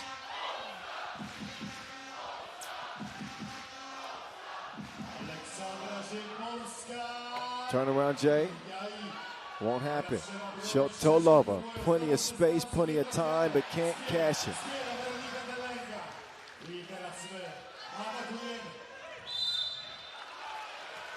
And Shotolova whistle for the foul. Number 4 on Czechia. And they are playing Telenga super physical. This time it leads to a foul, but you can see the frustration on Veronica's face as she's just getting battered whenever she goes near the paint. Oh, nice action. Oh, Pavlovska missed it. She'll have a chance to make good on the mistake. A 9-6 lead for Poland. Oh, Shotolova. Sticky move, but layup won't go. Pavlovska with 7 to shoot. Gerchin on the cut. This is now an 8-1 run for Poland. Tough attempt. Good save. And a great look. Svatanova with the 2-piece. Telenga to the crib. Taking advantage of the opportunities that she does get in this one. And Telenga called for the foul. Just the second on Poland as they lead this game 11-8 into the media timeout. Balanced effort by the Poles. And again, they were down 5-2, and they've gotten it now to a 3-point lead. Zimborska with 4. But again, everybody's contributing. Gerchin has 3. Telenga has 2. Poloska actually has been surgical on her drives, operating out of the pick and roll, getting her teammates involved. She's got 2 points as well. You can see one of her passes right there. Great timing. Thank you, Trushka. That was good. And Telenga with her second point of the game. Second point of the day. Poland with a point to prove. Here on their home court in Warsaw. With the fans trying to cheer them to another victory. We're back to it. Oh. Svatanova. A heat check, I guess. It's great to see the passion out here. The men's players courtside, mainly Zibo and Pawlowski, the former Polish men's national team player, and they're yelling at the girls. They're trying to get some instructions and some words, and I'll tell you that. Shotolova, dime time.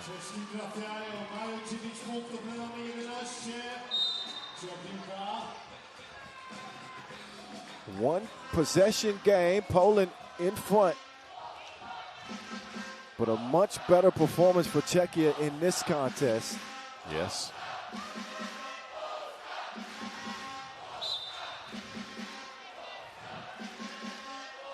That one swiped out. Still 7 seconds to shoot. Ziemborska. Gerchin, nope. Galichkova protecting the ball. The greedy hands of Poland. Trying to take it away. Uh-oh, she ran into all sorts of trouble. But headsy defensive play from Shotolova to set up Galichkova for a layup attempt at least. Ziemborska off balance. Gerchin, 2-ball, no. Oh. Ziemborska will draw the 5th foul on Czechia. 2:07 to go in this one. Tight contest. Not a lot of offense to go around here. No. Uh-oh. Well, she was. That was. Her argument is that she was shooting. That foul's called on the floor.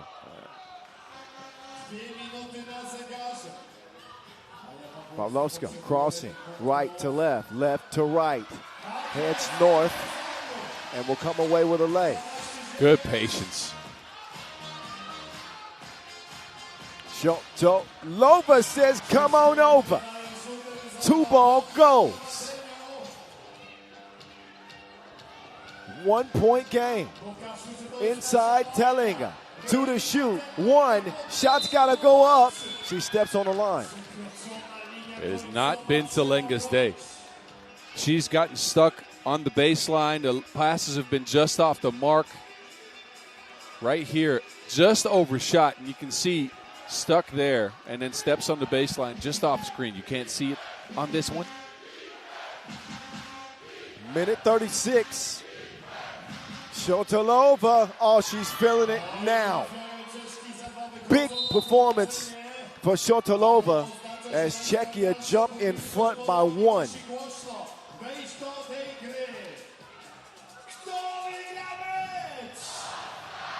Shotalova with 6, leading the way for Czechia.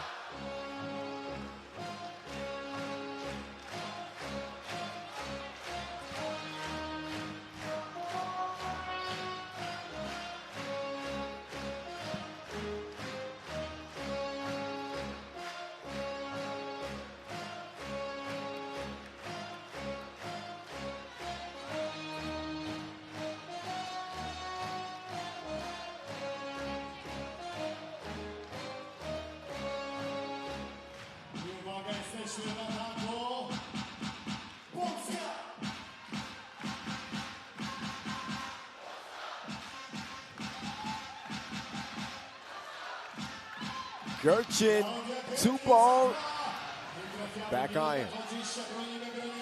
Minute 15. That ball mishandled. That was the turnover that Poland was looking for. Czechia do have a foul to give. Poland have many fouls to give, only 2 fouls called. They have been very disciplined on the defensive end, and I wonder if you see them in the last minute and 14 seconds use some of those fouls to stop Czechia scores.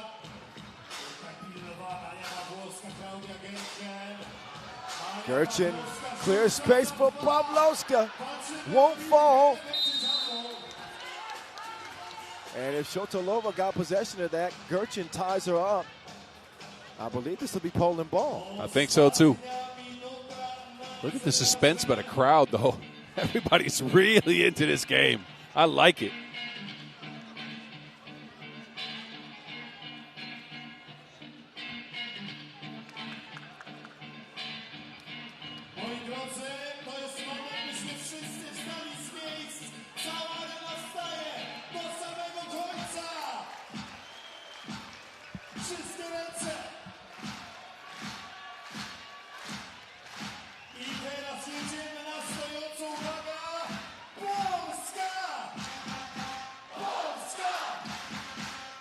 Under a minute to go. Alexandra Ziemborska. Plenty of time being wasted on this possession.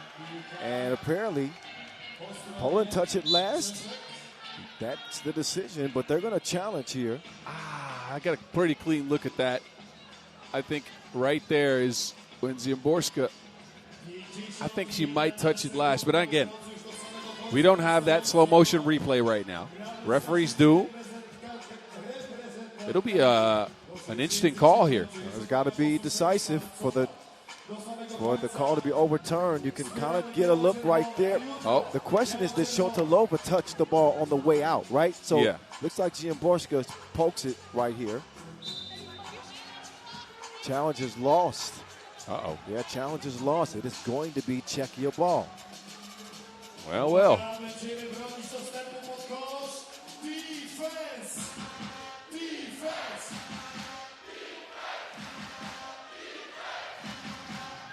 Shotolova having a hell of a game for Czechia. Wild shot. Telinga tracks it down.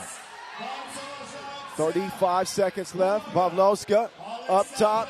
Ziemborska up fake. Won't go. Offensive rebound to Telinga. They'll run some offense from the right wing now. Pavlovska. Hezi. Drive. Looking to get it somewhere. Only 3 to shoot. Tied up. Shotolova.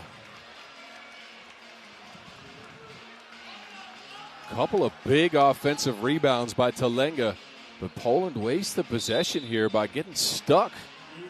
And with 20.5 ticks now, Czechia's score here. Uh-oh. That might make things very difficult for the home squad. They need to stop. They need to score. And Czechia have a foul to give too. Yes. So if they get caught in a bad spot, they could utilize it. Poland with 2 fouls now on the board. It's tough for them to stop the clock late in the game. So maybe they need to run up the foul count quickly here. I'm not sure if they have an awareness of that though.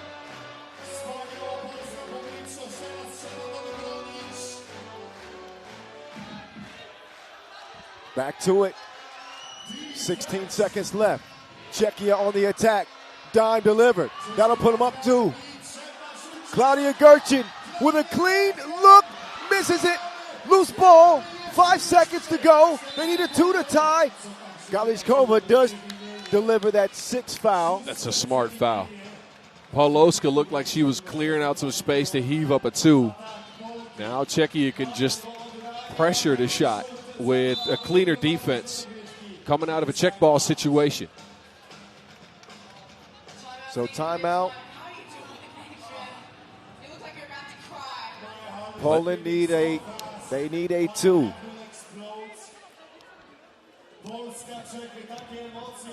Czechia's top priority is obviously defending that 2-point arc And not foul. and not fouling. You don't want to put somebody on the stripe for 2 shots here. Best thing you can do is give a good contest, not get close, because even if they heave it up, it'll be overtime.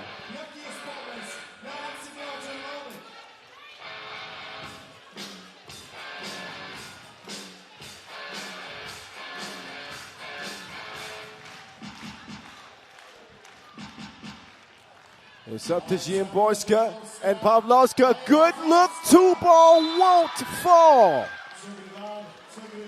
And that one is stolen from Poland. Czechia get it done and will not leave day 1 winless. Both teams at 1-1. We'll see them again on Wednesday. Svatanova and Shotolova got it done late. Pick and roll combinations. The 2-ball was flying as well.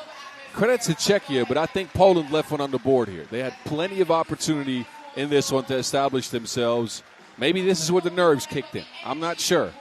They came back. They played at a higher pace. That worked in their favor, and then they slowed down again late game. Not sure why. Shotolova played outstanding for Czechia. And not just her scoring, but her ball distribution.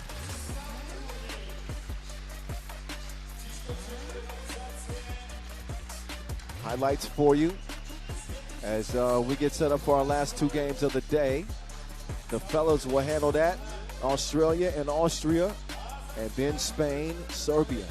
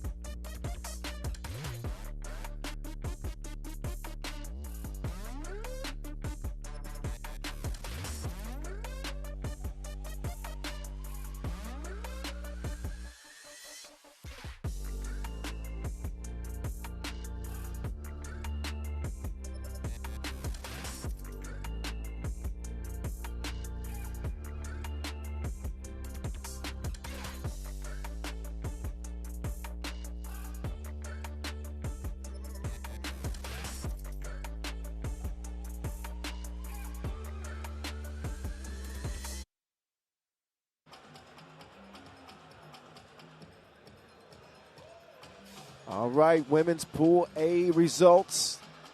This is how things shook out. The Netherlands starting 2-0. Czechia and Poland splitting a couple of games.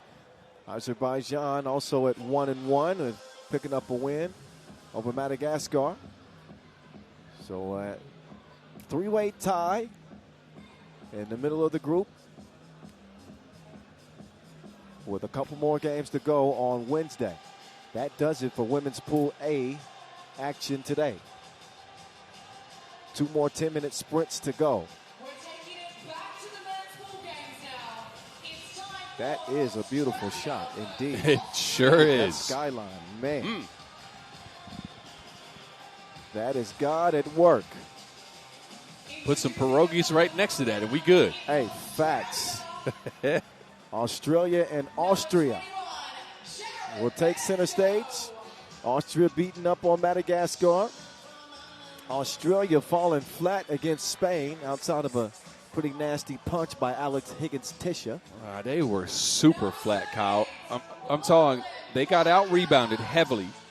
They shot 2 of 15 from range, and they had no consistent scoring option or go-to determined action on the court. It wasn't good. So let's see if they can change things around here. I like the aggression that Lachlan Barker showed. That was something.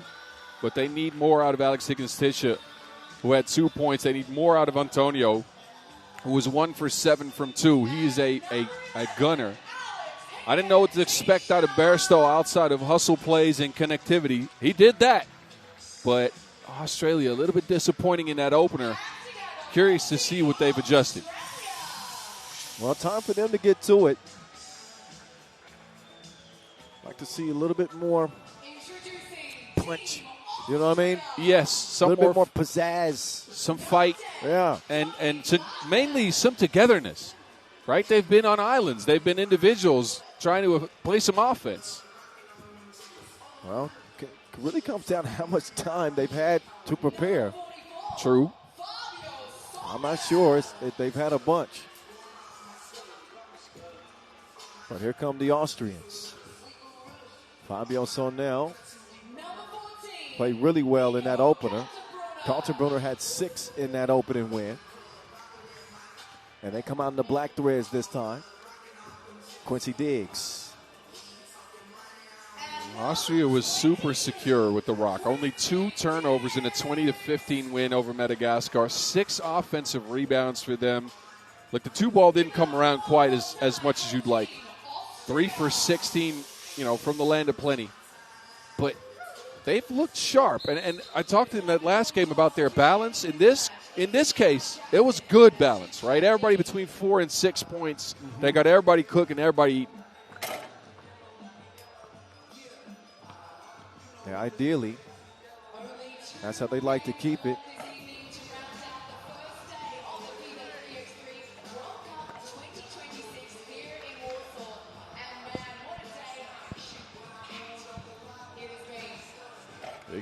I was going to say Alex Higgins-Tisha with the loudest 2 points we've seen today. One of them, at least. That was the poster of today's action. You'll see that on the Instagrams at FIBA 3x3. He might one-up himself in this one. Maybe. I mean, he's so athletic, man. They put that ball above the rim. He'll go and get it. And if he gets a step on you, he's not going weak to the rack. No, you are right. You are absolutely right. Kaltenbrunner led the way, actually, for Austria. We saw him on the screen in a little bit. 6 points. A lot of drives from him. 2-ball, only 1. But that's what we're used to from KTB.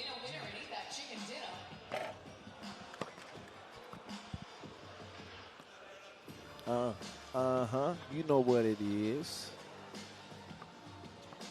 It's actually a well-timed song. Austria playing in the black, Australia playing in the yellow. I don't mind it. Okay. Man, that must be some DJ over there. Oh, that's DJ Lass. Oh, here we go. Yeah, shout out to DJ Lass. Somebody let him know we said bonjour. Ça va? Bonsoir. Getting ready for this one to go down on the floor. Green and gold, taking on Austria. All right, back to work. Game number 19 of 20. Antonio. He'll have to give it up. Bairstow. He gets caught hooking with that elbow. Offensive foul. At least a coherent play for Australia to start the game. They get a screen going. They get a post up. But a turnover. Here comes Burner.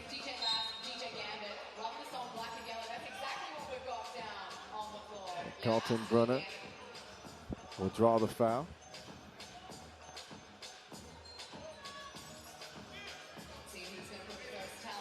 Quinn Sanity to Tony Blaze. No. Missed it. Track down. Diggs.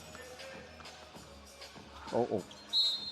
Plazan and Carlton Brunner not on the same page as they're thrown away. Higgins Tisha will get a rest. Barker comes in.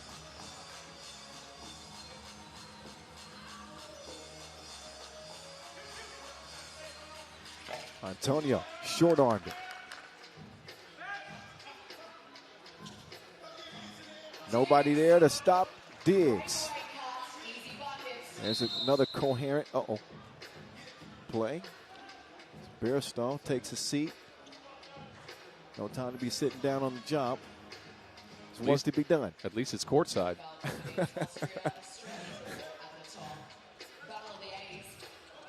Bairstow. Threw it right into Antonio's legs. And he is not happy about it.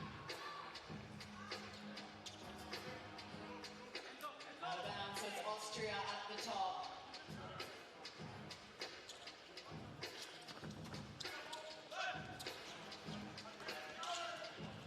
Kaltenbrunner gives it up. Fabioso. Oh, yeah, and a rush to the cup. So now, makes it 2-zip. Agent Barker sprinting around, getting the rock. And Barker elevates for the lay.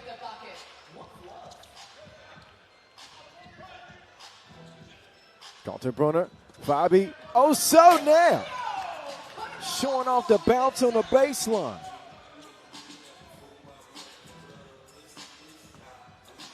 Here comes Alex Higgins Tisha. And he's got that quick length and wingspan, and persistence will pay off for him.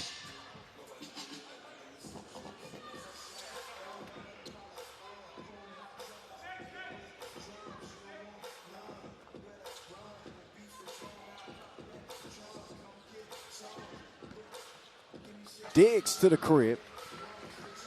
So Diggs been a little bit more aggressive. Couple of buckets for him.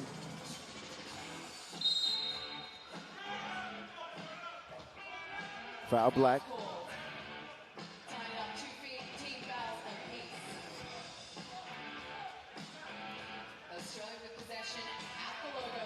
I see. Yeah. You can play guitar, It's huh? one of my favorites. Back in black. Oh, Barker decides to take it himself. Yeah, I'm telling you, I like the way he's played today. He's way more aggressive hunting his own shot. Yeah, taking more opportunities.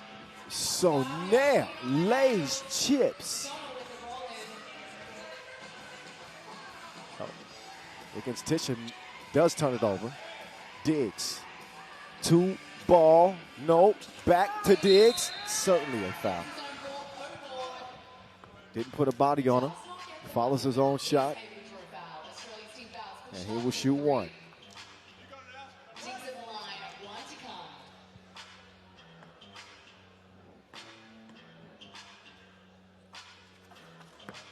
Diggs too strong, right back.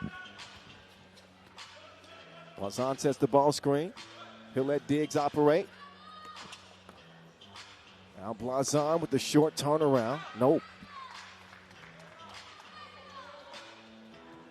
Antonio yet to get in the rhythm. No easy shots for him. Higgins Tisha. We got to get a shot up. He's not been able to find any rhythm against the physicality of Austria. His shots have all come from awkward angles, difficult spots on the floor outside of that take underneath the basket. Oh, Blazon. There might as well not have been any defense. Blazon holding an elbow.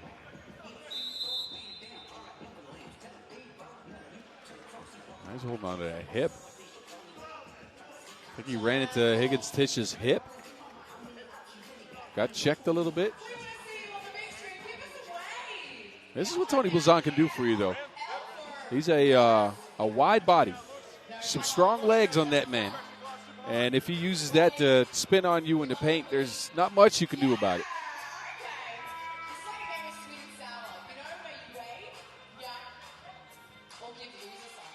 6-3 Austria.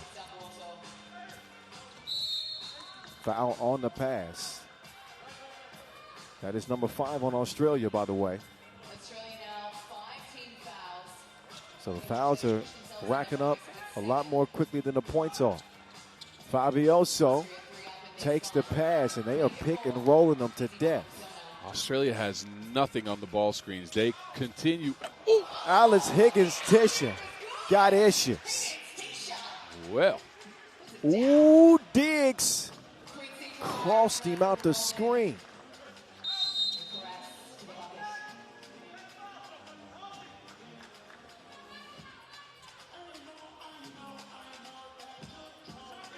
Another look at the lob and the yam.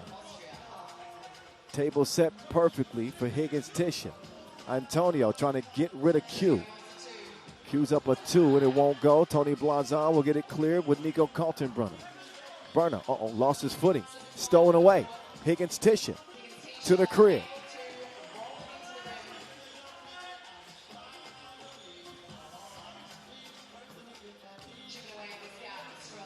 Blazon back to work. Antonio, that's the look he wanted. Money in the grave, he buries it. Kaltenbrunner trying to respond with a 2 of his own, it won't go. Bairstow, he's got the rock in hand. And Kaltenbrunner called for the reach-in foul. Number 4 on Austria. I think Austria needs to continue to utilize the pick and roll. Every time they've ran a ball screen, Australia's committed 2 to the ball or has messed up switching, and it's let the open layups. Antonio starting to wake up for the Aussies now.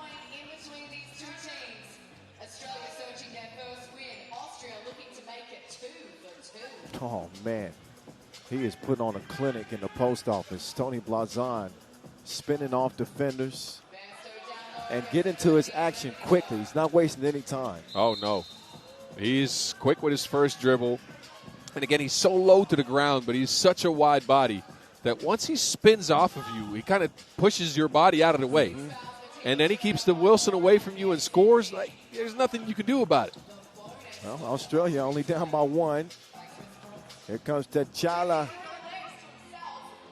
Won't fall that time. Halfway through this 10-minute sprint, Alex, he'll turn it over. Kind of a careless play there from the Kangaroos. Kaltenbrunner. Skirt. 11-9. Higgins-Tisha now on the attack. He will kick it out to Agent Barker. So now we'll keep Higgins-Tisha at bay. 2 ball on the way. Burner. Antonio. He'll give it up. Higgins-Tisha being smothered by Kaltenbrunner. Higgins-Tisha gets free. Higgins-Tisha with the awareness to get it up. Just doesn't get it to go. Diggs. He'll give it up to Son now. Kaltenbrunner. He will draw that foul. Austria's made a point out of attacking Antonio, but mainly Barker, because he is the shortest Australian on the court. Here, Kaltenbrunner goes straight at his chest, fakes him out of his shoes, and he'll get a trip to the free throw line with 2 free throws as the Kangaroos now at 7 fouls. And still 4:12 to play. Austria with a now 5-point lead.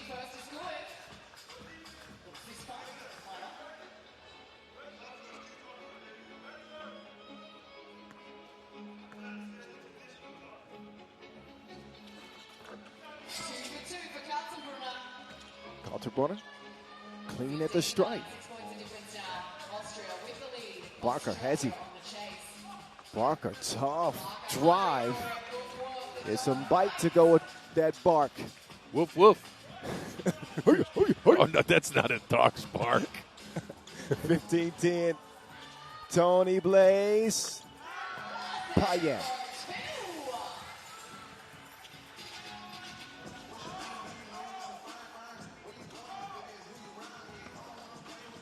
Oh, Bairstow blew a tire. Australia struggling again. Looking at a 7-point deficit. Yeah, and Bairstow here choosing to go for the individual attack, right? And as Australia, you need some togetherness. You need some screening action. You need something to get people easier looks than forced takes against a really good Austria's defense.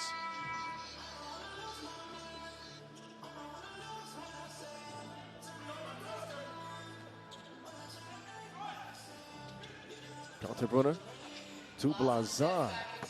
Footwork. Doesn't get the two to work. Quick trigger from Antonio. Won't fall.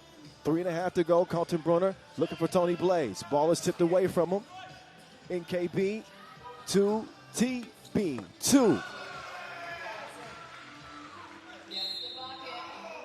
19 for Austria, 10 for Australia. 3 minutes 12 in this one, but only 2 points to finish it early. Tony Blaze with 7. Barker. Nope. Tony Blaze with the rebound. One possession is enough to finish this Q game. Diggs Austria now. with the ball now. Has he? Cross. Gives it up. Fabio. So no. Right back though. Hustles down the rebound. Quincy. Diggs goes Pulls for up. his turn. Man, so now he is all over the glass like fingerprints. He's got his fingerprints all over this one. Nice, easy layup. 1 Game point now point, for the lead. Austria. Antonio. Antonio. Ricochets off the iron. Another one goes. He's got a beautiful shooting form. Oh, quick release, too. Leaves it up to Tony Blaze to end it.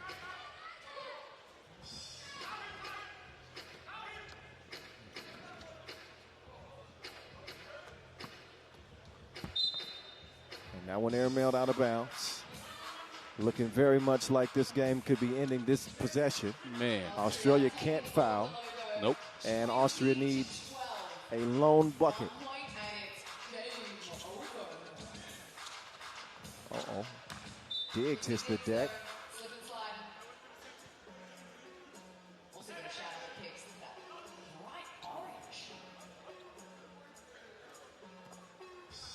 Plenty of fun kicks out the floor. Antonio, permission to fire, Chip it away back and out. he hits the target. 6 points, but only 1. Australia not completely out of it. It would take a miracle, It though, would Kyle. improbable. There's a foul, and that will put Kaltenbrunner on the line, shooting 2, That's going to send and all they need is 1. a strike for Austria. Again, 1 point. That's what it'll take to finish this one.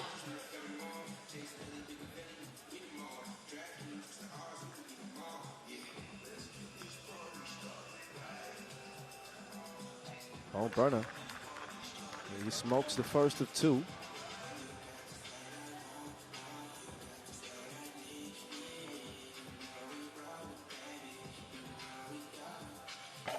Second one won't go either.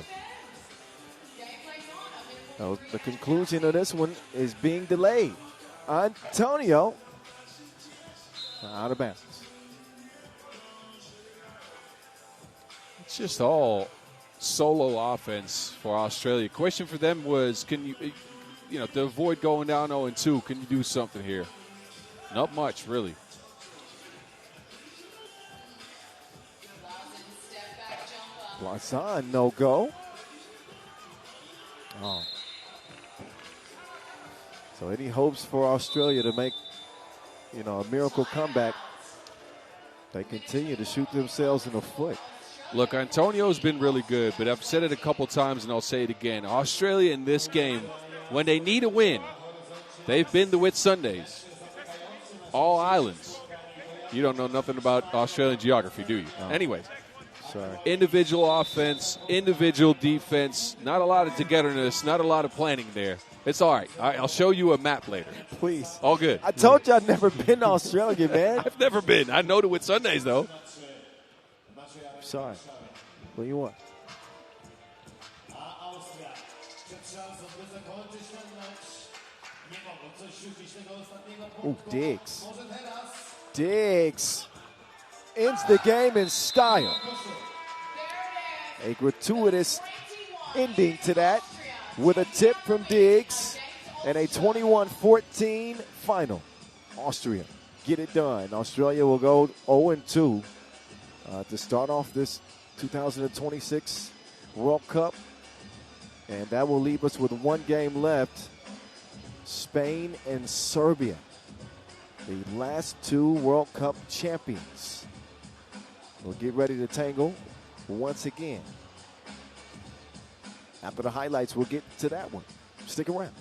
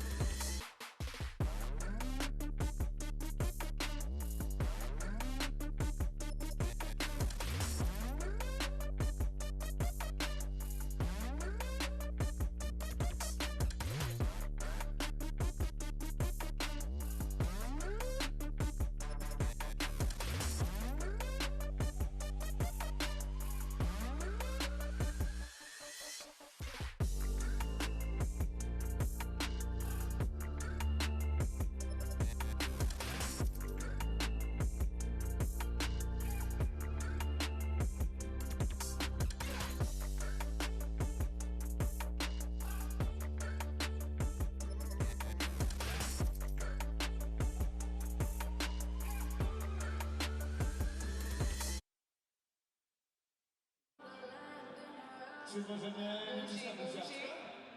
A to trwało jakieś narady. Kiss cap. Come on. I have also presentation. Come on. Keeping it professional, you know, no booshy, working. All right, here we go to close the opening day of this 2026 World Cup from Warsaw. A clash of titans. Serbia have won more gold medals at these World Cup stage than anyone. But the most recent edition's winner hail from Spain. They will now clash, and to see who stays undefeated, Spain destroying the Australians 21-12. And Serbia with the fastest win of the day against Madagascar. So both coming in with plenty of confidence. How do they match up and specific matchup individually? Man, Ivan the Destroyer and the Eliminator? Oh, my goodness. Come on now. Between the two and the previous games, 21 points. Ivan Adakoche with 11-7. And I think Spain and Serbia match up really well. They're both lengthy teams. They both employ the pick and roll. They're physical. I think Serbia's got the edge on experience, though. So we'll see. Spain, a not newly constructed team, but they've been together for around a year. This Serbian squad has been together since the dawn of time.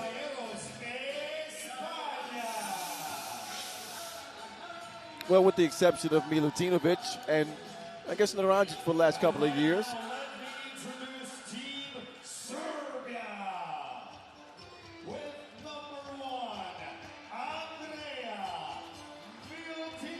Andrea Milutinovic. Couple of buckets in his debut. Still shaking off the nerves, a little bit of rust in the opener. It is a different role for him on this squad, right? He's got the ball in his hands less. He has to defer more. He's going to get shots out of other people's actions, so it is interesting to see him adjust. This man was really good, though. 10-4 for Nenad Naranjic. He didn't miss a shot from inside the arc. 1 of 2 from range as well. Strahinja Stojicic with maybe the play of the day. A sick dime delivered in that opening win. Didn't have to do a lot of scoring. Dr. Strange, that is, because of the dominance of the eliminator. Naranjic, as Boss mentioned, 10-4. They can always lean on the rock. Their rock is Barac. Defensive effort and leadership on this Serbian squad without Dejan Majstorovic on the national team for the first time in 8 years, you said? 2012 is the last time he wasn't on a Serbian World Cup squad. I'm sorry, make that 14 years. Yeah, he's been a part of this for the last 8 editions. This is number 10. He's been at 8 of 10. Unbelievable. Ridiculous. Strahinja Stojicic, he knows a little bit about winning on this stage. Milutinovic with a little bit more pep in his step coming into game number 2.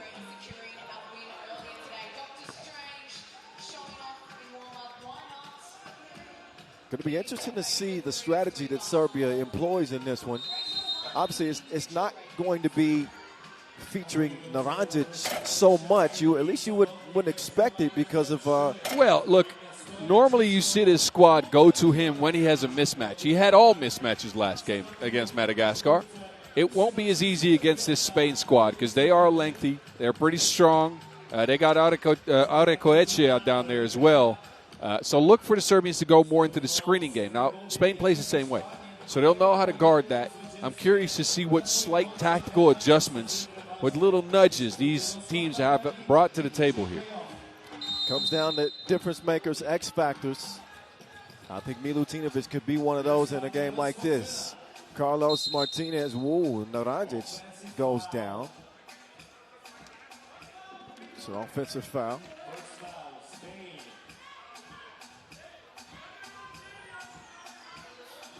He jumps right back up. Ball blue. Milutinovic gets him going. Strahinja coming around. Misdribbles it. Strange keeps it alive. Naranjic left alone. He can hit those. 2 from deep. Won't fall. Exposito with Strahinja on his back. This is a fun one to close the day, man. This is such an interesting matchup. Another one of those games that you got to circle. Exposito doing a great job protecting the ball coming through. Think about how much these teams know each other. Look, they didn't play last year at the World Cup, but they played in the final of the Champions Cup in March, as you remember. That was a 21-17 win for Serbia in a tight game. Arecoechea going up against Barac, maybe the only person in this entire tournament strong enough to hold them away from the score. Well, yeah, this is not going to be a game where Arecoechea is going to have a distinct advantage, either with Naranjic or Barac defending. Wim got to find his touch from distance. I think the Serbians are going to force him to make shots, and if he makes them, they're willing to accept it. Milutinovic, DRE will miss it. Hello.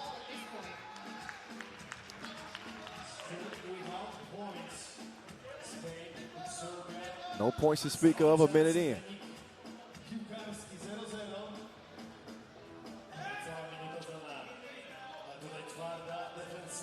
Exposito. Martinez.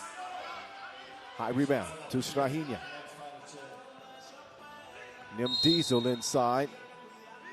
Exposito will get whistled for the second Spain foul. One of the things that stuck with me from that Champions Cup final game, albeit a different Serbia roster, is the fact that Spain, they got a lot of open twos. They just couldn't knock them down. Maybe a part of Serbia's game plan to let some of these guys shoot a little bit.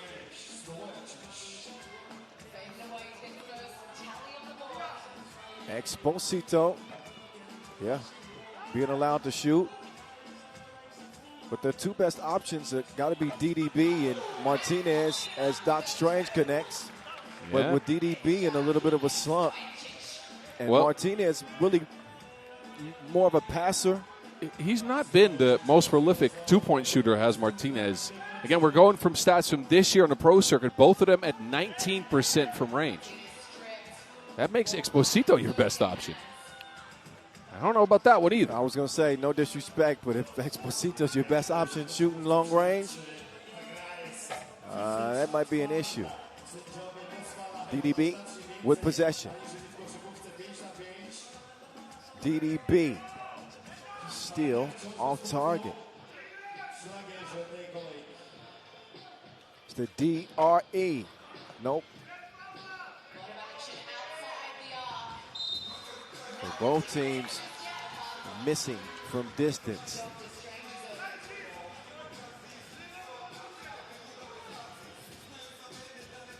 Three zip Serbia. Diesel, ball fake. Doc Strange, moving left. Got a whistle. That'll be against España.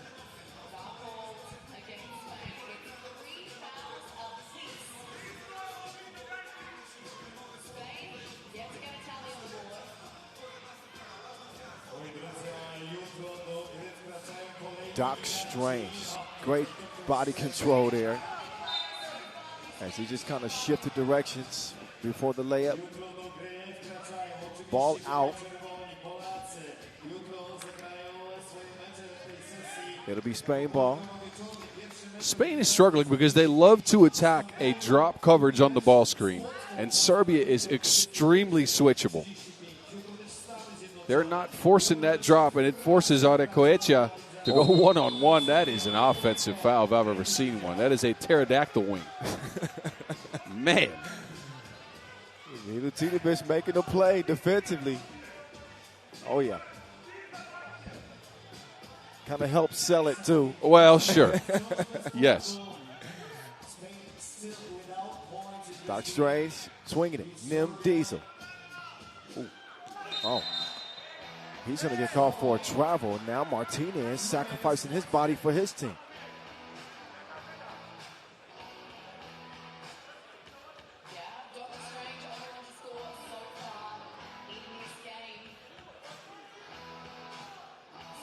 Almost 3 minutes in, no points to speak of for Spain.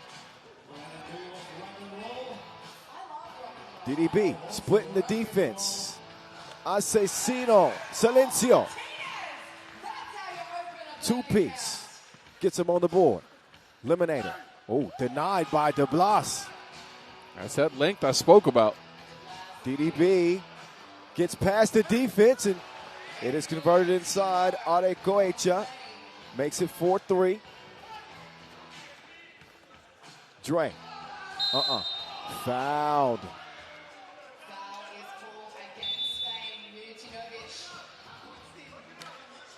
Milutinovic. Yeah, the contact coming on the hip there. I don't think he fouled him up top. I think he fouled him on the body. Look at this. Yeah, look. Well, That's clean he up hit top. the Wilson up top, but he Yeah. hit him on the hip. That might have been what they called, but look, Spain finding a little bit of offense here. But now Serbia will get a couple of free throws, and apparently, according to Trushka, hips don't lie. Oh, God. I don't know the lyrics to that one. Me either. Clearly. Milutinovic will shoot two. Was a 4-0 start for Serbia. Uh-oh.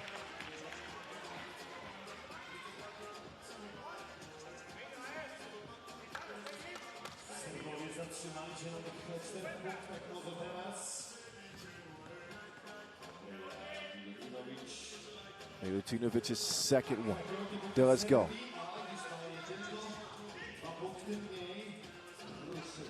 And they get the switch that they wanted. They seem to be trying to isolate Milutinovic in that scenario. And they brought the ball screen more to the side as well to be able to attack that switch. If you run it a little bit lower on the side of the court, it leaves the screener with a better angle, leading here to Arecoechea. Easy layup.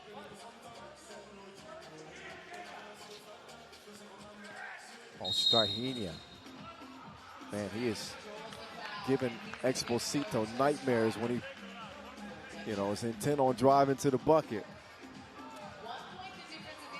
So crafty. Oh, yeah, certainly a foul.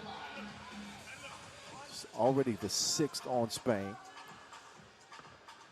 As Doc Strange will shoot one. And connects. Strange, but not scored for Serbia after 6 points. 2 points in this one. Gwim to Los. Los puts it up in the face of Naranjic. Just evens up the game with a nice 2 piece. Naranjic will get some payback. Delay of game warning.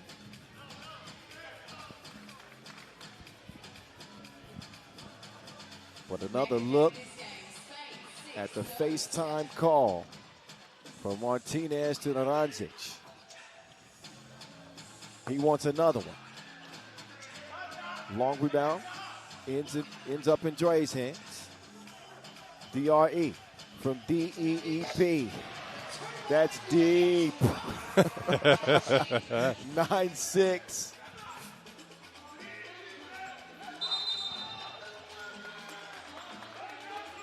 And Naranjic is pumped up. Yeah, he's giving his team a lot of energy defensively.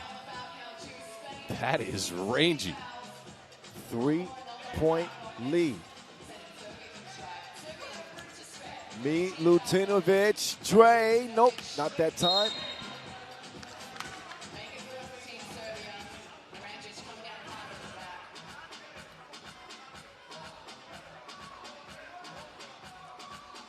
Stojic is really coaching up Milutinovic on the court now. I like it. Double foul. An unstoppable force and an immovable object. Nemanja Barac and Ivan Arecoechea.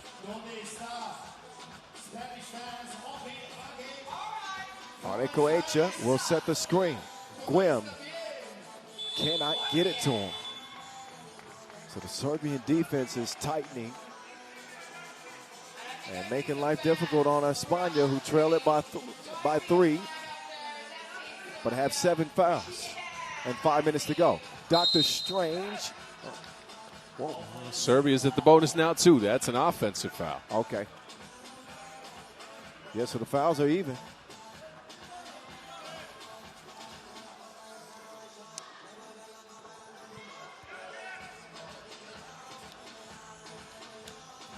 DDB. Tough bucket.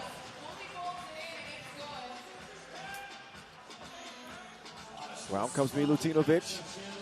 Round comes Nemdizel. Barac stepping into a 2-ball. No. Oh, great quick hands. Uh-oh. Uh-oh. Technical foul called on Naranjic. He's lost his cool.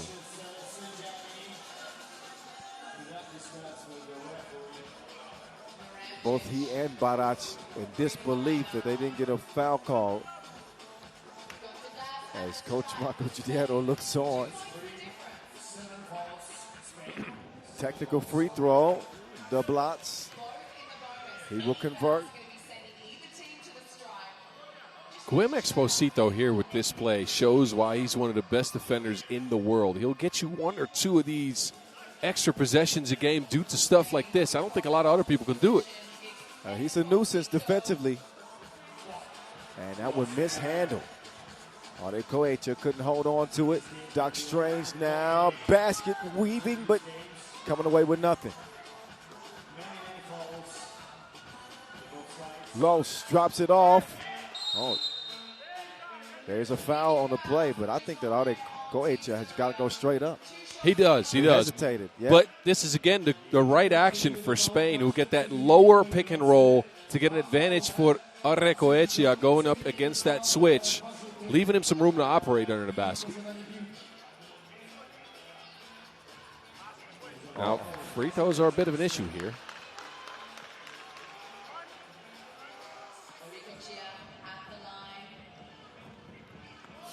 He will try again. And he will miss. At least he hit the rim that time. 9-8 Serbia. Dr. Strange taking the scenic route. Made a couple of stops along the way. Couldn't shake Exposito, though. Like that that matchup. Oh, man, that is wonderful. Eliminator. Can't land it. Saves it. Or no, neither. No, he doesn't. This has been a fight through 6 minutes.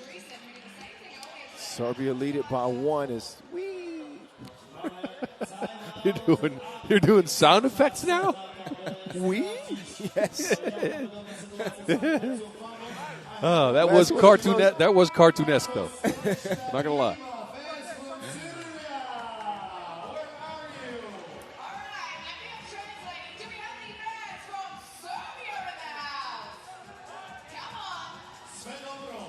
The inside game's been a wash. We're talking Goetia with 2 points, Naranjic with 1, Barac with 0. Kind of figured that this game would be decided by the perimeter players. Oh, that was right on line. Too much protein on the shot for Carlos Martinez. Los, runner, Barac. He'll let the eliminator go to work. He decides to get it to Milutinovic instead. They're running short on time. DRE. Nope. Naranjic. Light work inside. Serbia's lead at 2 now. Approaching the 3-minute mark. Up top to De Blas. Oh, 3-second violation. Goetia established position outside of the paint with 1 foot, but that is the only line in 3x3 basketball where you got to do it with 2. Yeah. Maybe they can avoid that altogether if De Blas has the confidence to take that shot. De Blas has been off his game today when it comes to shooting. There's the destroyer against the eliminator.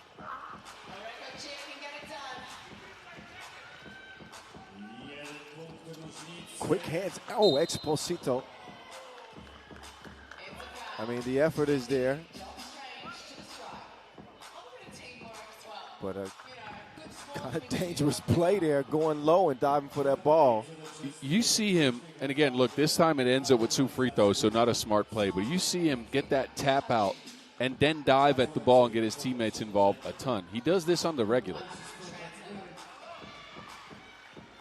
Dr. Strange. Yes.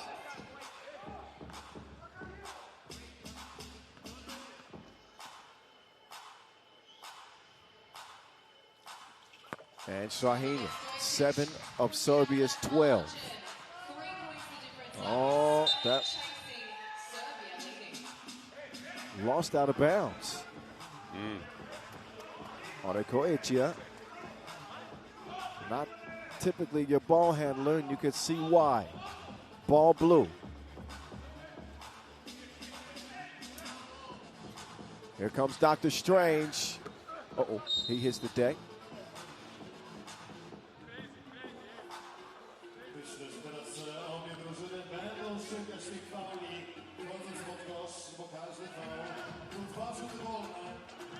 Barac will get a rest. Milutinovic now comes in.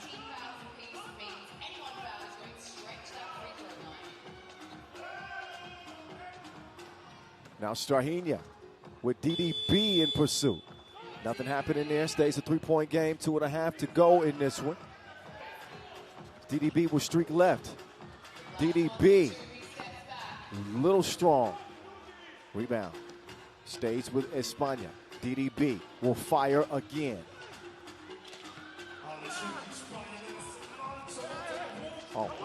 Wow. Big boy move, Adekoechia.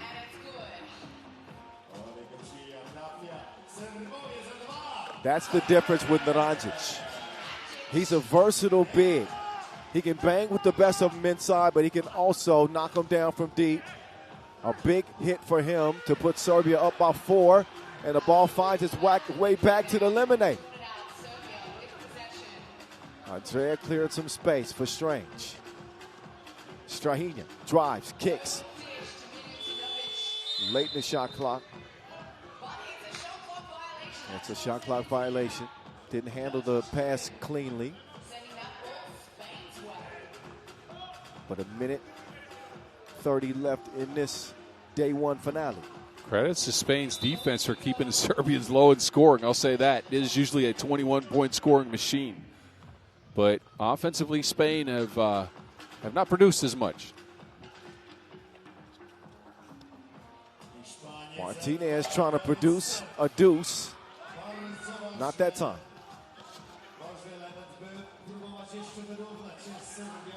Barac will save it. He will miss, as will Milutinovic. Minute to play. Dr. Strange. Nope. Broken up. So another good defensive stance by Spain. The question now becomes, with less than a minute on the clock, can they figure out a way to get some kind of offense? They've been force-feeding into Adekoechia. He's gotten 4 points, but he just missed the last layup. He was looking gas right now. They need some two pieces. They need De Blas to start showing up. They need Martinez to start showing up. Maybe even Exposito.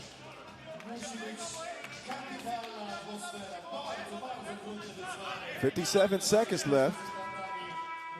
And still, Spain will still have a shot at this without question.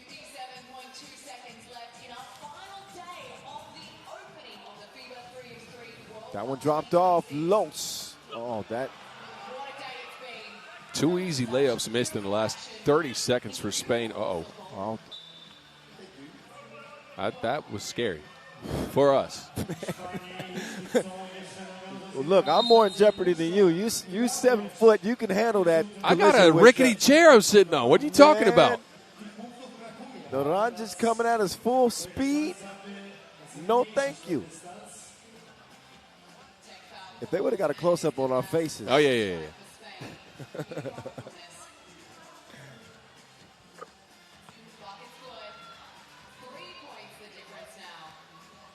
So the free throw converted. Apparently Serbia hit with a technical. I was too afraid of Naranjic. I didn't even see that technical call. DDB. And if they ever needed one from him, it is now. And then the travel called on Adekoechia. Hounded by Barac and Naranjic at the same time. You can imagine why he traveled. 34 seconds left.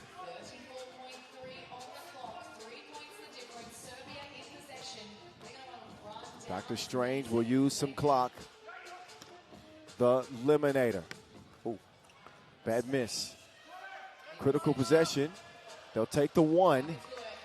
And 6 seconds separate, or 4 seconds separate the shot clock and the game clock. Spain need a stop. What they don't need is a foul. Doc Strange will fire it, and that is a dagger that he pulls from his cloak of levitation.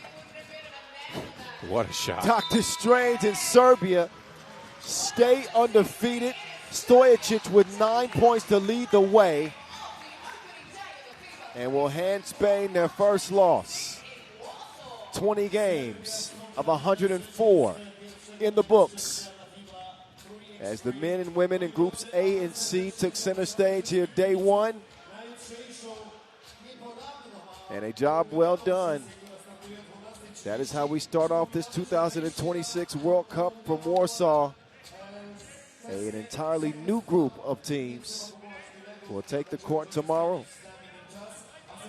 as B and D will lace them up. And we will come with some warmer clothing. I certainly will. You need to. Those shorts certainly are. will. Yeah. It wasn't shorts weather. Well, I think the cold weather just makes me ashier. I just got to. I want to bring you some more lotion. No, I'll take care of it tomorrow. Don't worry. Okay. All right. I will be prepared. One more highlight rip for you. And it was a one-man show pretty much again for Serbia. Game 1, it was Nenad Naranjic. Game 2, it was none other than Dr. Strange.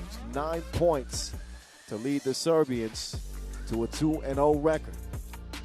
We'll wrap up the day once the moving pictures conclude.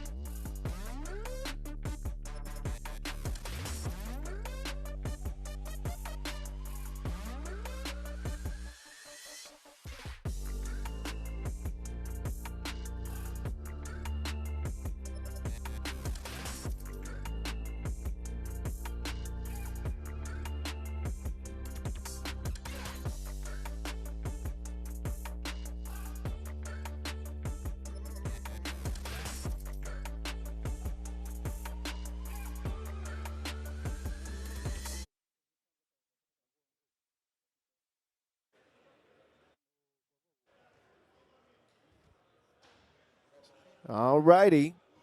These are your Pool A Day 1 results. In the men's competition, Serbia stay undefeated. Austria looking good as well with a win over Madagascar and Australia. So they are the 2 top dogs after our first day of group play. And again, tomorrow we get to start anew. New faces, new teams, some heavy-hitting marquee matchups that you will not want to be late for. Same place, same time tomorrow as we will get Day 2's group play underway, 12:30 local time here from the heart of Warsaw. World Cup 2026 continues tomorrow. See you then.